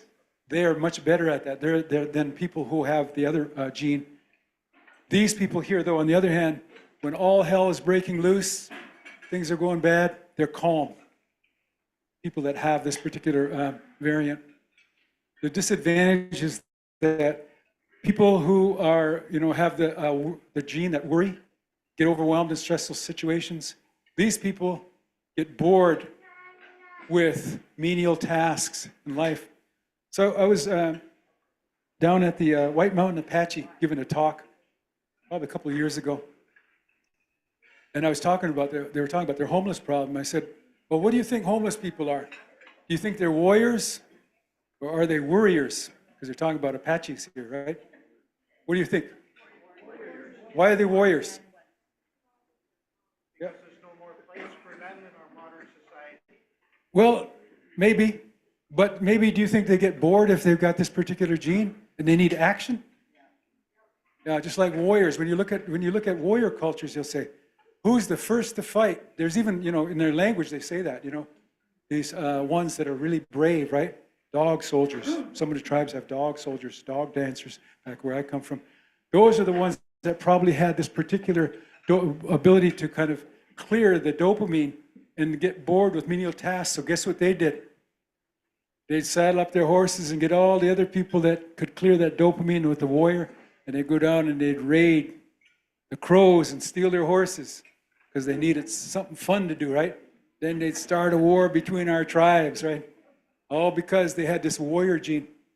The other people would say, don't do it, don't do it. These were the warriors, right? So the people on the street or homeless, I was saying to the Apaches, I think they're warriors. Who else could go out on the street when it's cold like that and stay out there day after day and beg, and stand there for hours asking for money and get arrested and then come back and do it again? You got to have a particular kind of toughness to do that. I think this is my last my last slide here. So this is the one gene that called ADRA2B, and ADRA2B is works with our emotional memories, plays a role in real-time perception. People with this gene are more likely to focus on the negative. If you're a person that focuses on the negative, for instance, if you're out walking on the street and you're looking at negative faces and trying to be careful, or if you're walking with your kids and saying, watch out, you'll step on that rock, you'll get hurt. Probably, this gene is, you may have a copy of this gene. Now, that's not all bad because you'll be safe too as well, right? But this is the gene too that has been talked about in terms of individuals who can't get over PTSD, post-traumatic stress disorder, are the individuals that perceive or have these stronger responses to emotional events. Like when some people can talk about what happened to them in residential school and they start remembering the smell, the taste, the touch, and everything that happened, this is probably this gene activating, this ADRA2B. It's, they can experience it more vividly than others, which is why then these are people that are more likely to have complex trauma or can't get over residential school experience easily. They have difficulty with racism and violence because they have emotionally enhanced vividness. They see it really, really big time. Now, what about folks like this? Well, folks like this also are great storytellers. They're great artists. They're great poets. They can tell a story. They can figure out things in a very vivid way. So there's a strength to it too as well, which is why evolution concluded, all kinds of people in our societies. These are the artists, the poets, the lovers, the storytellers, the musicians, the singers, the songwriters, also are people that have this particular gene. But there's always a downside and an upside to all genes, right? Explains why some people are more susceptible to PTSD and intrusive memories following trauma and can't get over it. Really, the last slide here. Sensitivity is a big deal now today. Some people, as I said, may be more sensitive to the experience that they had. But this particular slide talks about how the study on sensitivity in kids, or some kids, where they'll say these kids are tough. They have this particular gene variant there, NR3C1, that influences the activity of this cortisol that binds to the stress response. If you don't have the copies, so the stress response doesn't get you as much and you're stronger, right? But you have particular copies, stress stays with you longer. The kids who are the dandelion kids are the kids that don't have that stress response. They can walk through fire. They can say, I went to residential school, this happened to me. I'll tell them, bring it on, I'll do it again. You can't hurt me. I'm not trying to exaggerate too much because it's very different for different people, right? Some people get over death, they get over trauma more quickly. Probably one of the reasons is linked to this particular gene. The other kids are orchid kids. They're very sensitive, very feeling, and they're damaged really early and deeply and wounded by, maybe the first or a couple of exposures to trauma and hard for them to get over it. These kids, on the other hand, like I said, with the ADRA2B, these kids rise up to be superstars in terms of their sensitivity, in terms of their emotional regulation, in terms of their compassion.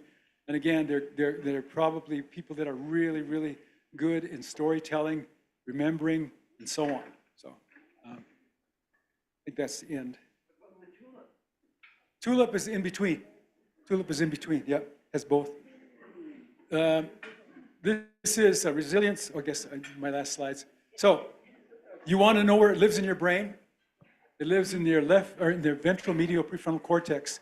Everything I've talked about, dancing, running, singing, fasting, sleeping well, sitting in a hot sauna, taking cold showers, laughter, all those things develop resilient coping in the front part of the brain there.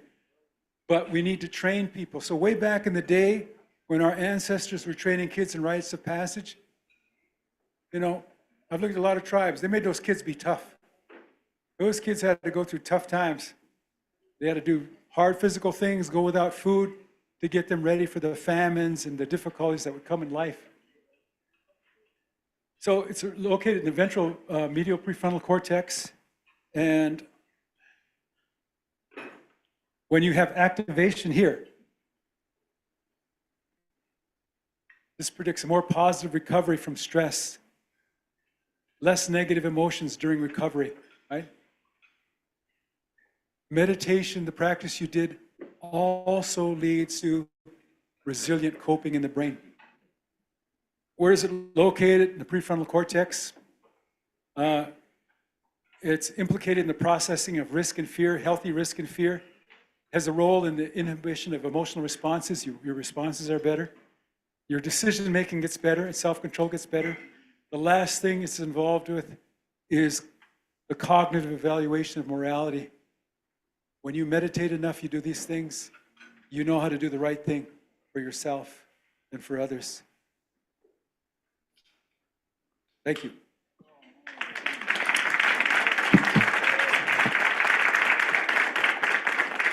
Yeah, is there any questions? Is there going to be literature on this? Yeah, I don't have any resources connected to it, but I do have all the quotes. I just haven't put it in. So, but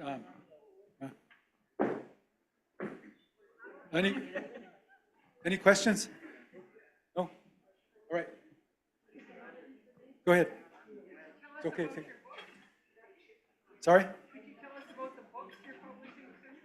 Yeah, the books I'm publishing now. One is about agriculture. It's called Arikara, Traditional Agriculture.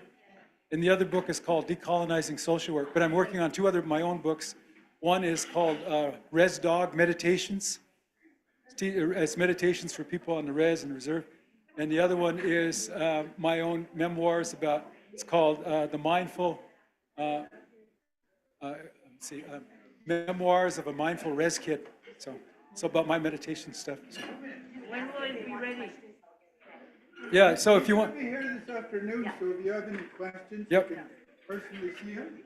I'd like to thank Dr. for presentation. Merci.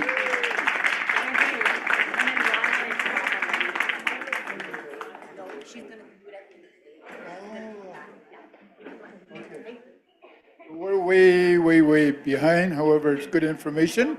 So we're gonna, since you all had a meal, we're going to just go along with our next presentation with Ryan and Tom.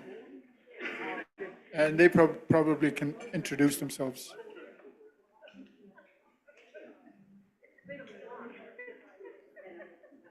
Okay, it's 15 minutes apiece, okay? I will be sitting right there with my hands up.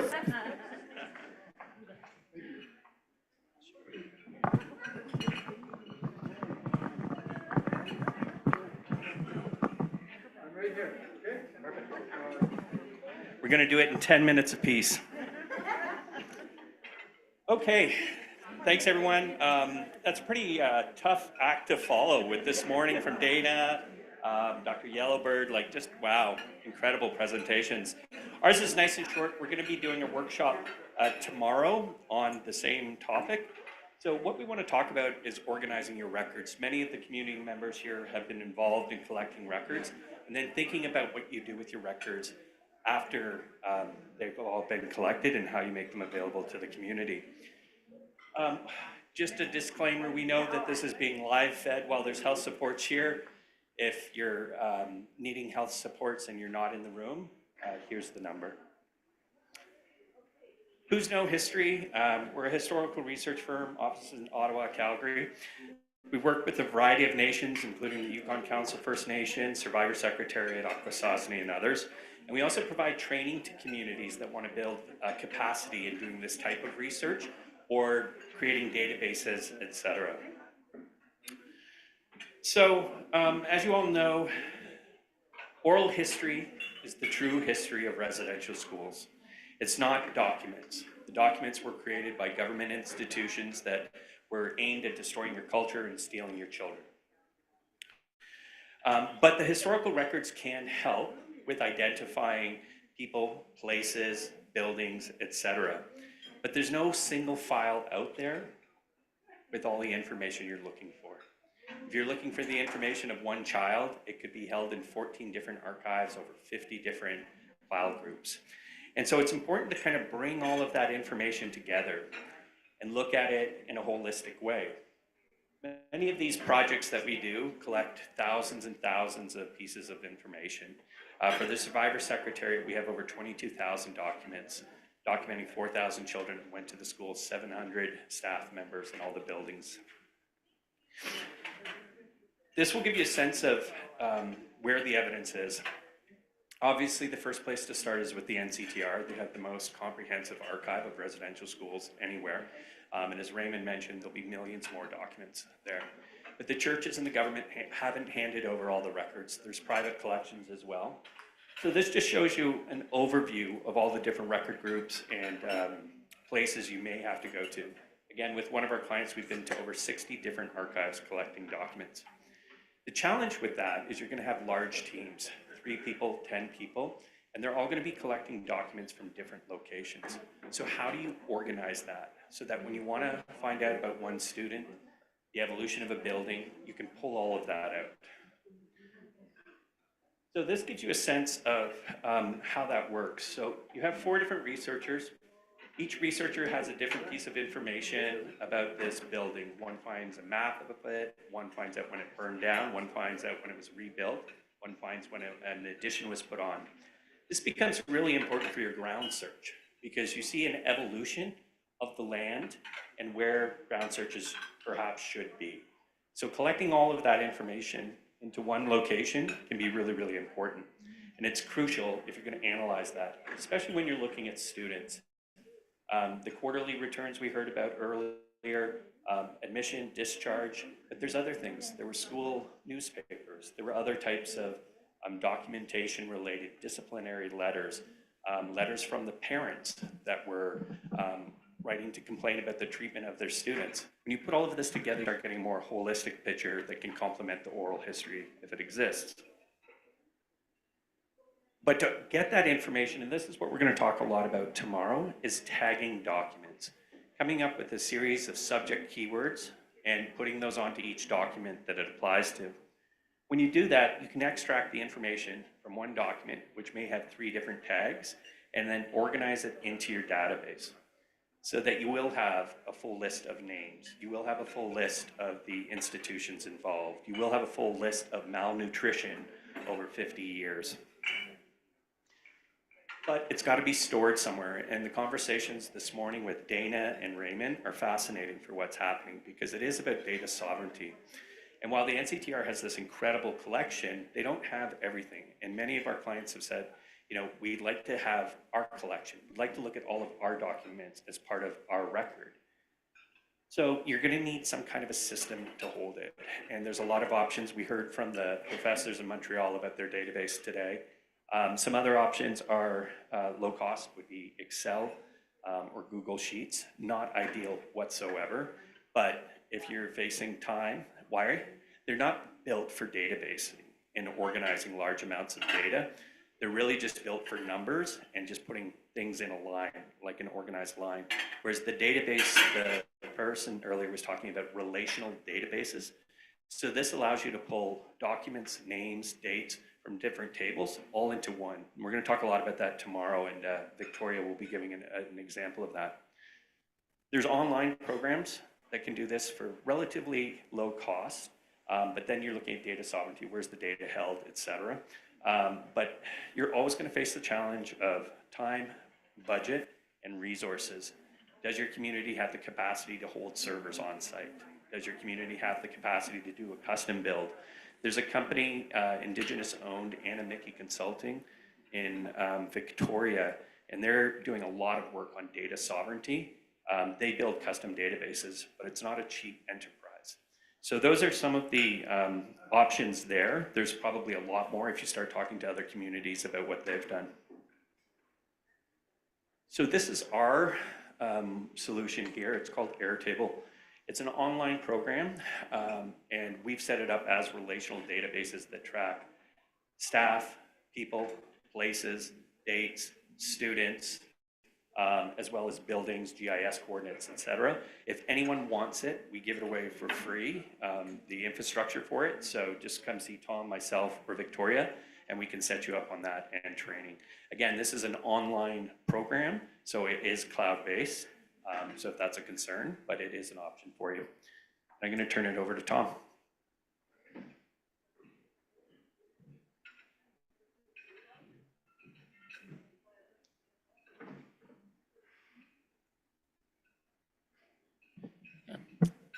So I'm Tom Vanderwerk. For the last couple of years, I work for No History, but for the last couple of years, I've been fairly heavily involved supporting the work of the Yukon Residential School Missing Children's Project. And a big portion of that has been helping to manage the archival records and defining what we're trying to accomplish through this work. The sessions today have been really interesting to see, and seeing such a focus on this archival piece.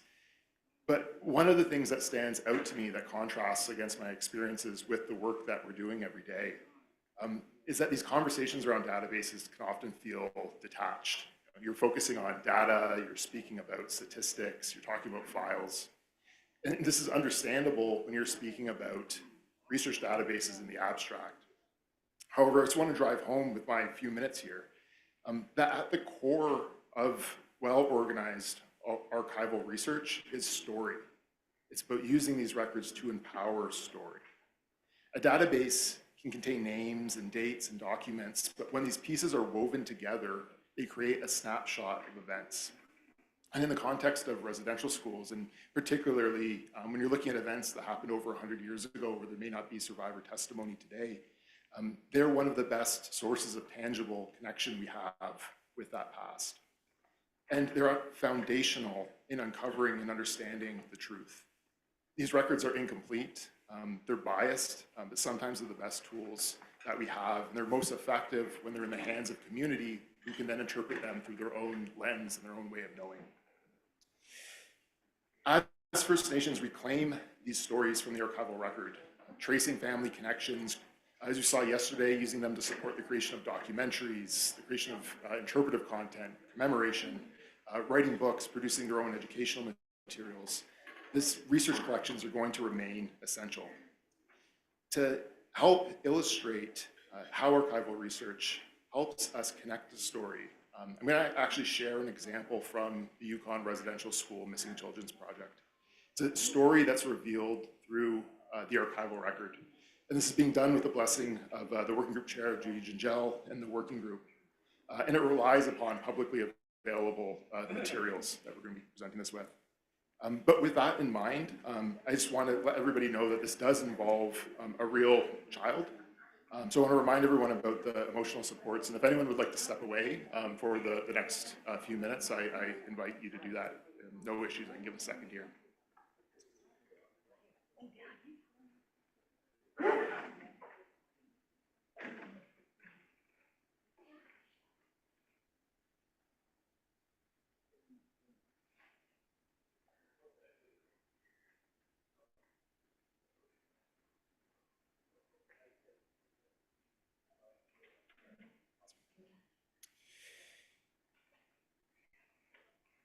So what you see on the screen right now is information related to a child who attended Chutla Residential School.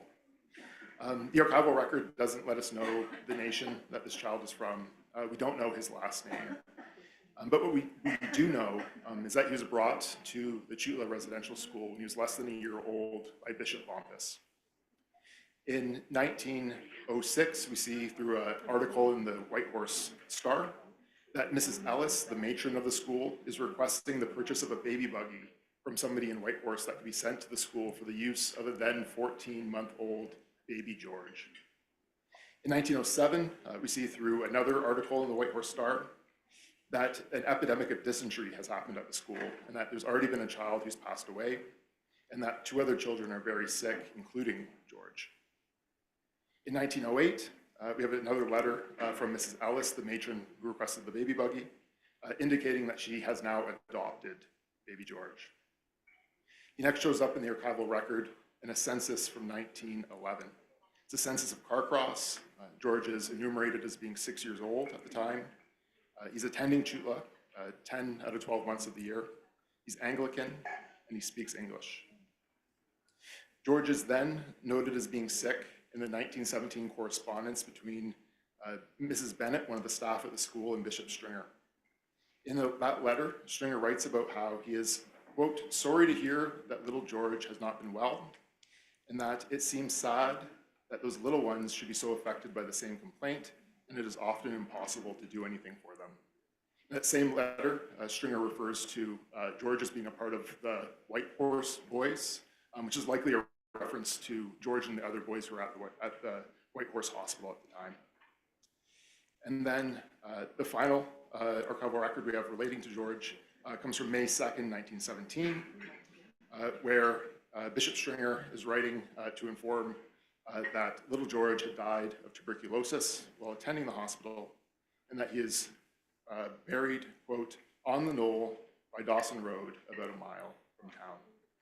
These aren't just statistics. These aren't just individual data points. These taken in context are the stories of the children who attended these communities.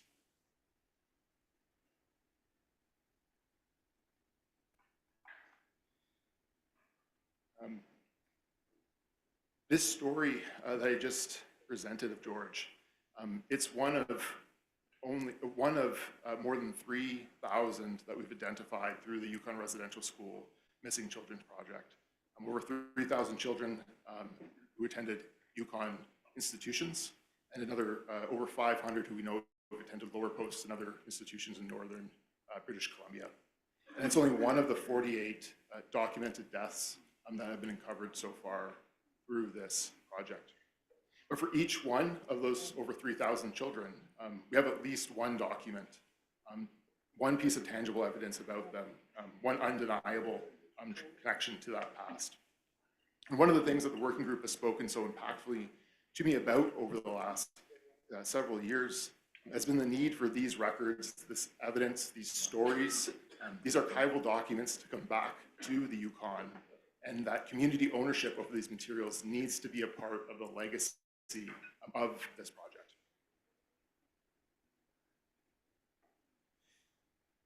So what has that looked like in practice, and kind of where are we right now in that process?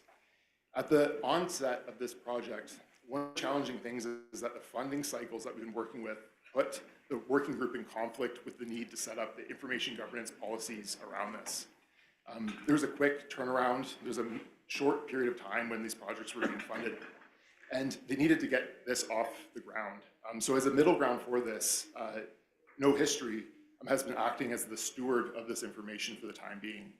We don't own it. We don't use AI on it. We're just holding it as the stewards. One of the things that the working group, literally even today, has been working on is to move forward with a collaboration with the long-term data steward for this project. Whether or not that is through CYFN, if that's setting up the trust to be managing this, I'm trying to get that stage of work together. As that's going on, we're also beginning to enter a final stage of quality assurance for archival material and verification with community to make sure that what's being presented is accurate and representative. Once that's completed, at the conclusion of this project, we'll be looking at the move of the transfer of this data to its final home. And then once that's been confirmed, the removal of all of the data and documents from our infrastructure that's been holding it.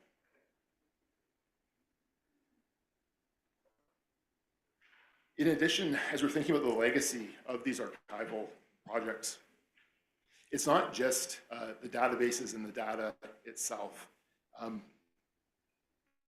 As part of the Yukon Residential School Missing Children's Project mandate, we'll be producing reports about the schools based upon this information to help summarize this and make it more accessible to researchers. And the working group is also actively discussing the role of commemoration for what this will look like as we move forward. But this data is going to be community owned, and it's going to play an important role in commemoration and interpretation in the coming years and for generations to come.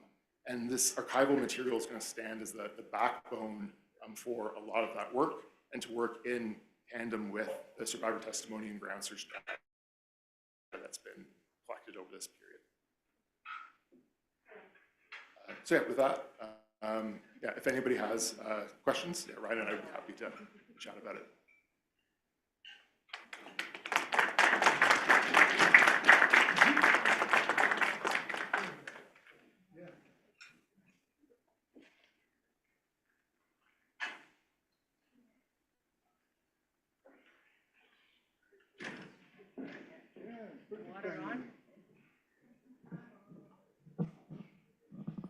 Okay.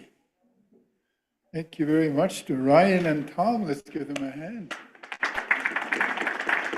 I'm sure if you have any questions, you can we'll see them during your breaks. Good news, the water is running again. So do what you need to do. So our next presentation's on repatriation, and we're just going to get them online. Plus that we'll get Karen, Elizabeth, and Joyce when their time is up for the, after the two. Okay, Karen? Okay.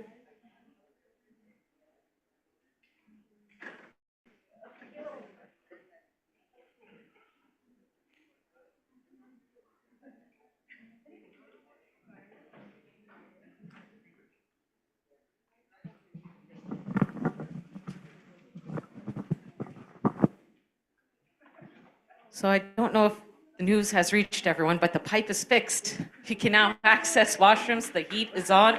There will be coffee. So that's very happy. While we wait for our moderator to possibly take over, I wanted to give a short introduction. Now I'm looking through my notes here. This morning's, or I should say this afternoon's panel is related to repatriation and includes Emily Holland, which was a pre-recorded, I think, presentation with Susan Pfeiffer, Karen Wright Fraser, Elizabeth Anderson, and Joyce Hunter.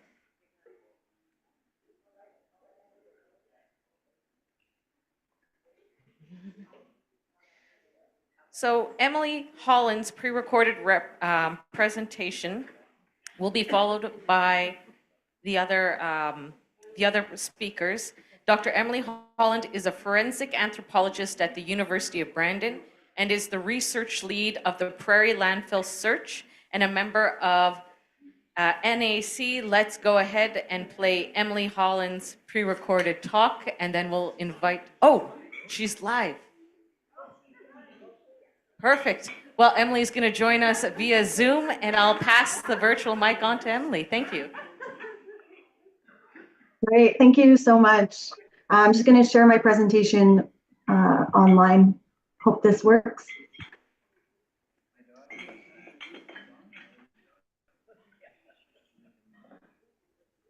Can I get an ooh yeah if you can see that?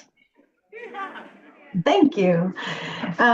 Thank you so much for having me. As the introduction said, I am coming from Brandon University in Manitoba. And so I want to acknowledge that I actually live and work on the original lands of the Anishinaabe, the Cree, the Ojibwe, and the Dene peoples on the unceded territory of the Dakota and from the homeland of the Red River Métis.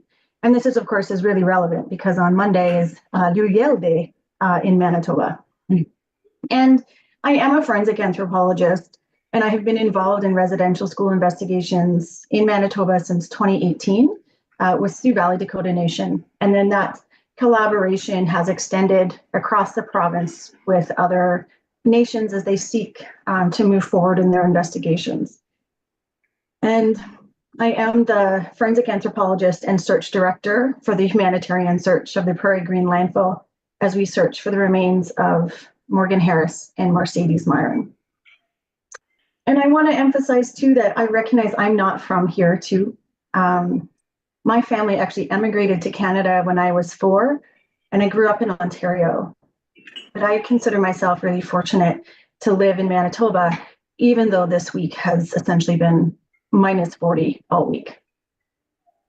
So as I have conversations with communities in Manitoba about, you know, kind of what do we do next? You know, they're working on their archival research, which was just demonstrated to be, you know, quite complicated. And then, you know, doing their ground penetrating survey and their walking surveys. And they're like, but what about next? What about actually returning our children to their communities and to their families? And so, of course, I can't tell communities what to do or how to do that in their sense, because the cultural protocol that they need to establish and sort out are specific to the communities. But I really think it's important to talk about kind of some of the logistical things and the considerations to think through in this process, because it's a difficult thing to consider. And there are so many steps that need to kind of be thought through to make sure that the children are safe, essentially, throughout that entire process. And I've said this in other presentations, but I say it every time, and that's the importance of Indigenous-led investigations. And this extends, of course, into the return of these children to their families and their communities. So yes, every investigation must be Indigenous-led, and I want to say I really respect No History's point in that last presentation where they return that information back to the community and then they don't keep it, because then, you know, the frame of mind is in the right place.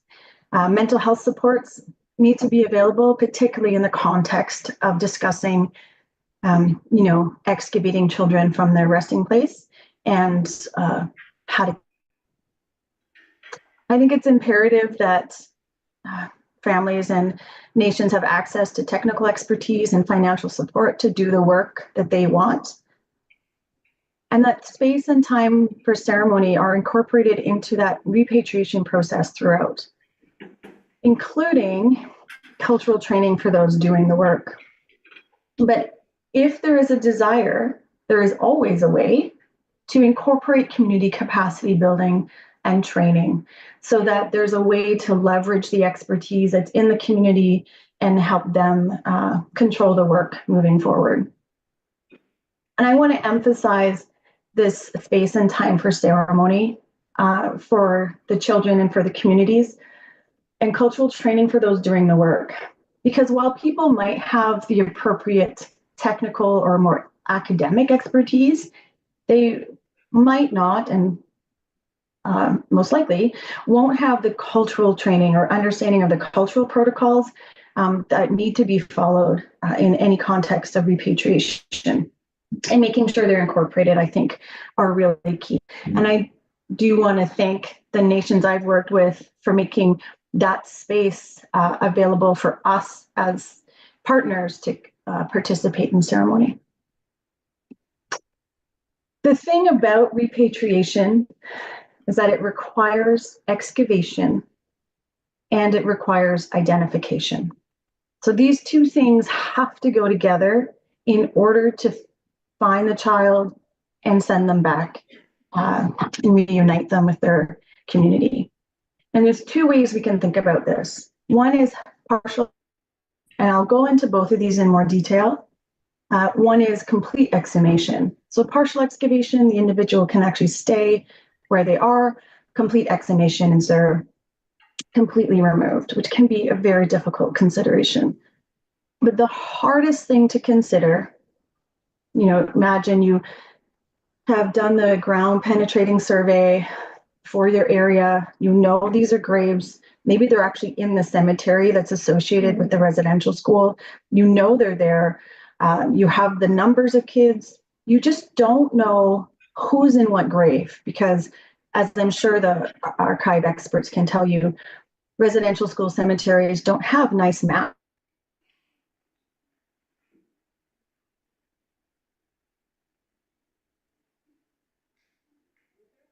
So if we have all of these unmarked graves, the only way to identify children is to excavate and identify all of them, because we can't pick and choose, because they're all unknown in that space.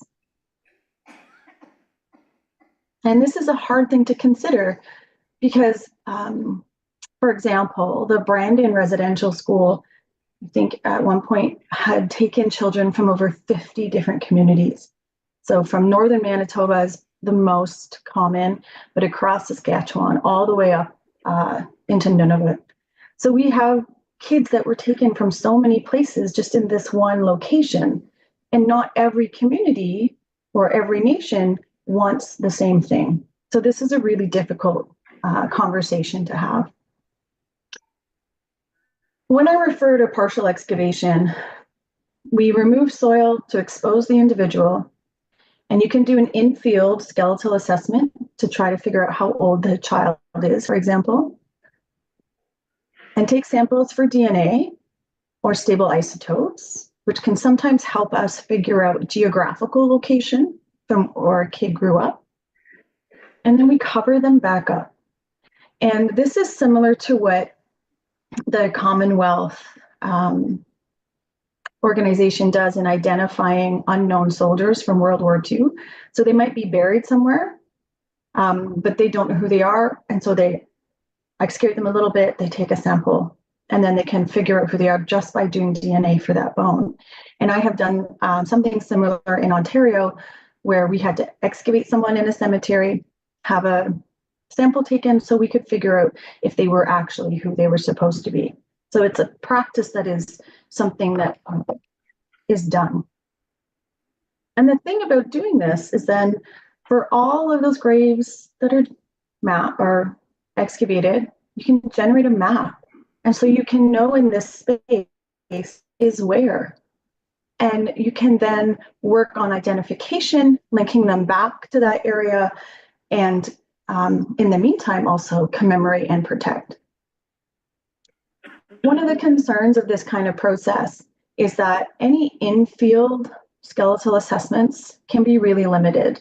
But this is why it's really important for the people that are leading this work, essentially you, to think about what is it that you want?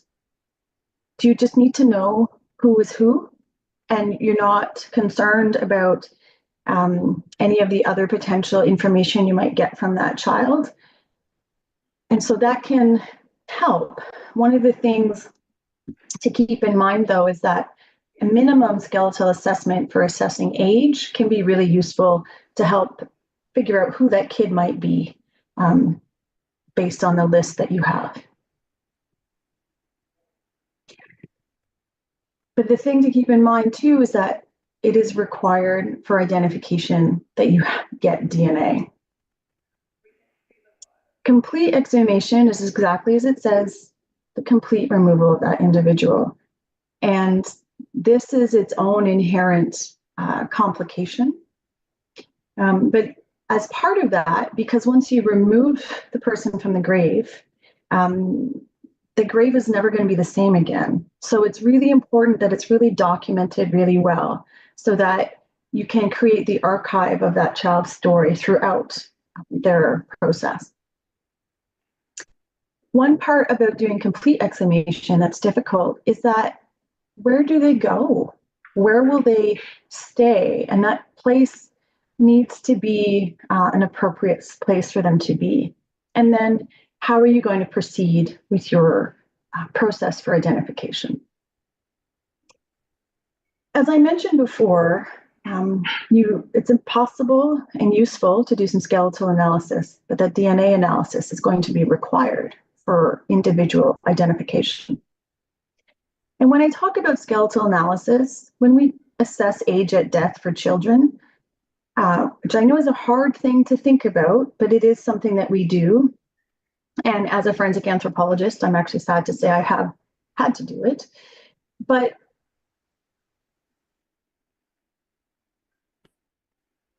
the thing, because kids are growing and their age estimate for children from their bones and teeth, and that can be really useful for helping narrow down the list of who this particular kid could be based on who died and was buried in that cemetery. It may be possible to determine biological sex, but that really depends on the child's age. Accuracy of those methods are not really reliable until about age 12. It would involve a dental assessment, and this could possibly be useful as you could link it to dental records if they are available in the first place, and if it's possible to have access to them. As I'm sure you know, there are dental records associated with children from residential schools are really poor, as was their potential treatment. It's also possible to assess children's skeletal remains for the presence of disease and trauma.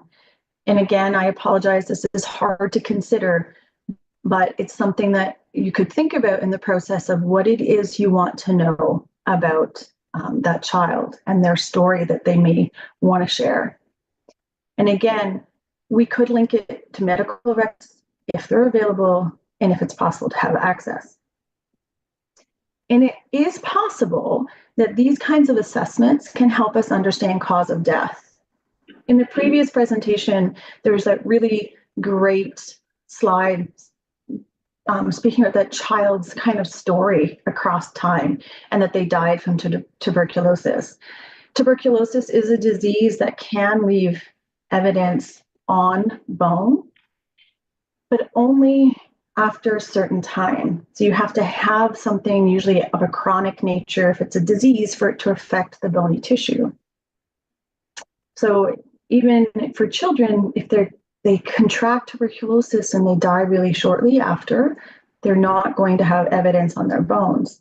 But it might be possible to actually then still take a bone sample and you can test for the presence of DNA of tuberculosis, because tuberculosis is a bacteria and leaves its own DNA there.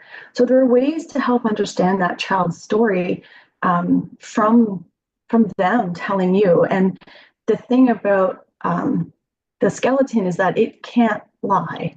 We record our lives in our bones, and therefore there are stories that come through in those bones later on. And I want to stress, though, that kids, well, anybody can die for lots of reasons, but when all that's left of us is our skeleton, the only thing that we can talk about is if the bone has been affected. So there tends to be a conflation of, well, you know, the skeleton looks fine, therefore there was no problem. That's not how it works. The skeleton was fine because the child probably, or the person, died really quickly.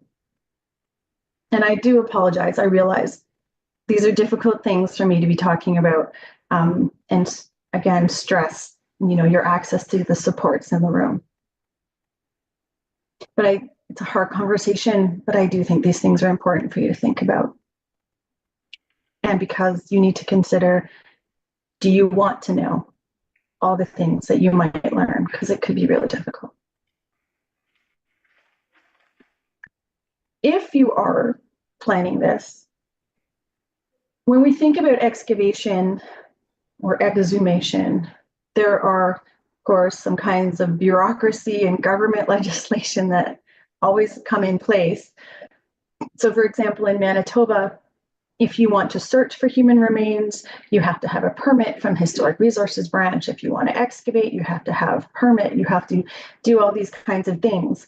One benefit of that is that they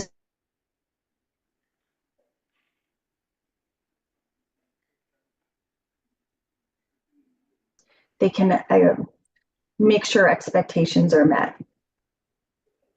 So that links to who is doing the work.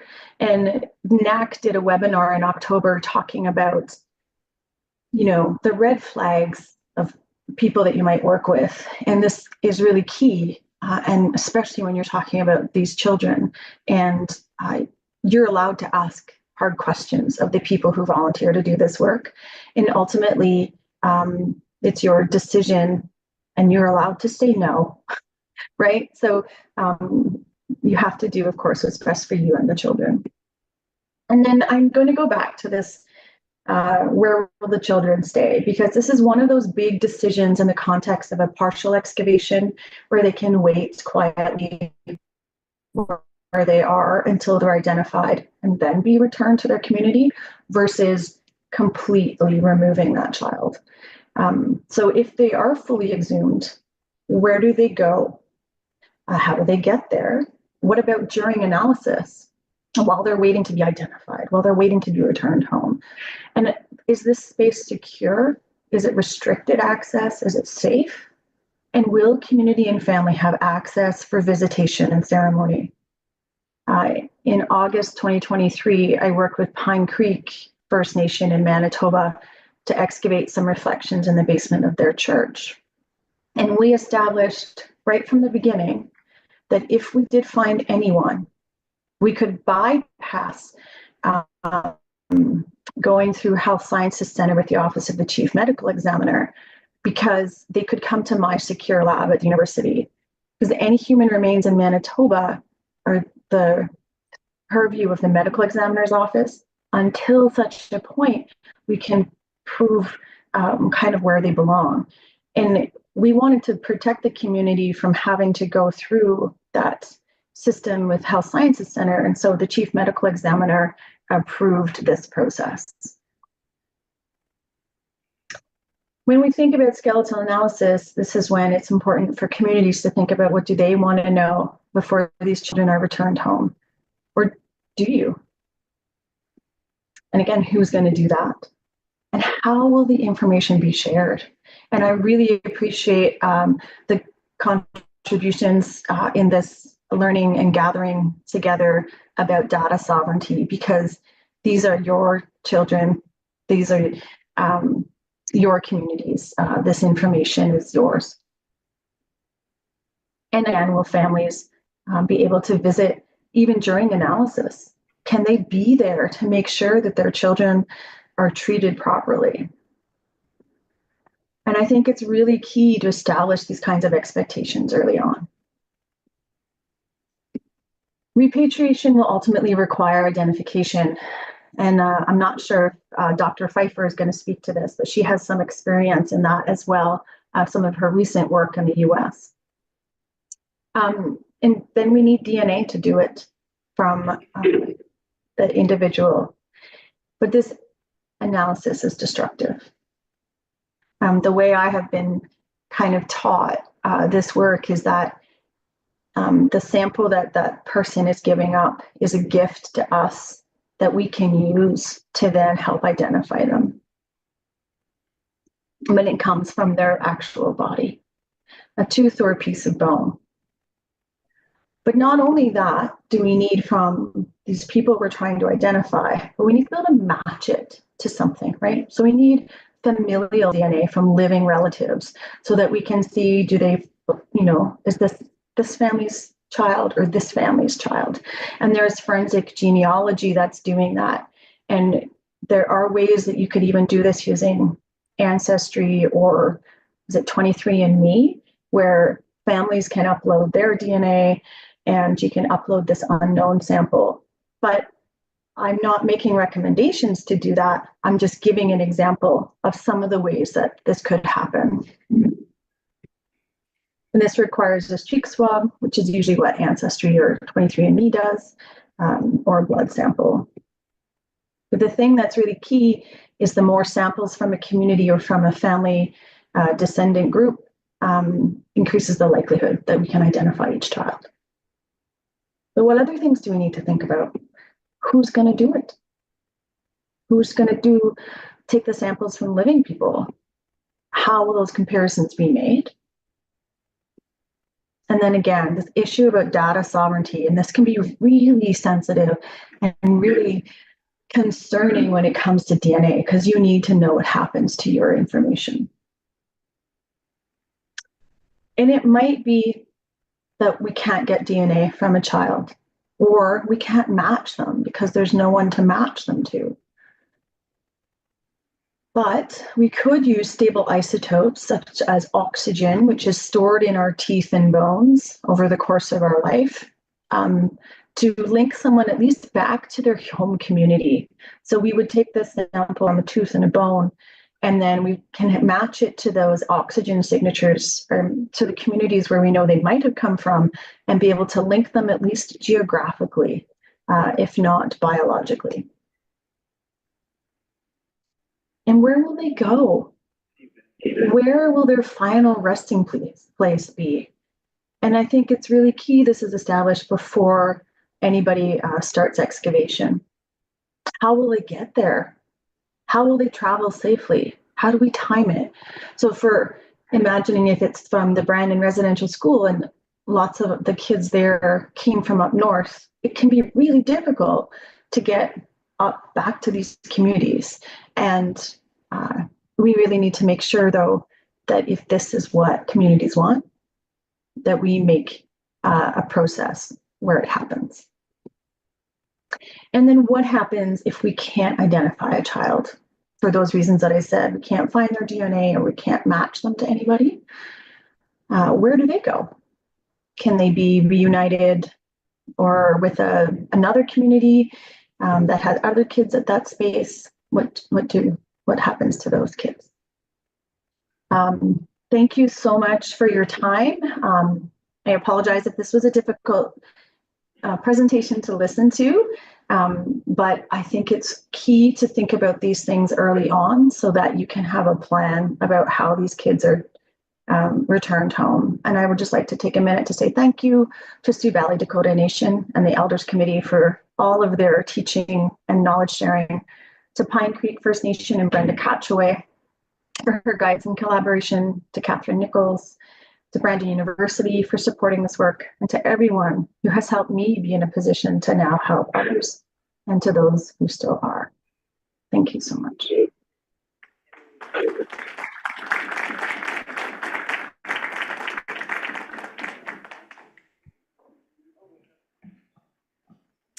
Okay, not sure. There we go. Thank you so much, Emily. And I just want to remind folks that we do have health supports here available. Please feel free to draw upon those. Now, I was so worried about needing to go to the bathroom that I left, not knowing that the panel was going to start. So I am actually your moderator today. I'm Crystal Fraser. Thank you to my colleague for taking over. Sorry about that. But this is going to be, as we already know, a very informative panel on repatriation. And our next speaker is going to be Dr. Susan Pfeiffer, and she is a professor emerita at the University of Toronto. She is a biological anthropologist, and I believe that she is pre-recorded today. And so if you have any questions as we go, if you have any questions from Emily's talk, we are going to get Emily back on Zoom afterwards, and you'll have a chance to interact with the whole panel at a Q&A at the end. So without further ado, let's hear from Dr. Susan Pfeiffer on a pre-recorded session. Thank you.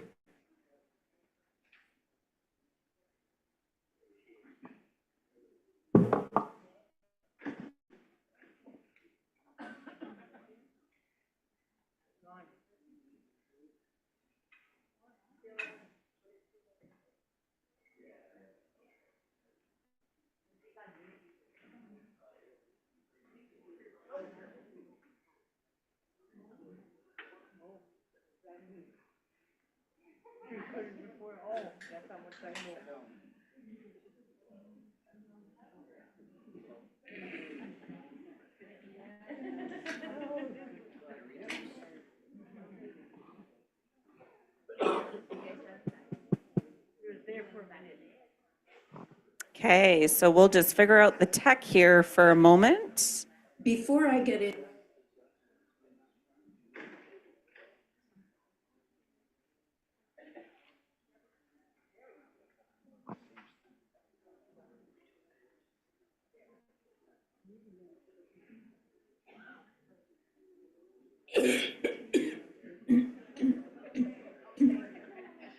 was mainly done in South Africa on the traditional lands of the Khoisan. We build on what they started. Are we able to restart that from the beginning? My name is Susan Pfeiffer. Okay. And for the next few minutes, I'm going to talk about my experiences with repatriation and collaboration in an archaeological context.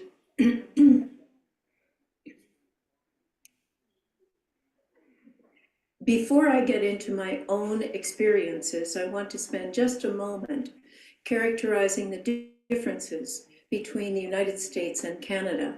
For those of you who may not be familiar with archaeology, you may get the impression that the acronym NAGPRA applies to archaeological human remains throughout North America. It does not. In the United States, what they call Aboriginal burials are a federal responsibility.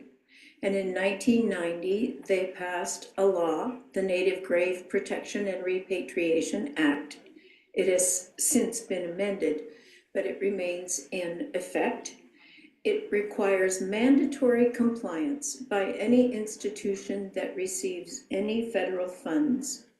And it is, in a sense, inflexible in that no human remains may represent ancestors that didn't have descendants. You have to find a descendant for any human remains from the confines of the United States.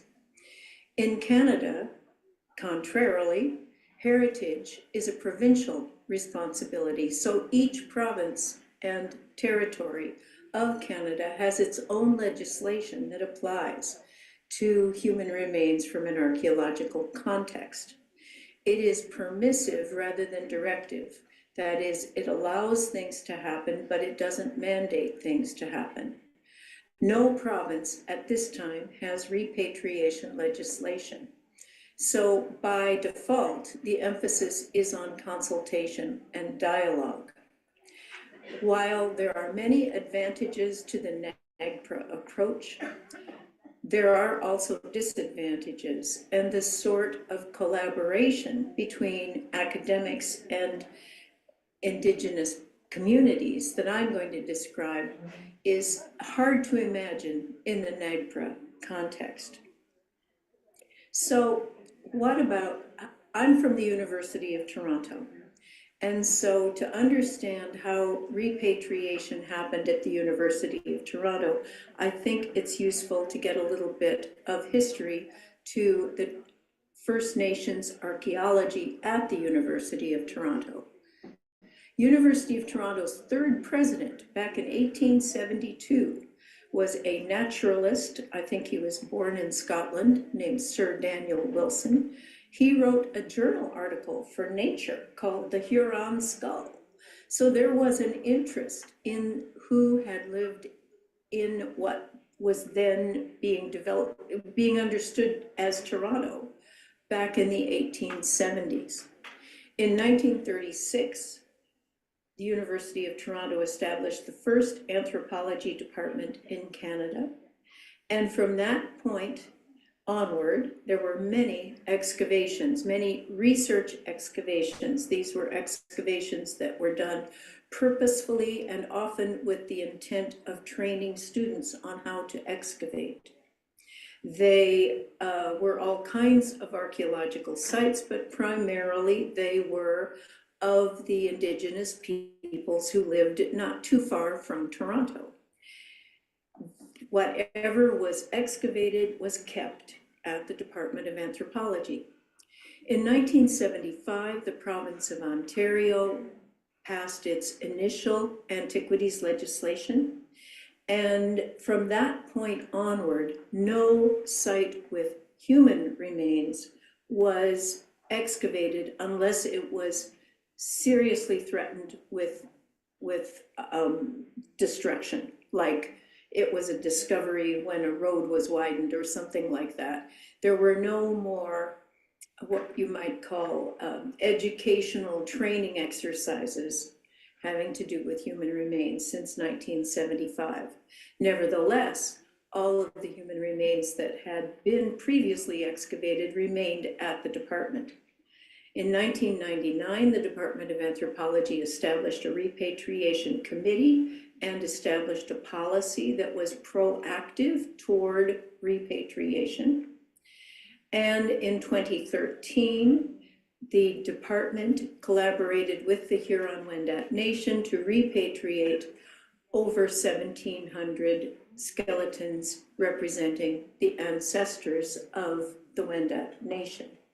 And now ongoing, the Anthropology Department and the Huron-Wendat Nation continue to collaborate on research from tiny gifts that the descendants decided the ancestors would be willing to part with in order to tell their stories. So we have one tooth per person that were retained, and we've been doing research to tell new stories about the ancestors. So here's a timeline to that repatriation. From 1999 to 2004, there was the development of the departmental policy. The department hired some consultants from established museums, both in Ottawa and in Washington, D.C., to give guidance to what might be done. That turned out not actually to be particularly helpful. And we tried to get some federal funding to support the activities associated with repatriation, which also wasn't successful. Between 2005 and 2012, there was a consortium of 3 Indigenous communities within Ontario and Quebec: the Huron-Wendat, the Six Nations of the Grand, and the Anishinaabe. They formed what was called the Founding First Nations Circle, and they collaboratively set out to try to get a wholesale repatriation of all the human remains held by the Department of Anthropology. And there were academics involved and lawyers involved. The bad news was that the collaboration among the communities did not gel, and they chose to drop their Founding First Nations Circle. This had nothing to do with the discussions about repatriation. It had to do with other matters. The good thing about that period is that we determined that we needed a permanent display, and we built, with input from all of our discussants, a permanent display in the main lobby of the Anthropology Building at the University of Toronto St. George campus. It happens that that building is at the intersection of a east-west street and a north-south street called Huron Street. So that's pretty cool. So if you're ever at the Department of Anthropology at University of Toronto St. George campus, please do stop and look at uncovering our early past First Nations in Toronto. So that was a very cool outcome, but it did not get anything repatriated. After the collapse of the Founding First Nations Circle, the Wendat Nation decided to go it alone. And so that one of the 3 prior negotiating groups reinitiated discussions with University of Toronto, and because so much of the groundwork had already been laid, quite quickly we came to a memorandum of understanding. And in September 2013, a portion of the University of Toronto's holdings were repatriated. And that's what I'll be describing further here. These are ancestors from the 13th to the 17th centuries, things that archaeological sites from earlier than the 13th century are really cannot really be associated with a historically known group. So the further back in time, the less confidence you have about associating a particular archaeological site with a particular historically known group. And so I'll show you some pictures associated with the repatriation event. Since 2014 and in perpetuity and future, the department will be curating on behalf of the Huron-Wendat the one tooth per person that were gifted by the ancestors, and we work collaboratively on research publications. So the memorandum of understanding associated with the repatriation this is a picture from the Huron-Wendat Nations newsletter, English language edition. And in the end, there were two separate memoranda, one between the University of Toronto and the Huron-Wendat, the other between the Ontario Heritage Trust and the Huron-Wendat, because they supplied the land.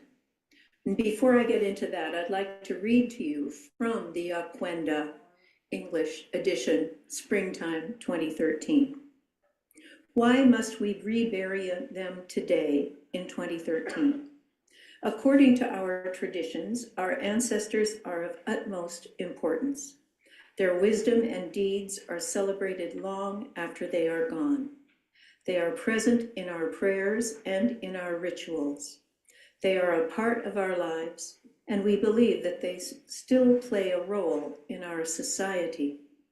This respect for the deceased extends not only to their spirits, but also to their remains. In fact, traditional teachings dictate that one of the souls, the memory of the deceased, is preserved in the bones. It is for this reason that we are very respectful of the bones of our ancestors. Once placed in an ossuary, the memories of the ancestors were intended to be at peace for eternity. Yet archaeologists, during the 20th century, many Wendat ossuaries were disturbed. The bones were unearthed by archaeologists and then studied and stored in universities for decades.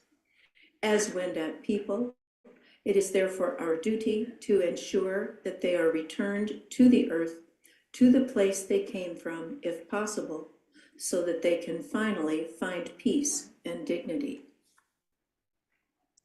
We were very pleased that, in fact, one of the largest of the Wendat ossuaries, or collective burial places, had been excavated from land that remained in the public domain.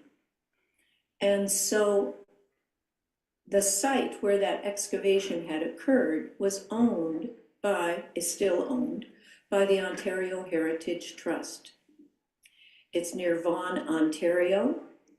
It was formerly the site of the Kleinberg ossuary, which University of Toronto excavated in 1970.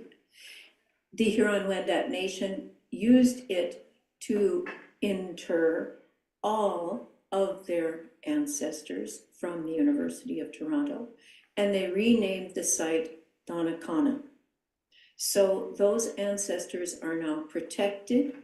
The site has been rezoned as a cemetery, and that's that. They will not be further disturbed. The gifts that had been found with the human remains the artifacts and animal bones, that kind of thing, were also reburied. Everything that was disinterred when human remains were excavated was reinterred in September 2013. Now, the actual reburial of the ancestors was a private affair, and I wasn't there. I have the Huron-Wendat requested that there be no media, there be no recordings, no photographs. It was to be a private family cemetery,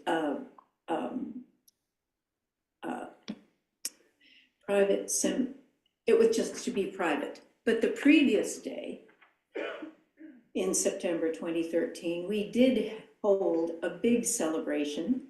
This is the Great Hall at Hart House at the University of Toronto. We held a full day of talks about the Huron-Wendat Nation in Ontario. And there was simultaneous English-French translation. There was a midday feast. There was another evening feast. We had a very, very big send-off, in a sense, the day before. But the actual reburial and the treatment of the boxes that held the bones was all very private. So, the generous gift of a tooth. The Huron-Wendat descendants deliberated about this for a long time, but they ultimately decided that if the ancestors could provide new stories about their lives, it would be a worthwhile gift. From a single molar, like the one pictured here, we can take tiny, tiny samples to get information about a person's diet at different times during their life. We can get information about the environment in which they were born and raised versus the environment in which they were buried. In other words, did they move across the landscape? We can get a radiocarbon date, and from the inner part of the tooth, we can extract ancient DNA of both the person and diseases that might have been circulating in their bloodstream. And even if one tooth were used for all that, there would still be some tissue remaining. I say all this to emphasize that these days, and it's getting better all the time, scientific archaeology can operate with very small samples and has substantial confidence in the outcomes of the research. I'm not going to walk you through the details of all the research projects that we've done, but I do want to try to summarize some of the achievements that I think we have reached since 2013. We have corrected past misunderstandings about ancestral reliance on maize. Previous understandings suggested that maize had become so popular that it may have actually led to nutritional deficiency diseases, and that people might have had to back off the use of so much maize in the diet. That was based on data from a different tissue in the human body, and using dental data, we were able to get much more accurate information that suggests a simple, steady state reliance on maize, except in the 17th century, when communities were badly disrupted by conflict, there's an increase in maize and a reduction in protein sources. Secondly, we've got new knowledge about childhood lives. We know a lot now about when that mothers chose to wean their babies. And we know that after babies, young toddlers were weaned, girls tended to have a diet more oriented toward fish. Boys had a diet more oriented toward venison. In other words, children were following the sort of gender roles that we associate with men and women. We've found data for evidence of challenges caused by conflict. The 17th century saw lower dietary quality. Mothers were choosing to wean their babies at a younger age. And there is suggestion of food insecurity, which is what we see in conflict zones around the world today. So being disrupted and having to move frequently, having to move into landscapes that you don't know as well, having people be injured during warfare, all of these things had some of the same effects back in the 17th century that they have today. And finally, we found some corroboration of narratives about population history. We've got information about the movement of villages from one region to another, close by, but still far enough away so that the land would have been fresh for cultivation and the hunting might have been better. And we've got a couple of wonderful examples of people who were buried in a Huron-Wendat cultural context, but who didn't have any maize in their diet as children, which suggests that there was the incorporation of new community members who may have come from quite far afield. And I like to think, and I hope I've convinced you, that repatriation and collaborative scholarship can be important steps toward reconciliation.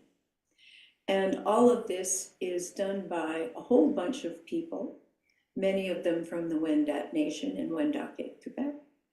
And of course, we got support from the Ontario Heritage Trust, the University of Toronto administration were terrifically important, and then a large number of researchers who have worked as a labor of love on these various projects.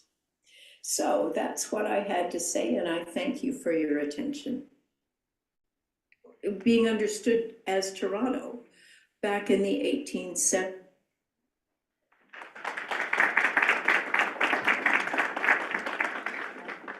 Okay, wonderful. So next we are going to hear from Karen Wright-Fraser from the Gwich'in Tribal Council on the repatriation of objects. Karen is a member of the Gwich'in Nation, originally from Inuvik, and now makes her home in Yellowknife. Her mother and, her grandmother and grandfather are originally from Old Crow, Yukon. So thanks, Karen. Come on up, please.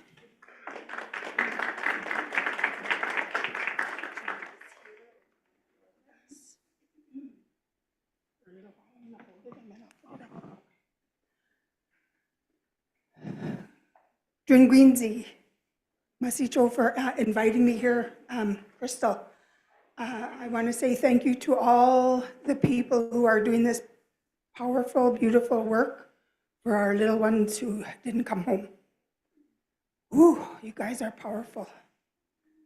But, they asked me to come and do a presentation on repatriation of a traditional Gwich'in clothing project. And on my way here, I realized I have to follow this paper and these pictures, and it's not going to be natural. So I thought, I don't want to sound like a robot. So I want to just tell you my own quick little story about how I was involved in this, so I don't sound like a robot. Then I'll get into the other part. But anyways, so I was raised up in Inuvik in an alcoholic home, and it wasn't fun. And a whole bunch of my family members were in alcohol. That's all I ever seen as a child.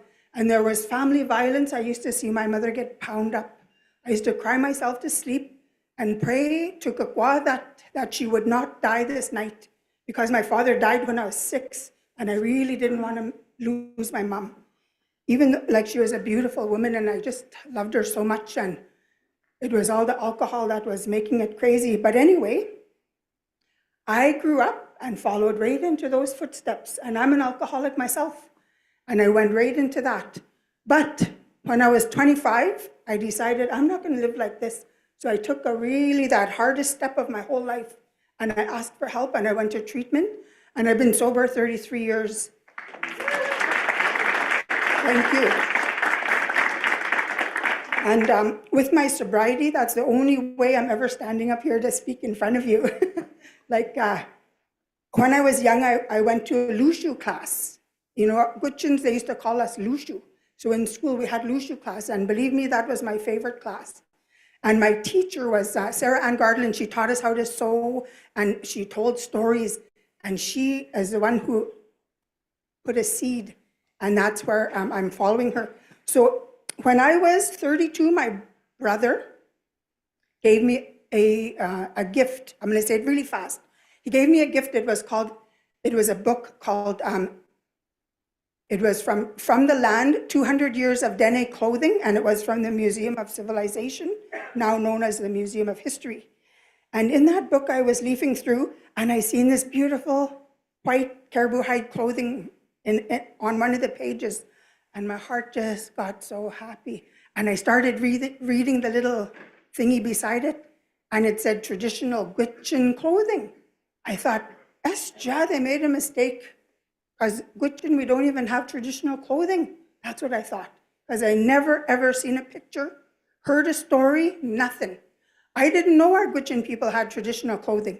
So I read it further, and I read in there, and it said that many, many years ago, one of the explorers, or like Hudson Bay people, I guess, they bought that outfit from Fort McPherson.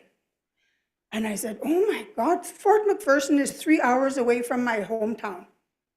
Well, then I started to cry, because it came from my people. And like, I had the biggest lump in my throat, and I thought, really? Like, how beautiful is this? And then I got angry. I grieved, because I thought, why did I not see this as a child? That's BS. I thought, what the heck? And then I said to myself, there's many children out there growing up the same way I did, and they need to see this.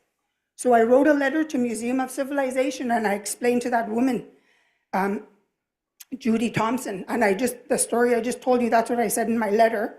And I said, I would love to, I'm a seamstress, I'm self-taught, and I would love to make a copy of this outfit and document it so children today could see where they come from, and how to feel proud about where they come from.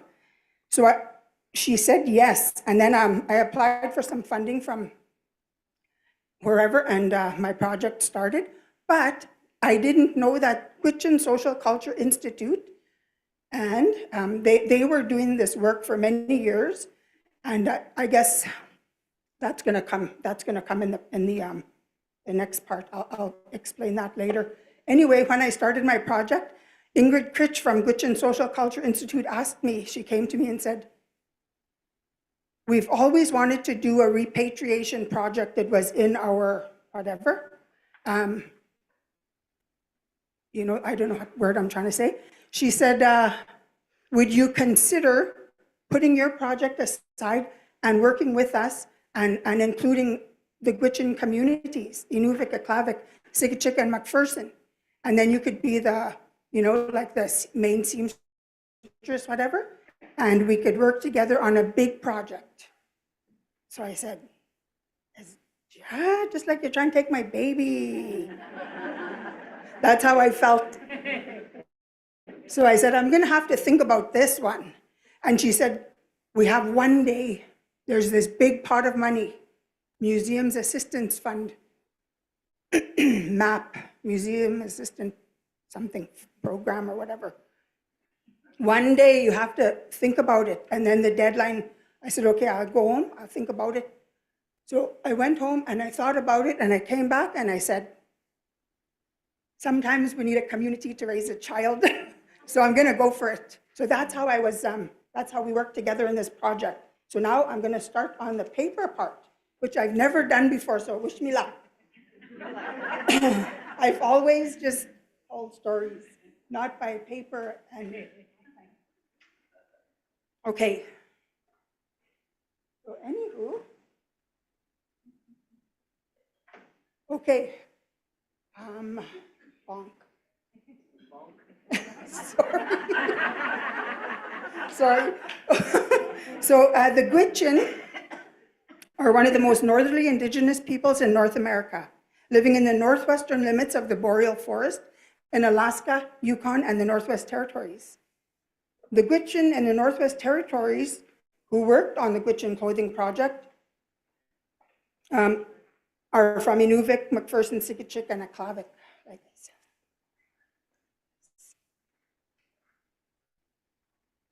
Okay, it already moved.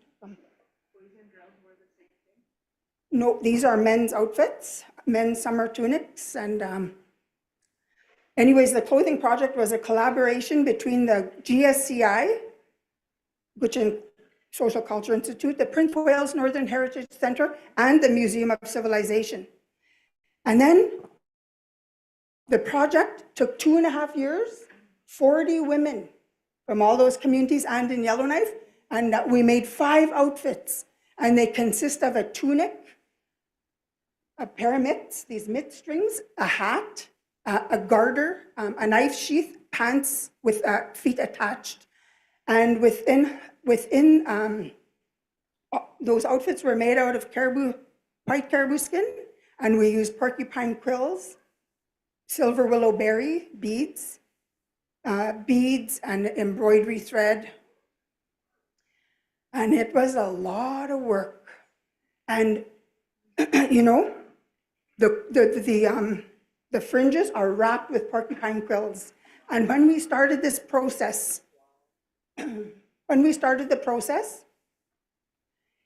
just to do this band, which is made all of porcupine quills, we started, and then we soon realized, and I calculated it would take 5 years to do one outfit. So we had to switch gears, and we had to switch it out to beads. So we put beads and a little bit of quills, and we wrapped them a lot with quills, and we started wrapping with embroidery floss. But just the techniques alone, we learned these techniques that were from 130 years ago, which we weren't using as Gwich'in people. So I tell you, I'm veering off from the thingy, but I have to tell you these ones. So every now and then, I would prepare everything, and then I would go to one of those communities. All the women would meet me there, and we would do a workshop. Thank you so much. We would do a workshop. And one time we were going to do porcupine quills. So we were going to go to, say, a Aklavik. So I called up, this is before cell phones, right? Or internet. So I called up Halford Hyde, and I asked for quills, and they said, we don't have any quills for whatever reason. I said, oh. So I hang up, and I phoned Winnipeg Fur Exchange, no quills. I said, oh, I don't know what to do. And this trip is already planned. So I told my husband my dilemma.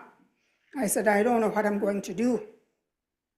Anyway, so the next day he said, let's go to Hay River. There's a fiddle and jigging competition. So we took off. So we're driving. All of a sudden, we both look on the road like this. And he said, is that what I think it was? And I said, yes. And he said, do you want it? I said, mm-hmm. So we stopped the vehicle and we backed up a little. And that porcupine was just laying there waiting for us. You know, so we went, he opened up the back of his truck, pair of gloves, and this big canvas bag was just sitting there, just like it was meant to be, because the day before that, I said big prayers, and I said to my ancestors, I always pray to my grandmothers and grandfathers, and I say, I need help. There's no porcupines in the stores. Don't know what I'm gonna do. And then there, it's on the side of the road. That's why I had to tell you that one. So, okay. I'll tell you about those boys at the very end. So this is the repatriation clause was in the Gwich'in Land Claims Agreement in 1992, and that's where it says, in appropriate cases, artifacts and records related to Gwich'in heritage, which have been removed from the settlement area, should be returned to the settlement area or the Northwest Territories for the benefit, study, and enjoyment of the Gwich'in and all other residents of the NWT. Government and the Gwich'in agreed to work towards an attainment of this objective. And that's one of the reasons why they asked me to put that project with their, bigger picture, which I was happy to do.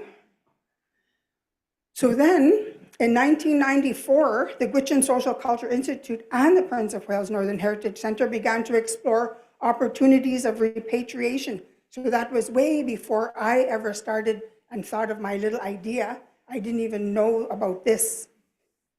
So the museum and the GSCI, they worked together and they made a list of 160 museums and archives from around the world, and assembled that they assembled with them. In all those museums, they assembled Gwich'in and other Northern Athabascan and Métis artifacts from the NWT that were in their collections. So they made this booklet, and it shows each one of those museums from right around the world and every object that they have. And it's extensive, it's ever beautiful.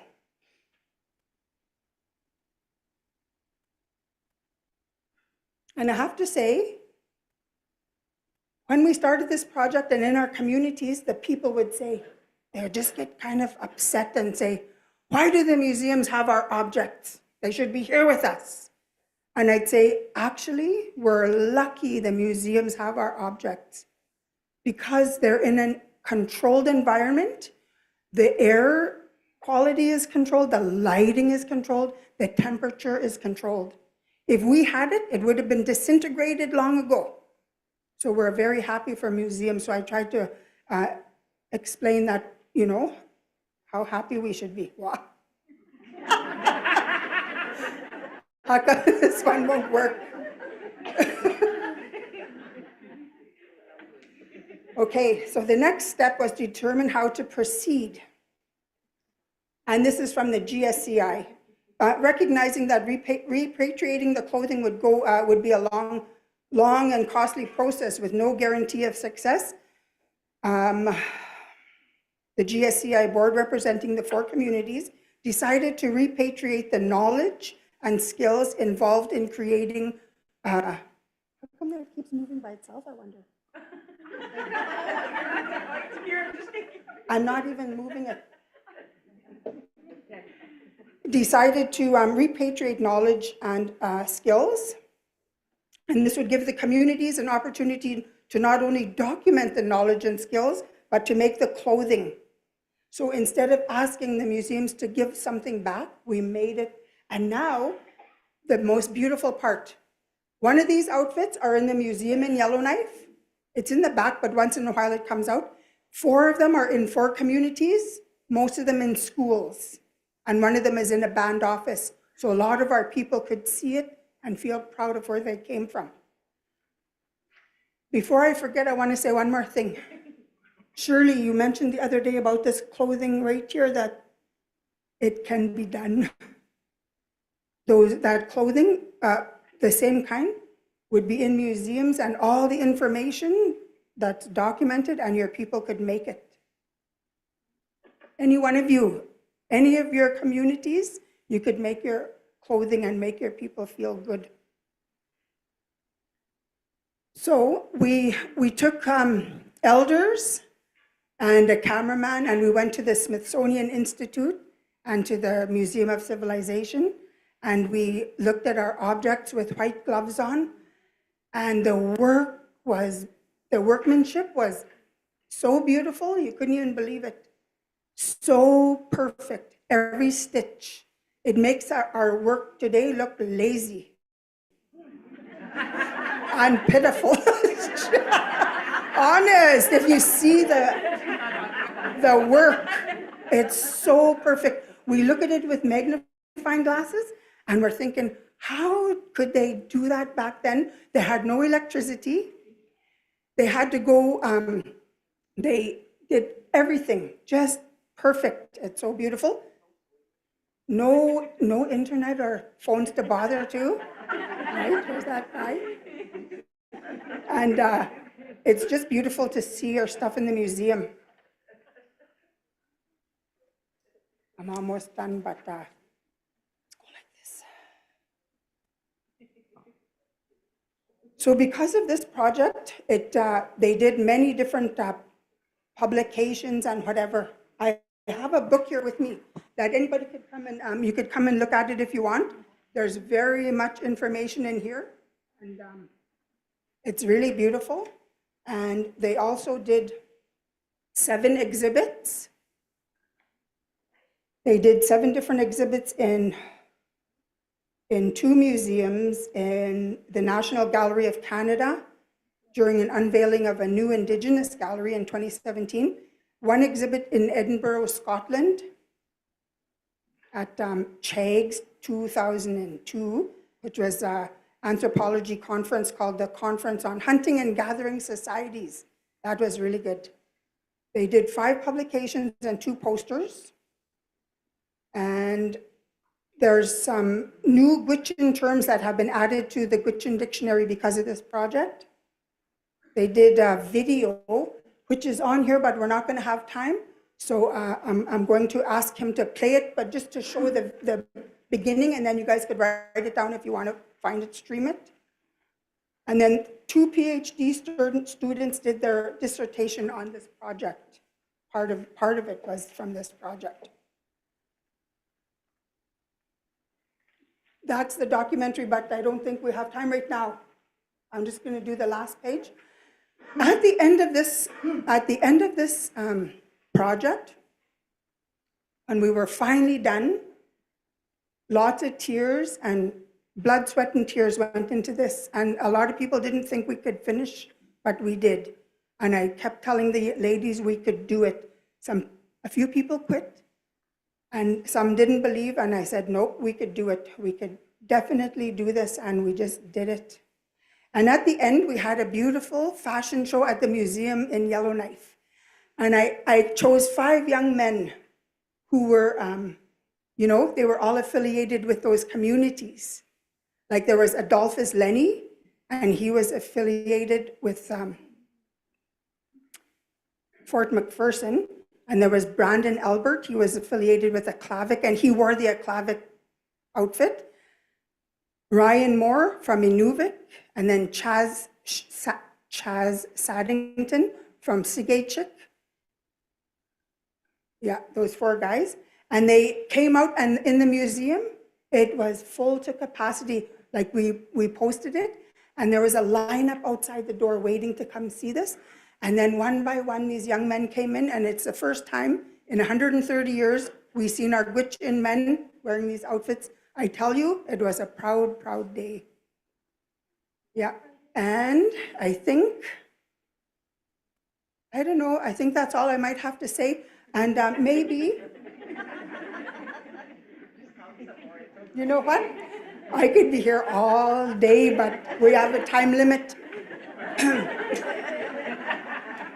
Could we show like 1 minute of this video?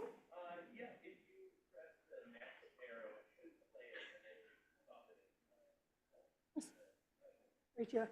Next. Huh. Who's gonna do it?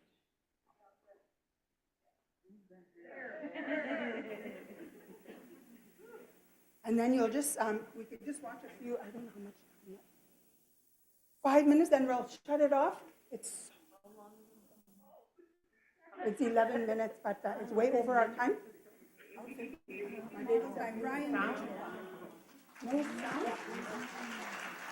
These are the first traditional Gwich'in outfits made in the Northwest Territories in more than 100 years.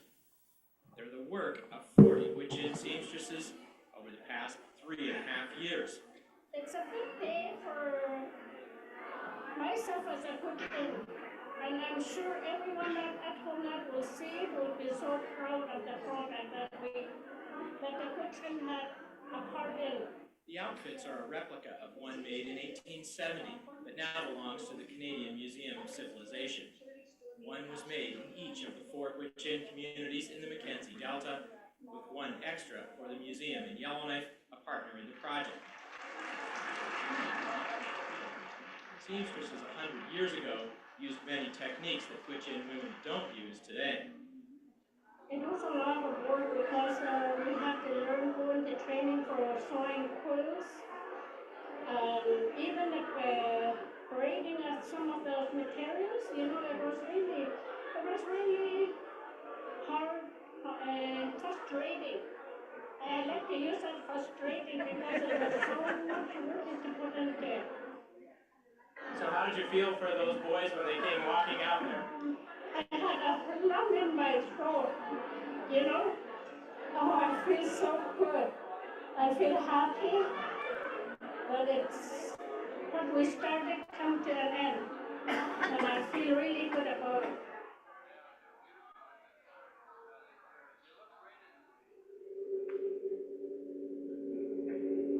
Imagine, the year is 1870.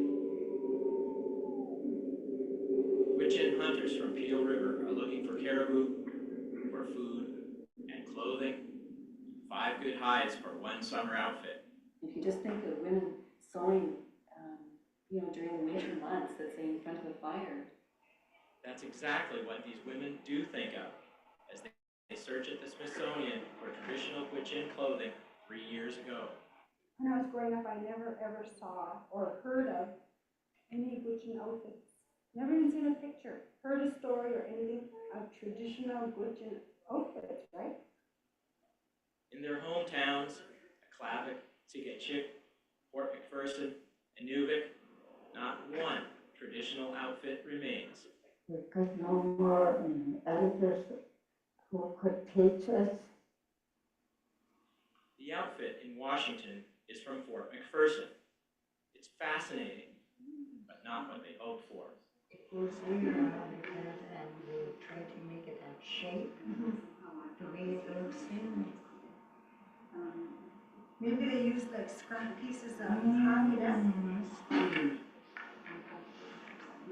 Maybe that's why that's different color down there too. They didn't have too much hide, so they were using scrap pieces here and different pieces down there because they didn't have too much. But everything is not gray and beads. They're looking for porcupine quill decorations that they can duplicate today, an outfit they can copy and take home. And they find it at the Museum of Civilization in Ottawa. This one we think dates to 1870 because it came from a Hudson's Bay person.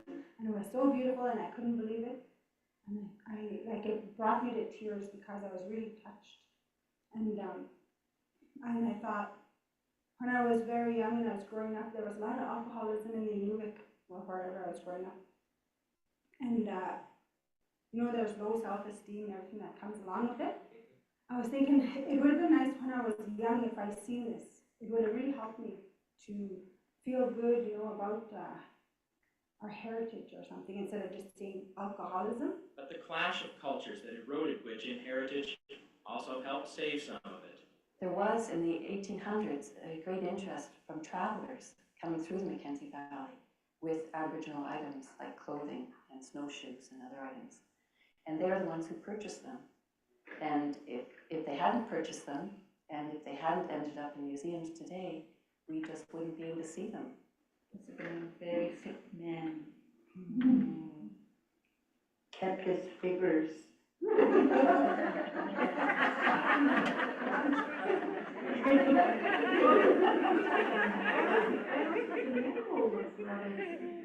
Small. Honestly, they have so much patience. I couldn't do that. Rosie Firth will try. She'll work on an outfit for Fort McPherson. There will be 4 others. When I finish it, I'll trust I will feel the next fee. They will get 30 caribou hides, scrape them, and bleach them white in the sun. Fresh caribou skin or moose skin. you clean it with this, scraping it. Even just to get the white hide, to get caribou hide, never mind white hide, just to get caribou hide from the Gwich'in settlement area, it was very difficult. There's not very many ladies or people who work on hides these days. Men will harvest porcupine. I actually plucked them myself, yeah. How do they like it? They didn't know. It was actually like plucking a duck. Women will dye the quills and try their hand at a Gwich'in art lost for more than 50 years. My mother used to take those blackberries in a teenage, what do they call it? Cranberries. She dyed her quill with that. It's good too. It gives nice color. They gather silver willow seeds used as beads on the garment's fringes. To relearn these skills, the Gwich'in Social and Cultural Institute drafted some of the best seamstresses in their communities, teaming up with Canadian Heritage and the museum in Yellowknife. And we're really working with the last set of elders that lived on the land. So this knowledge won't be there here for very long, much longer. So there's a great urgent need to do this work now before it's lost forever. Sometimes we sew and we just cut it with our teeth too. And now sometimes I forget I have no teeth.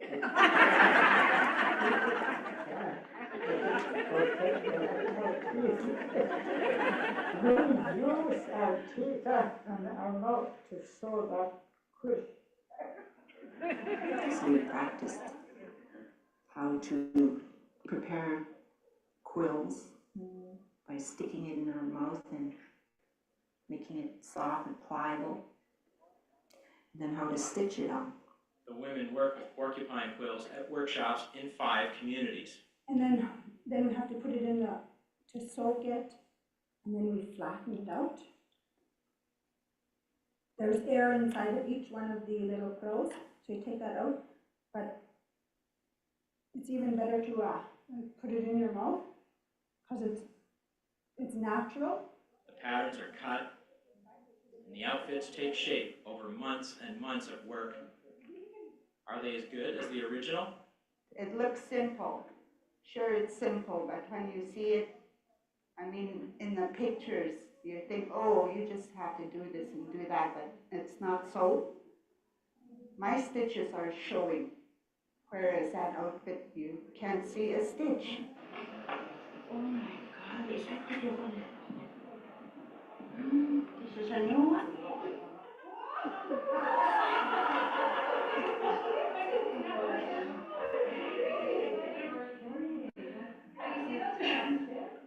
They soon find they'll have to use beads for some of the decoration.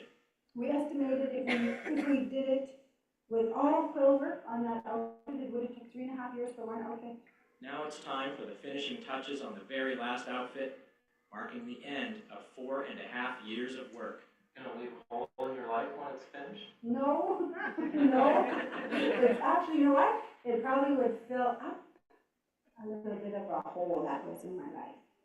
So the final Gwich'in outfit is ready for the unveiling and celebration at the museum in Yellowknife, and it will remain there.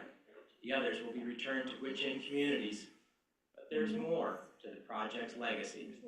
It brought chills right through my body. Just knowing that I'm gonna recreate history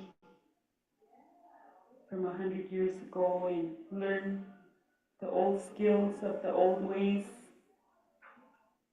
And I'm honored to be here. In Yellowknife, I'm Lee Selleck.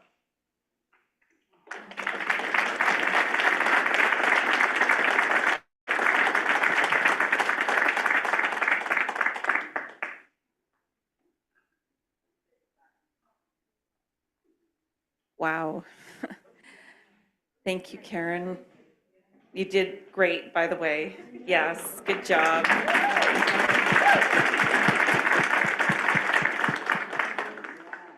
Okay, so I think one example of how repatriation can be used for healing in a community building way.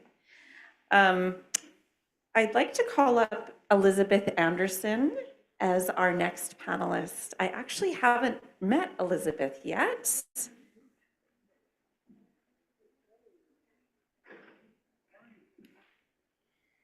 And I will invite Elizabeth to introduce herself. Do we have a slide deck for Elizabeth? Okay.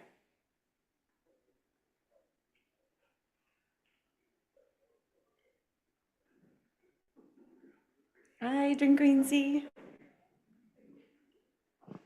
Are you okay holding the mic?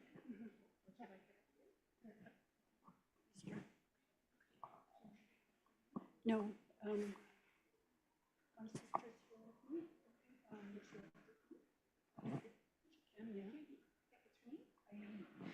Is there an Eileen here who would like to come up and join Elizabeth on the stage?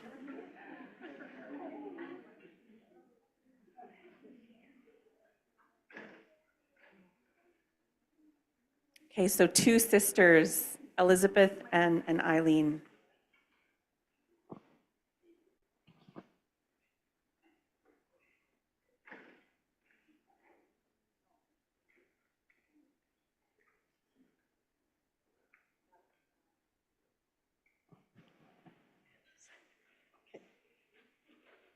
Good afternoon. Zanu Sultan. I'm really honored to be here and I'd like to acknowledge Ta'anquichin First Nation and Kwanlin for allowing us to speak on their traditional territory. My name is Elizabeth Anderson. I'm from Little Salmon Carmacks, and I'm an elder in my First Nation. I'll be 71 in May, so I'm really, really proud of that. And today, my sister and I, my family, we found our sister Hazel. She died at Charles Camsell Hospital. She was only 3 years old. And when we found her, it was 72 years later. And so this is what we'll be talking about today. And my sister Eileen, I called her because she's the one that carries our dad's love song. And we want to share that with you. But the only thing is that we don't want it to be exploited. It's a song that we carry within our family. It's a very special song. My dad used to work on the steamboat going up to Dawson City way back in the 50s and probably 40s. When he leaves Carmacks, we used to live at Little Salmon Village. When he leaves there, my mom and the children are there, and then he goes on with a steamboat to Dawson. And a lot of First Nation men worked on the steamboats with.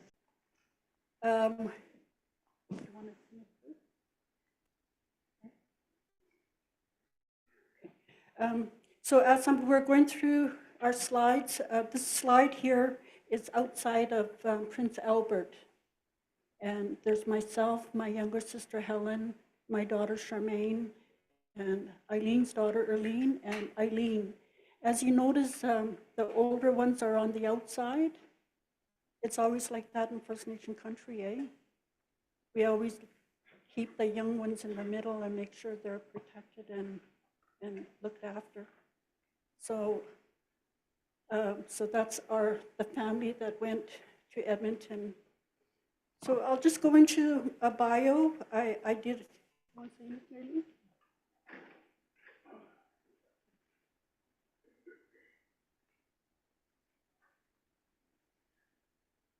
Do I press this way?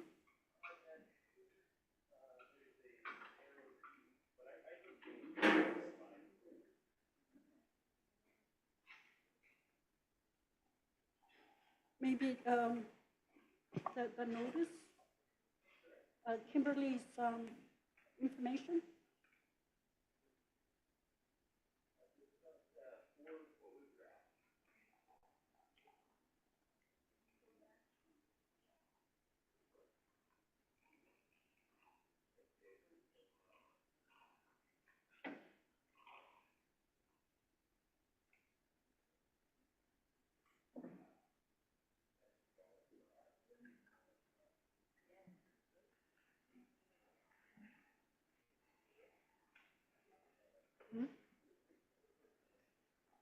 Okay, well, I've got 20 minutes, so while they figure it out.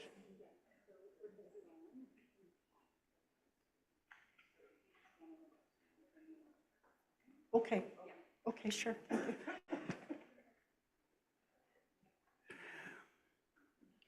I want to first begin thanking our Creator for putting the right people in our path so we can find our long-lost sister and finally putting her to rest. She was never forgotten. She was someone who is loved and who is missed dearly by her parents from the day she was taken to Edmonton those many years ago. We never met, but her story was kept alive through our parents and our older siblings. We witnessed the pain, the grief, and sorrow our parents went through, especially in the month of July. Our family is forever grateful for the amazing and caring individuals who took on this huge task to help families like ours across Canada to find lost loved ones and put markers on them. We express our heartfelt thank you and gratitude to the Office of the Independent Special Interlocutor for Missing Children and Unmarked Graves and Burial Sites. Our appreciations to Kimberly Murray and support person Lever Simard for their support from the beginning of our search to the end. We would like to acknowledge our First Nation, Little Salmon Carmacks First Nation, for the support when we went to Edmonton.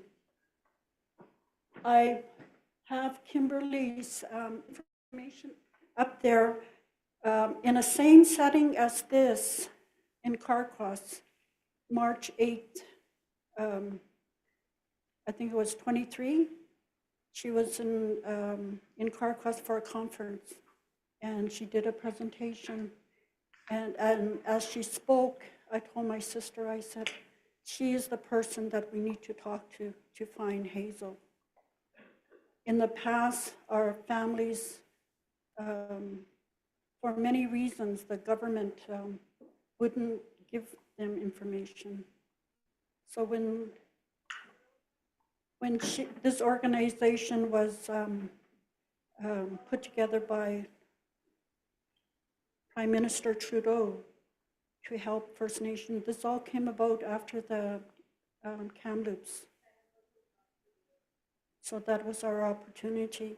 I remembered when the announcement for Kamloops came out about the 215 unmarked graves.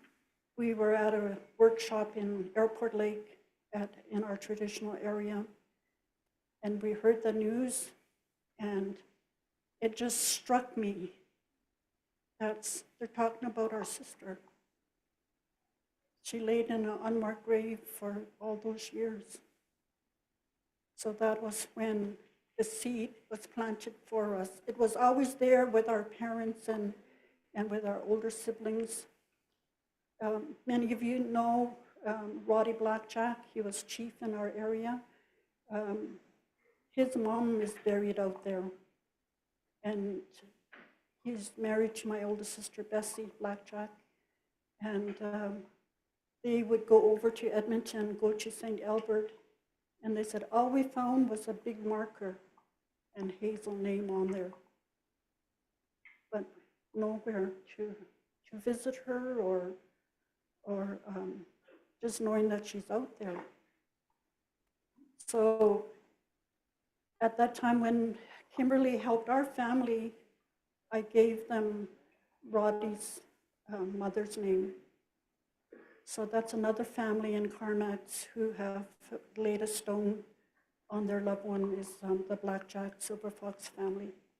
And out of that family, the last surviving relative, we buried her in January. She was 91 years old, but I'm really grateful that she was able to say, finally say goodbye to her mom, knowing that she's found. That was our sister-in-law, Kitty Blackjack. So with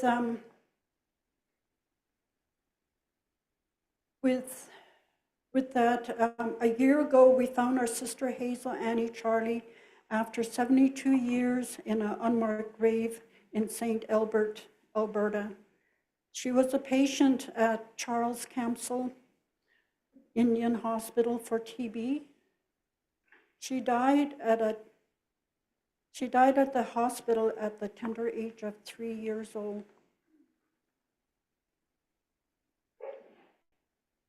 Our parents, Big Salmon and Little Charlie from Little Salmon Carmacks in Little Salmon Carmacks First Nation, grieved for their young daughter until they passed respectfully. Our mother, July 17, 1970. Our dad, September 30th, 1971. Our family members tried to locate her numerous times with failed attempts. There was just too much red tape. What they found was a huge monument with her name on it, but no burial location in St. Albert Cemetery, outskirts of Edmonton, Alberta. With the help from the organization, the St. Albert municipality has found the location of Hazel's burial site, and they helped our family with the setting of the headstone.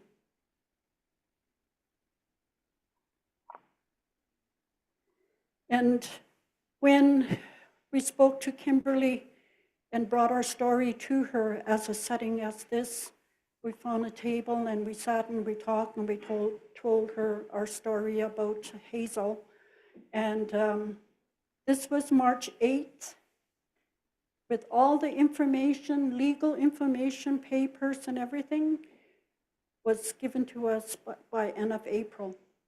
And that's how quick she did her work, because she was instructed by the government to help people. So there was no barriers for her. And when they said that they located Hazel, that was when my sisters and I, we put our money together and we bought a stone. And on the stone, we have a lady slipper, which is our mother's favorite flower. And we made sure that we put our parents' name in there because we want them to have that honor, that whoever will walk by her grave will know that she's from Carmacks, Yukon, and that she has family, and that she will never be forgotten. And we have a picture in the background, the tall one standing beside our dad, I believe it's Bessie. And my mother is holding a toddler, and we believe it may be Hazel. And the little one in front is Hilda, and our grandma is on the far side, Mary Jimmy.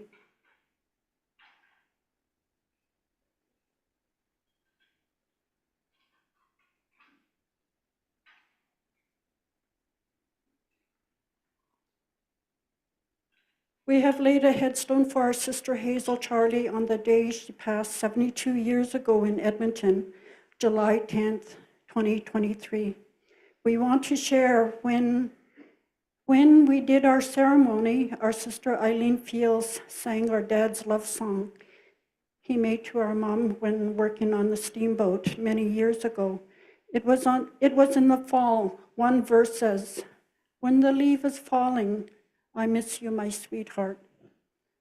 At that moment, a dry leaf floated down on her gravesite. We knew we were not alone. Our family was confirming their presence. May they all rest in peace. Masicho. So you could see the trees. It was July 10th. And as Eileen was singing the song, our dad's love song, a dry leaf came and landed right on her grave. So we know that we were doing the right thing. We, in our Northern Shoshone custom, we don't take them up and rebury them. What we did was that we gathered a little bit of dirt from her grave and brought it back, and we're going to put it into our mom and dad's spirit house, so that, you know, they'll be forever together.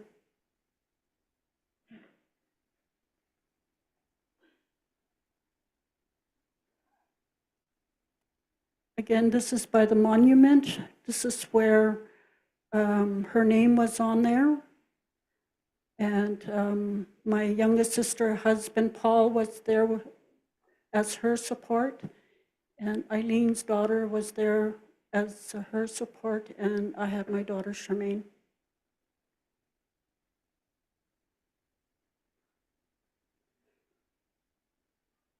The next step is to have tea and light food to honor the Wolf clan and the young Wolf children, because our sister passed as a toddler.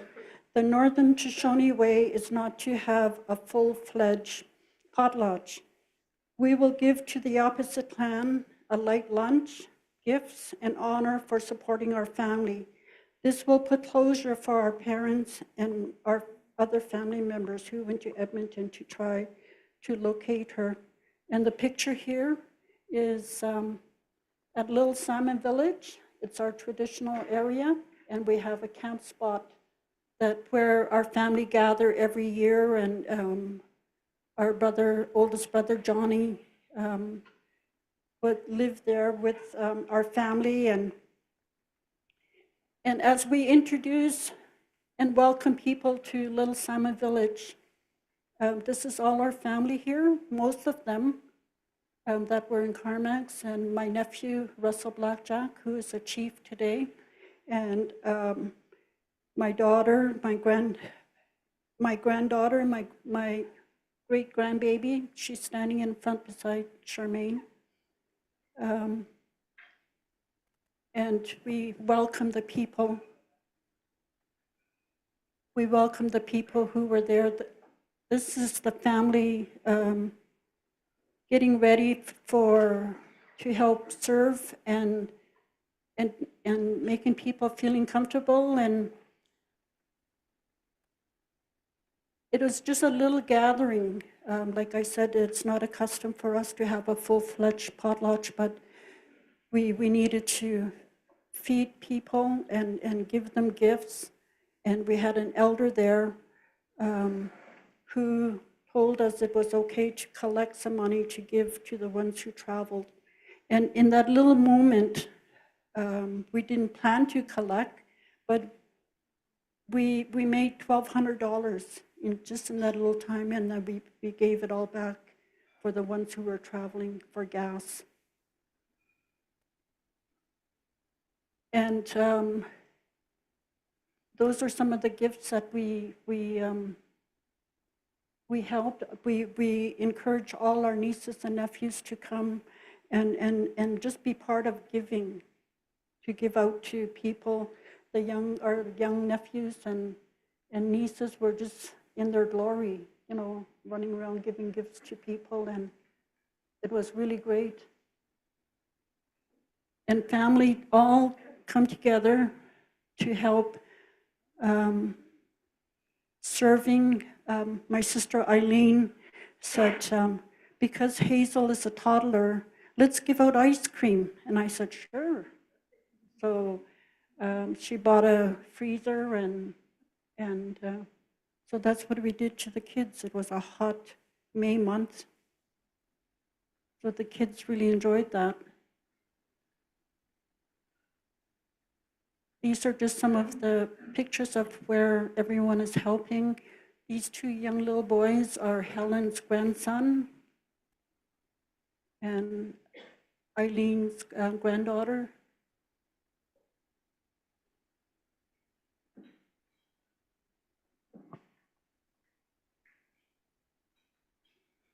The gathering was on May 25th. Hazel's birthday was May 26th, so we wanted to keep it in that area. Our appreciation and blessing to all, respectfully, from Elizabeth Anderson and family, Eileen Fields and family, Helen Sahagan and family, and sadly we lost our sister Elsie. She died this month. Actually, it'll be 1 year tomorrow for Elsie. The Charlie family, the Shorty family, the Blackjack family, the Papadenic family, Evelyn Prasad, the Blanchard family in Dawson City, numerous nieces and nephews and cousins. And I just wanted to, oops.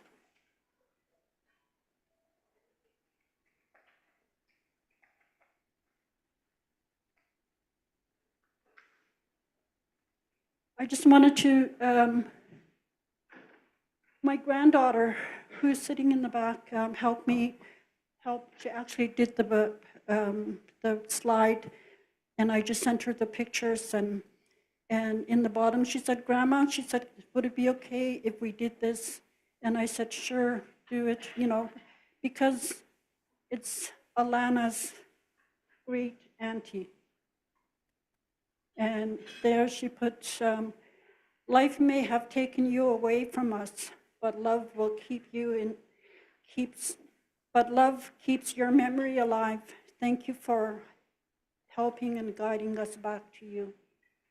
And I thought that was so special because everyone in our family, even the ones, like I said, I never met her, but the story was passed down. And now her great niece has written her a very special tribute.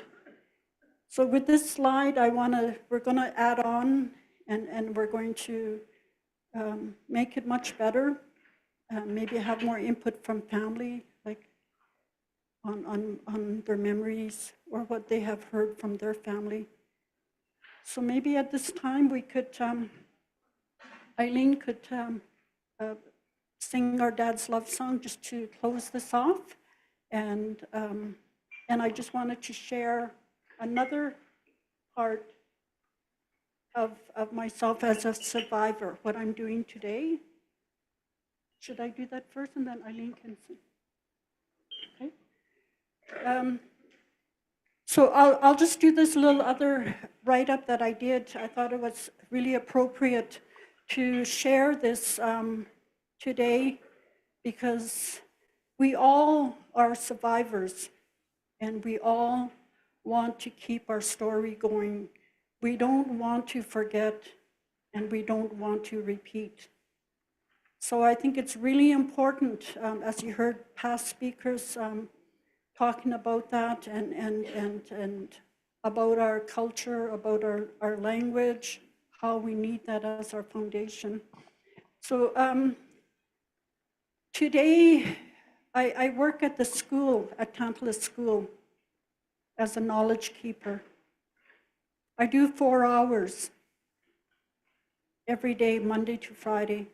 And within that 4 hours, I go through the primary and the high school. And I don't need invitation. I go in, I sit down, and the kids call me Auntie Liz, because in Northern Shoshone Way, it's aunties and uncles who help to take care of the family. So I don't have any grandchildren in the school, but I'm auntie to a lot of my nieces and nephews. And I thought, well, I'm taking that role as an auntie, so it's okay if the kids call me Auntie Liz. So when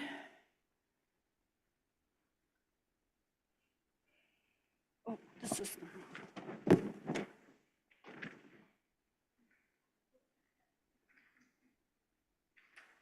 I thought I had everything in place.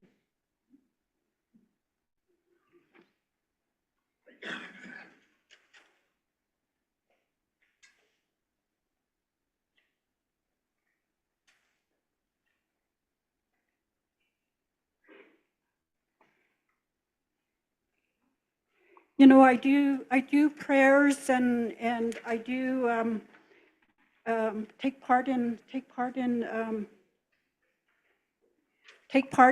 different activities that happen in, just one moment. Gee whiz, I didn't.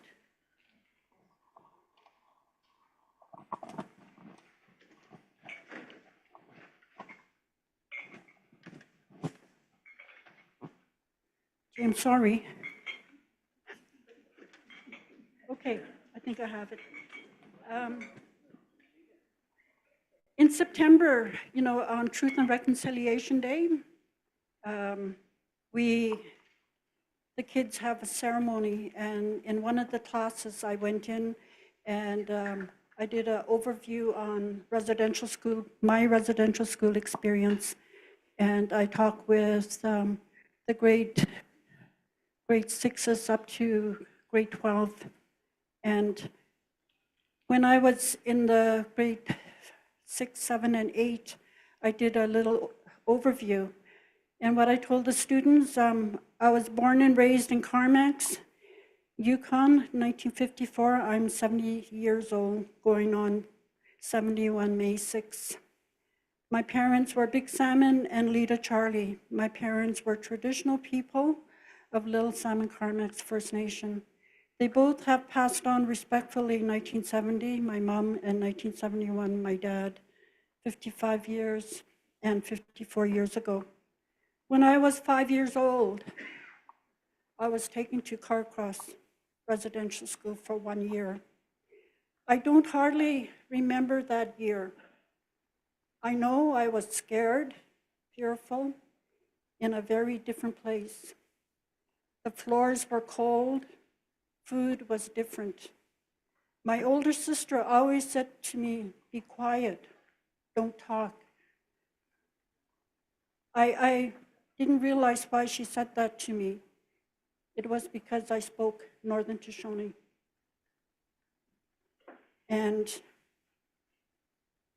because if I did speak, I would be getting strapped, I guess. So that's why she was telling me to be quiet.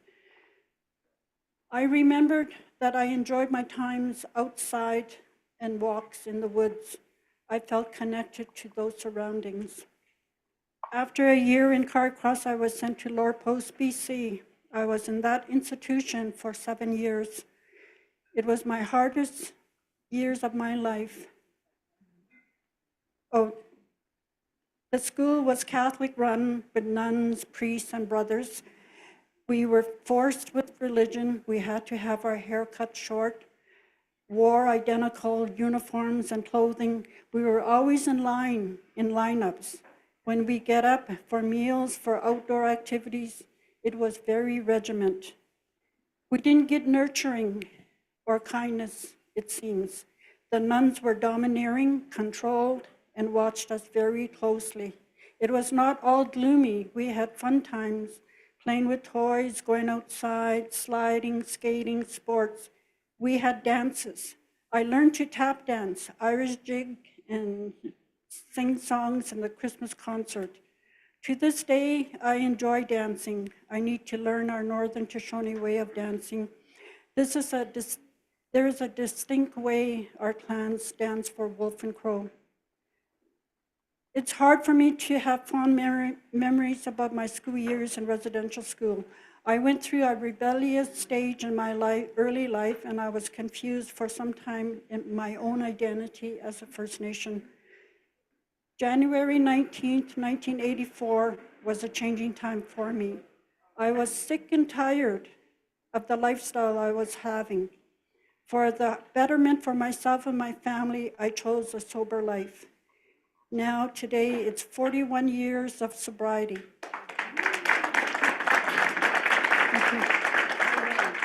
I will never, ever change that. I thank God every day when I wake for another day and pray I will help another person who may be suffering.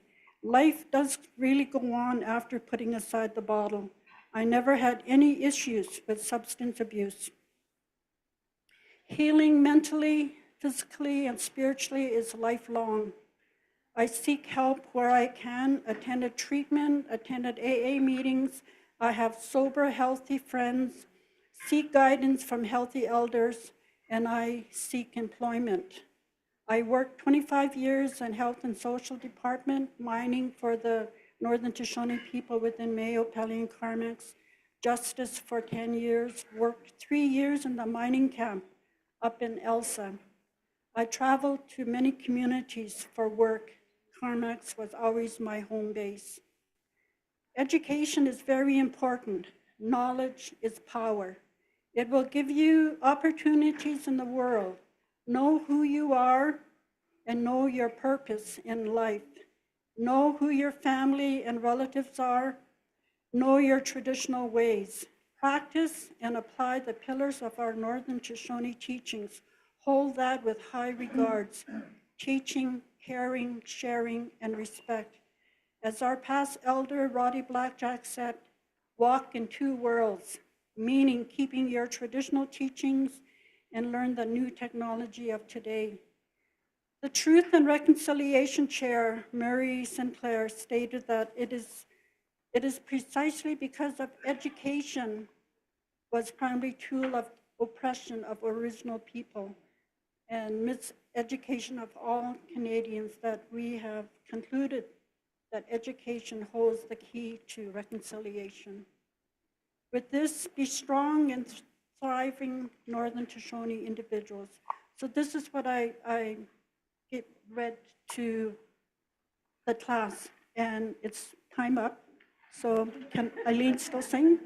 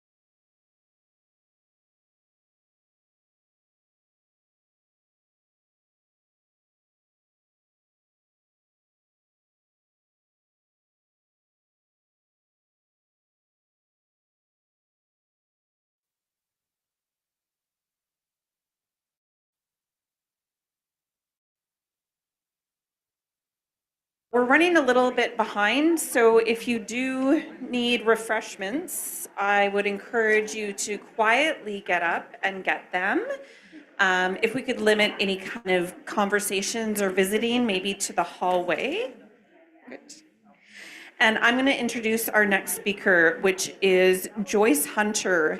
She is Cree from the Weenusk First Nation and has a diploma in journalism from Durham College and has won national and provincial awards for her work as a reporter, as well as awards for innovative project design, social justice, and community activism. She is a powerful Indigenous rights advocate and has successfully lobbied on behalf of her family for the repatriation of her older brother, Charlie Hunter, to her home community many years after he had died a sudden and tragic death while attending residential school. Because of the work she did, there is now a permanent scholarship that is handed out at Ashingwak University in Sault Ste. Marie that bears her late brother's name. Sorry, if we could limit side conversations to the hallway, please. We are starting with another presenter. Thank you. So the scholarship is awarded to survivors and intergenerational survivors of the residential schools who demonstrate the same selfless compassion and commitment to their fellow man as her late brother, who died while saving another boy's life at residential school. Joyce's story and that of her family's is weaved into two published books, including Children of the Broken Treaty by MP Charlie Angus and A Knock on the Door, The Essential History of Residential Schools by the Truth and Reconciliation Commission of Canada. So Joyce, welcome to the stage. You have 20 minutes. Would you like to hold this? Hey. Usually when I tell people that I have a diploma in journalism, I say I got it because I wanted to make a career out of being nosy. And so I did. It was lovely. So this presentation that I'm going to give is really largely just a series of photos. And a lot of what I'm about to do is tell our story. And it's really related to, it really involves my mom and dad. Somebody has to show me how this clicker thing works. I'm actually also not that technologically inclined.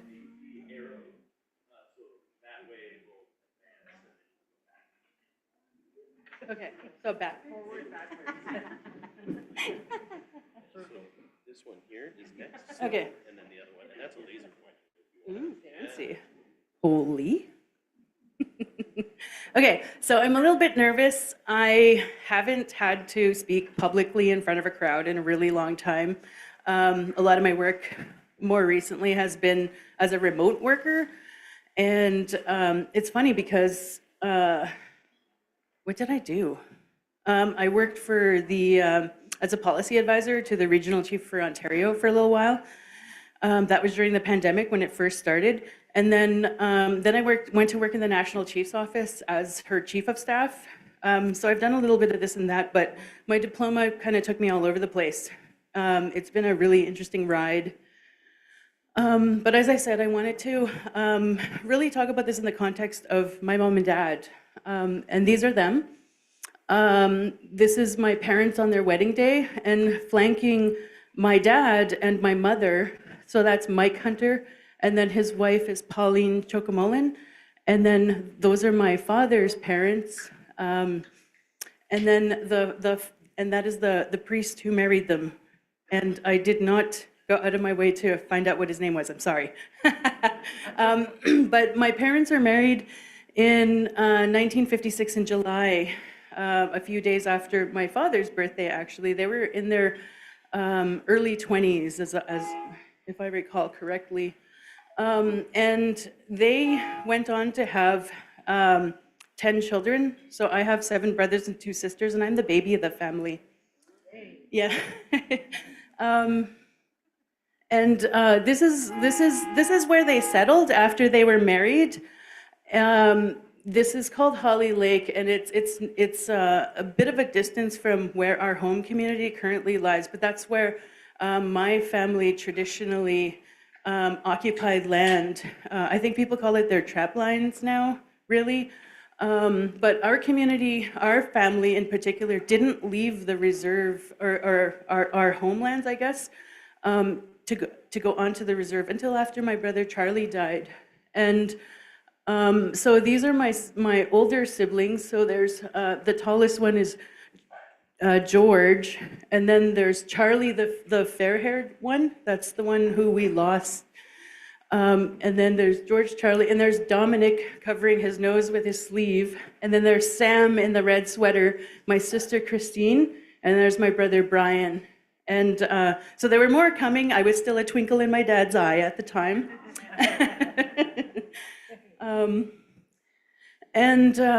What had happened at the time was we were told that by law, all families were told this, that you have a legal obligation to hand your children over or else, or face the consequences.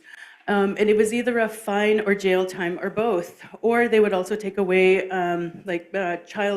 what was it called? Child tax? I don't know what the early iteration of it was, but that's what it was. And so what my family had to do was leave Holly Lake and go up the Sutton River, across the Hudson Bay, and then up the Winnisk River to meet where the float plane would come to collect all the children. And there was a number of First Nations from my territory that had to do this. So this is my brother Sam. That's Charlie holding my sister Linda. So she had been born, and this was the last summer that we would see Charlie alive. And this is the school that they attended, St. Anne's Residential School in Fort Albany. And this is the one where there are survivors who are currently fighting the federal government for release of their records, because this school was notorious in that they were the ones who had essentially MacGyvered their own electric chair. And so they would use it to punish children for transgressions, perceived transgressions, and then also for visiting dignitaries to show them how the chair worked. So a lot of the documents have been withheld, like they're still in court right now, like over the compensation, which I think is very bizarre. And so my brother attended all the way from the time he was very small. He was like 6 years old, I think, and then he passed away at the age of 13. And it was 12 days before his 14th birthday when he died. And what we were told is that there had been a cold snap and Lake St. Anne had frozen over. And then it was unseasonably warm thereafter. And the kids had been taken skating on Lake St. Anne, and they were fine to do that. But then because it had gotten warm, it was precarious and unsafe. We later learned that there was an inconsistency in the story official story that was given to the police and the coroner and the school officials or the government officials by the headmaster of the school. But I'll take you through that a little bit later. But we do have copies. My family filed Freedom of Information requests regarding the passing of my brother and the circumstances surrounding his death. But so what had happened, we were told, is that the kids went swimming or skating, sorry, and then Charlie and another boy fell through, and that there was a rescue effort that had taken place, and then they were able to save one of the boys, but not my brother. And if you look, this is like a little bit of a snippet from the coroner's report that we filed a Freedom of Information request for and got a copy. And I just wanted to show it to you because I was so struck by how little he was when he passed away and how young he was. And it's just like seeing it in black and white really made it real for me. It was very, my son, I have a son who's 13 years old right now, and I can't imagine having to bury him, and especially in the way that my parents had to bury their own child. This is a copy of his death certificate, and you can see here that The cause of death was ruled to have been asphyxiation, and in particular by drowning. And so what had happened was there was a visit by Constable Weir, I believe his name was, on October 23rd was when the incident occurred at St. Anne's. He attended to take statements and begin the investigation. And then 2 days later, his body was taken to Timmins because the coroner had requested that he be brought for examination. And so his body was examined at St. Mary's Hospital in Timmins. And there he was issued a death certificate. And oddly enough, following that, the decision was made, and we're not clear as a family who made this very specifically or why they made it, but the decision was made to send my brother's remains to Moosonee, Ontario, and then there he was interred. And my parents had to charter their own plane after they were told, and back then there wasn't really a like great communication system. People did have, they're called CB radios, and so it was like a down the line kind of conversation that happened because they only had so much distance as well. And so my parents were notified, it was sort of in a roundabout way, of their son's sudden passing. And then from there, they went to Moosonee, and there were no supports in those days. They didn't have mental health or social supports at the time to support my parents and what they were going through. And there were so many questions. So all of this stuff was hidden from my parents. I need you to know that. We didn't get this information till many years later. Like I said, we had to file a Freedom of Information request with the government in order to be able to access the police records, the coroner's report, and the death certificate, and also the records from the school. And we were lucky because, like I said, the students from St. Anne's Residential School are currently in the fight of their lives right now to get copies of their records. Because the government is currently withholding them. I'm not sure why, but I made lots of references to my family and where they're from. How does this little pointy thing work? Oh, right here. Is it? Yeah? No? Okay. No, I'm doing it wrong. How do you make the little light work? Oh, okay. No. Come on, I want to make the cat run. Yeah,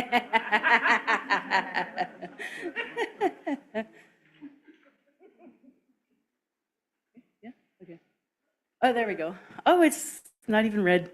Ever sick? I'm just kidding. Okay, so this is where my brother died, at St. Anne's Residential School. Pewanik is my home community, but Holly Lake is just right there. And so this is where my family had to take a freighter canoe to bring Charlie up and across and there in order to have the boat, or not the boat, the float plane that would come every year to pick up all the kids and take them to residential school. And they picked up kids from Ottawa, Pisket, Pewanik, Fort Albany, Fort Severn, Moose Cree, Saskatchewan, and they took them to Fort Albany. And it was a fairly large building, like you saw a couple of slides ago, the size of the building. There were a lot of children who were taken there to be indoctrinated to become Christians and English speaking and farmers. There was a farm like on the property where they had to milk cows and do all that kind of thing. But after he died, he was taken to Timmins here, and this is where his autopsy was conducted at St. Mary's Hospital. And then, like I said, he was sent to Moosonee, and that's where he was interred. And my parents, for a lot of years, they really wanted Charlie to be brought home, but they also wanted answers. And they wanted justice and accountability, and they wanted reparations. And those are some of the things that they have been able to experience. And it wasn't because of the Canadian government or the church or the individuals who were responsible for the running of those schools on the federal side. It was really the Canadian public who came together and upon hearing my parents' story and listening to what they had to go through, came together to reunite them, really. And so, and how that came about was from these gentlemen. So I had been asked by my mother and father, because my dad turned 70. My dad's like approaching 90 right now. And so when he was 75, that year he turned 75, he came to me and he said, "I'm old and I'm tired." And I've talked to the police, and it's true. In November 2005, like, I have a copy of a letter here that my father wrote to the government asking for a report. And in his letter, he says that I had asked over and over, because I really want to know what happened. I want to know all this information, and nothing. I've been stonewalled at every turn. And it was a very frustrating, sad, and as somebody who was reading it many years later, I felt so bad for my mother and father. They didn't deserve that treatment. They shouldn't have had to spend a lifetime paying for something that they didn't do and that they weren't responsible for. And so it was those thoughts that drove me to continue to move forward. And so when he told me that he was tired when he was 75, I started a fresh round of writing to the Minister of Indian Affairs and meeting with lawyers, talking to the coroner's office, and talking to the Ontario Provincial Police, because they had jurisdiction at that time. She's coming up to me because I feel like she's like, wrap it up. Anyway, so and it was a very frustrating time, and I felt like I was just whinging to everybody, because I felt like they weren't, they were really, it was a lot of, "We're very, very sorry, but we can't help you." So we got a lot of that as a family, and it was very frustrating. And then so in September of 2010, I had attended a youth gathering in Fort Albany for work. And while I was there, I met a fellow named John Cataquapit. And he was at his Airbnb where I was staying. And he was the one who came over and told me that he was there the day my brother died, and he was actually the one who pulled his body out of Lake St. Anne. And he was the one who told me that the official story that's out there about how your brother died and the circumstances surrounding his death that are in your police reports and stuff like that, they're not true. What happened that day was Rowley Harp, the headmaster, had called a staff meeting, and he pulled all the staff off and left all the children unsupervised. And that's how they ended up leaving. And I ended up having conversations with, like, follow-up conversations with lawyers and things like that afterwards. And so they said, that man should have been charged with criminal negligence causing death. And it's a homicide charge.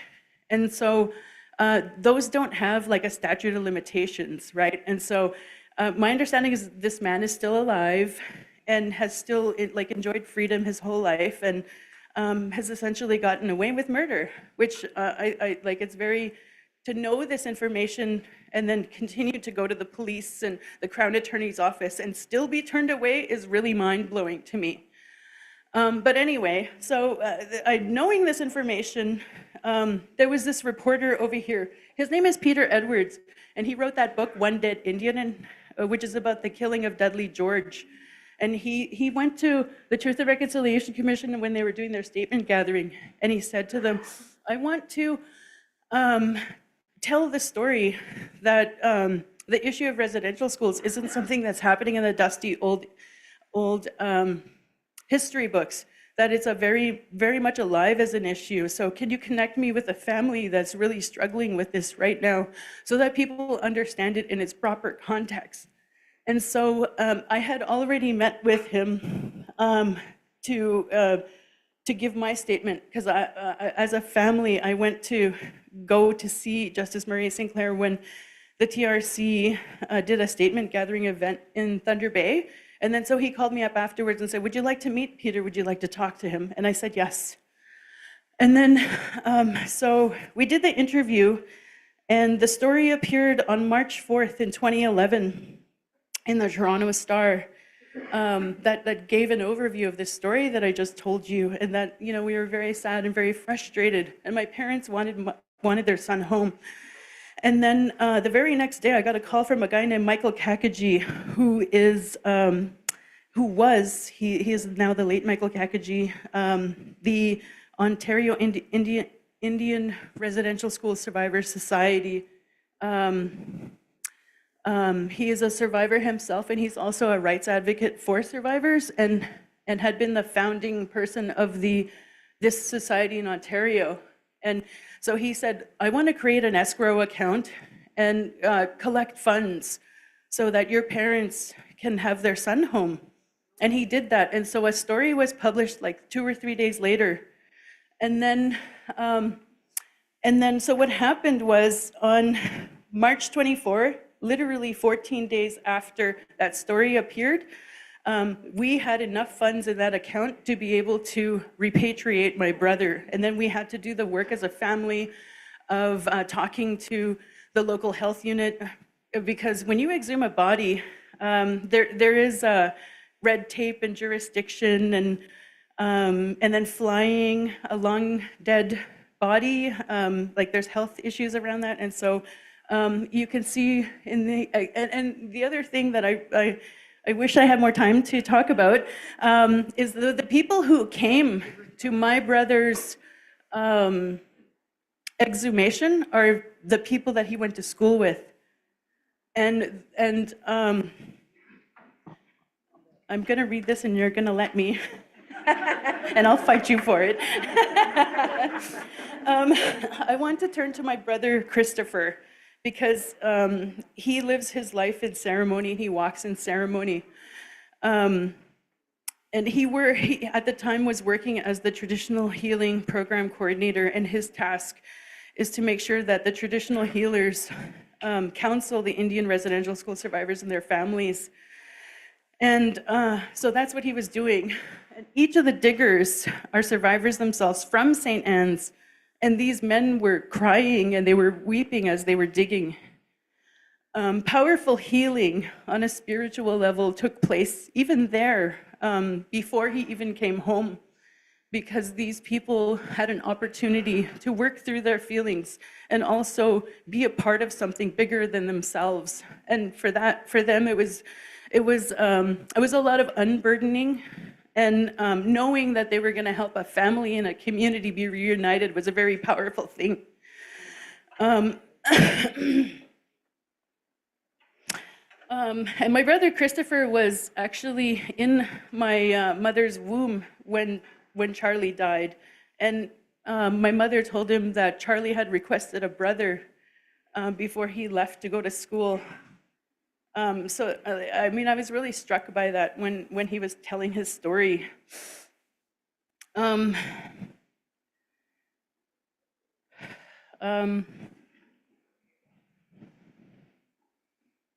So on the eve before my family, because they went to Moosonee, I wasn't there because I had just given birth myself to my son, who is now 13.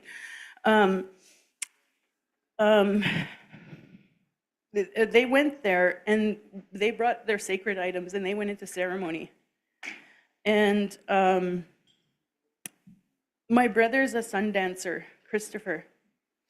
And my sister Christine on the paperwork side actually did get a permit for the exhumation. And so there was a lot of mental and emotional and spiritual preparations that had to go on. And then they went over to Moose Factory Island from Moosonee, the mainland. You have to take a boat over. And he went to go talk to this fellow by the name of Jules Tapas with his tobacco, and asked him to do a pipe ceremony at the graveyard in Moosonee.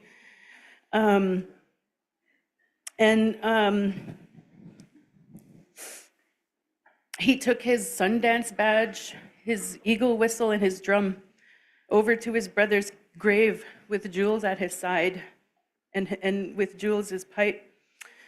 And he went into prayer and he told my brother, "This is your last night in Moosonee. And it's time to prepare for your final journey home." And he said, "I blew my eagle whistle loud into the sky and asked our ancestors that we're about to touch his grave. And we wanted their permission because of spiritual law. Like there are things that you need to do." And we heard about the Huron-Wendat people and how, you know, their spirit and their essence lives in their bones. And so it was very important that we do this in ceremony. And so they conducted the pipe ceremony, and then it was time. And that was when the following morning, his classmates came to be help to exhume his body. And something crazy happened while they were there. A priest showed up demanding that to stop what they were all doing because they didn't have a permit, and how dare they? And then so my sister had to. I was told my time is up. My sister did come out and, you know, presented those documents, and eventually when it went away. I'm going to wrap it up really fast, I swear. I know I'm a raging over-explainer. I've been to HR meetings, they've told me this. In my performance appraisals. Okay, so after that, this is on the plane ride home. Like, this is his casket, and it was, they had to, you know, wrap it appropriately and do all of that just to make sure that it was done correctly. And then this is the airport at our home community. And so what was the outcome of that? I think this is also very important, is that the whole community turned up, and there was a lot of people who were involved in this. Canadians from all over the country who had read the story, who had contributed the money to help bring him home. And then there was my family. They were able to actually have those conversations at the church and tell their stories about how they were affected by Charlie's passing.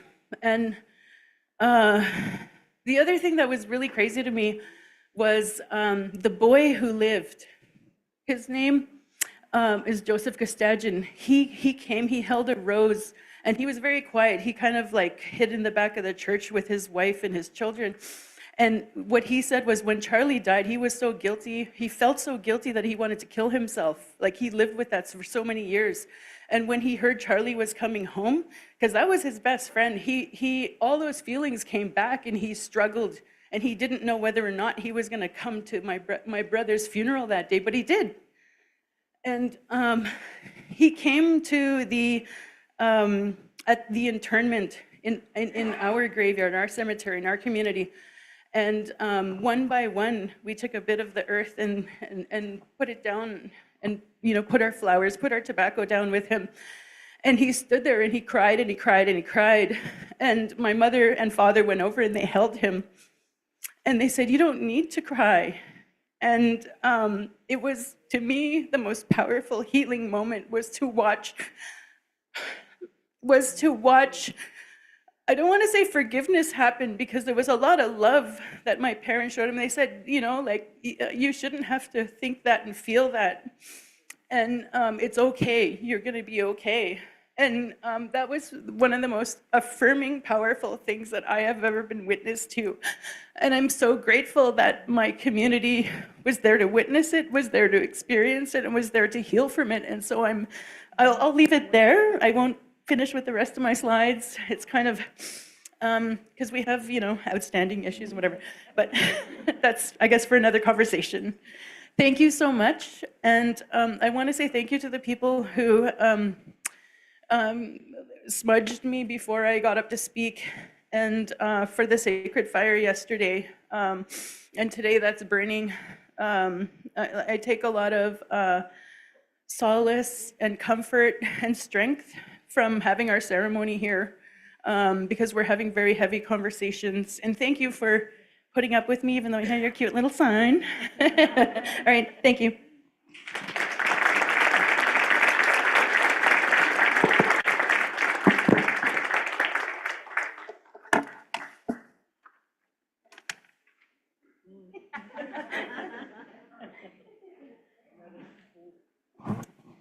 Thank you so much. Okay, we need to forego the Q&A period, so I'm going to move right on to oral history with Terry Brown.